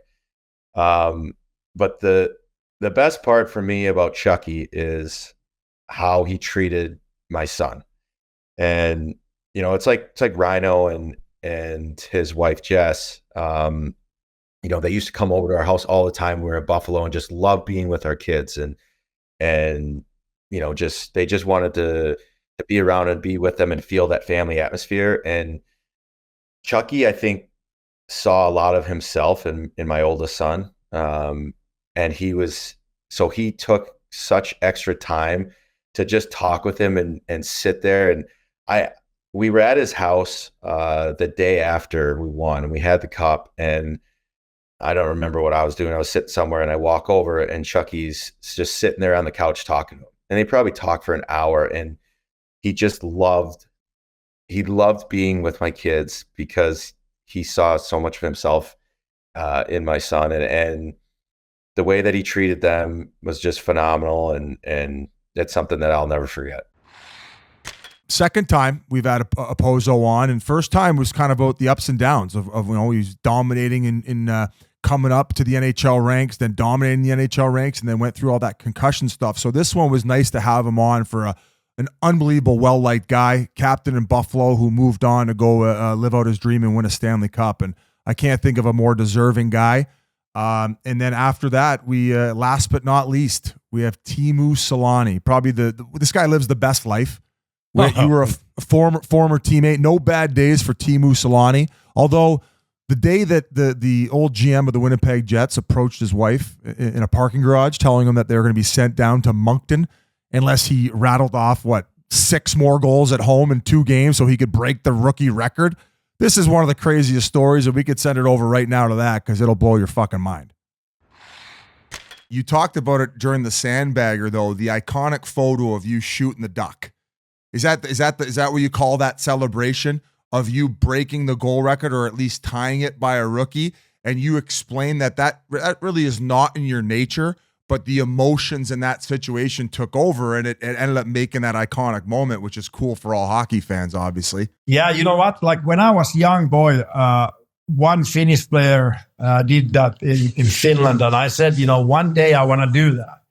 And but I did that when I scored the game winner in the last game in the Finnish national title game. I did that, but not the same way.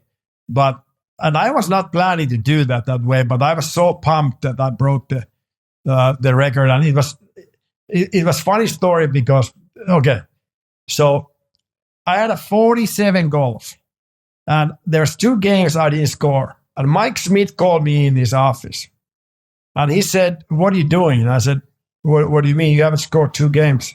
I said, "Yeah, I'd have some chance, but no, you got to start scoring. And otherwise, I have to send you to Moncton in the farm team." I'm like, I have 47 goals. I didn't say that, but I said, I'm like, what a jerk, you know. So What's he talking about? Yeah, so then I go home and later my girlfriend at the time, wife now, but she came home and said, you have no idea what happened. I'm in the Polo Park in the mall, and your GM Mike came there, and he didn't even say anything. He just came to me and asked, do you know where's Moncton? Holy shit. What? And I'm like, what I asked for? so I have 47 goals. And I was like, Jesus, like, I can't believe this. So then we have 2 games left before we went to like a 5 or 6 on the road. And all the fans and media said, you know, I'm going to probably break Mike Boss's record on the road. So then we played Minnesota. I scored 4 goals. So now I have a 51 goals. One more game. The fans were, I don't think, you know, it's still, he needs a hat trick to break the record. So then I broke the record at home. I got 3 goals in the next game. So then Mike Smith probably think that it was because of him, you know. Yup. But maybe, I don't know. But, you know, it was, but at the time when that happened, I was so pumped and so happy to do that at home.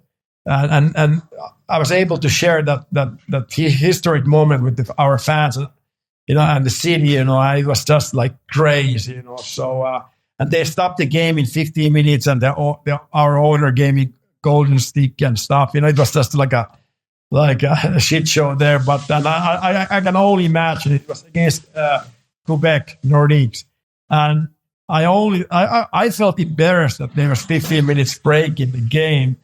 I can only imagine how those guys were thinking, you know. So, but obviously, you know, like I was not planning to do that celebration, but I was just so pumped that it happened naturally. And now when I look back, I said, what the hell I was doing? But it's still pretty good celebration. Teemu, who was the guy that you emulated doing it, like the Finnish player who done it?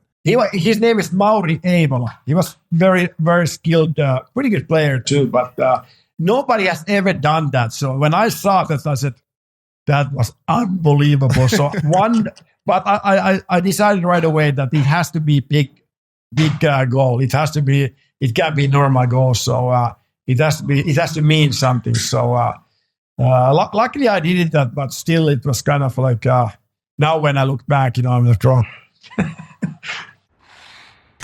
We got one more Teemu Selänne story too. This was probably the hardest I've ever laughed. We heard it for the first time during our sandbagger when we got our shit pushed in by Ronak and Teemu out in San Diego, but it's his prank on Bruce Boudreau. And Bruce Boudreau just kind of ate this one. I guess he had to. And even Teemu said he felt bad, but an all-time prank right here from Teemu on his former coach. Later in your Ducks years, Bruce Boudreau took over, and this is another one you told him. And he was a very lighthearted coach, and you could mess around with him a little bit. And there was one prank that you had on him that we thought was pretty funny, and we were hoping that you could retell that story for our listeners who didn't catch the sandbagger. Oh, the Gretzky one. The Gretzky one. This is an all-timer. Oh God! So right when Bruce came, we are out of the playoffs. We are in Vancouver, and after the one night, next morning we have a game day, and in the morning, Bruce telling that how unbelievable night it was. I met Wayne Gretzky, and I had a couple of beers with him, and you know, he was he just kept telling the story how great it was. He was like a little kid, you know. And then on the way to the hotel, I said, you know what? I have Bruce's number, so I'm gonna text him. He doesn't know it's me, but so I was texting to be away, and I said, "Hi, Bruce. What a great night! You know, I have so much fun with you, and I admire your coaching style and everything. And hopefully we can do this again." So there, and we are watching. Like he started texting right away back, and he's at the front of the bus, just loving it. And I told everyone like what I'm doing, and then he said, "Oh, it was one of my greatest nights ever. You know, you have been my hero and blah blah." And then I said, what do you guys do? Are you guys staying in the city? Like maybe we can go beer again. Yes, no, you just name the place. I'll be there. No problem. Do you need tickets for the game? No, I got tickets. I'm okay, but I can watch. But have a good game, and I'll text you after. Let's go have a couple of beers. So then we go to the pregame meal, and I still text him, which kind of place you like to go tonight? And he said, it doesn't matter to me, blah, blah. So then I go there, take a nap, and I said, how am I going to break this? Like, I have to tell him that this is not true, So then we go to the game, and then I said, so Bruce, you really want to meet tonight? I said, yes. Okay, come back in the bus. So then you should see his face, how disappointed he was. He's at the front of the bus. He reads the text and he looks back, and all you guys just start busting out laughing. Yeah, I felt so bad, but he took that really well, and it was pretty funny. But I felt sorry because he was so proud of that moment. He had a couple of beers with Gretzky, so. Yeah, but Bruce was great. I have a lot of respect that even he didn't believe that that I should play that much, but he was. I have a lot of respect for him. Yeah, you guys there was a little bit of a falling out because he started limiting your ice time, and I remember that it got a little bit shaky there. I mean, even we were hearing rumblings that there was something going on, but it's water under the bridge now. You guys kind of hashed it out, and that's the end of it. Oh, yeah. And the thing is, I tried to ask him, like, why I'm not playing and stuff. And he had no answers. And I started wondering, like, this doesn't make any sense, And then a couple of years after, when I retired, he finally told me that it was not his decision. It was GM's decision. I said, why didn't you tell me? I was busting your balls and I was... being very vocal, even in the media, that so and you never told me that it was not your decision. And he said, you know what? If I would tell you, you would go to GM and I would get fired. And well, anyway, you're probably right. Yeah, I'm happy that he said that. So at least I know that it was not him, because it was a weird situation. Because there's one time that I only played. Well, first of all, like last year, I played the first 12, 13 games. I played normal 17 minutes a game. I was leading scorer in my team, and all of a sudden, I went to second line to third line. First power play to second power play, and I'm like, what's going on? Like, it doesn't make any sense, But we had a great team. I didn't want to. Make any number of that, and then finally, I 2 months later, I went to the Bruce and I said, Bruce, give me a chance. If you don't believe I can play, give me a chance. And they were hard time to find the left winger for Getzi and Perry. So I said, put me with Getzi and Perry give me 3 games. If I don't play well, I retire. But just give me a chance. So he said, well, I give you I tell you after the pregame meal. I said, okay, awesome, thank you. So obviously he had to talk with GM, who made a final decision, and he said, okay, you can have 3 games. We are in Colorado. I'm the first star in the game. We go to San Jose. I'm the first star in the game. Third game, of the first period, I'm in the third line, and I'm like. I asked three games. I played just 2 games. I had 5 points, and now I'm in the third line. So I knew there's something weird, and but I have never been the guy who would go and make a number of that. I just swell all those things, and but then on the playoffs we got a little heated up when they benched me 1 game. And again, it was not his decision, but he didn't tell me that it was not his decision. So I wish he could tell me at the time, but luckily at least he told me afterwards, and it's all good now, Before we continue, I'm here to talk to you about DraftKings. NFL week is finally here. I know this is a hockey podcast, but 99% of you people listening are into the NFL and cannot wait for the games to begin again. It's finally back, and a new NFL season means new ways to get in on the action at DraftKings Sportsbook, an official sports betting partner of the NFL. Fans have spoken, and we want to bet on touchdowns. DraftKings heard us and is delivering. DraftKings Sportsbook is the #1 place to bet touchdowns. Ready to place your first bet? Try betting on something simple like picking a player to score a touchdown. It's easy, it's simple, and you can watch and root for one guy to get a TD. Ready to do a touchdown dance of your own? New DraftKings customers bet $5 to get $250 in bonus bets instantly, plus 1 month of NFL Plus Premium on us, on DraftKings. So download the DraftKings Sportsbook app and use code Chiclets. That's code Chiclets for new customers to get $250 in bonus bets when you bet just $5 and get 1 month of NFL Plus Premium on us, on DraftKings. Offer ends on September 19th, only on DraftKings. The crown is yours. Well, Whit, I guess after that one, I know why Bruce at the end of Teemu's career was like healthy scratching him and only playing him 10 minutes a game. The answer's right there. It makes more sense now. You think? You think? Boudreau thought he was having a glass of wine and a New York strip with the great one. He's got 10 guys on his team laughing at him in the back of the bus. Oh no. Amazing. So that wraps it up. That was all the amazing summer interviews we dropped.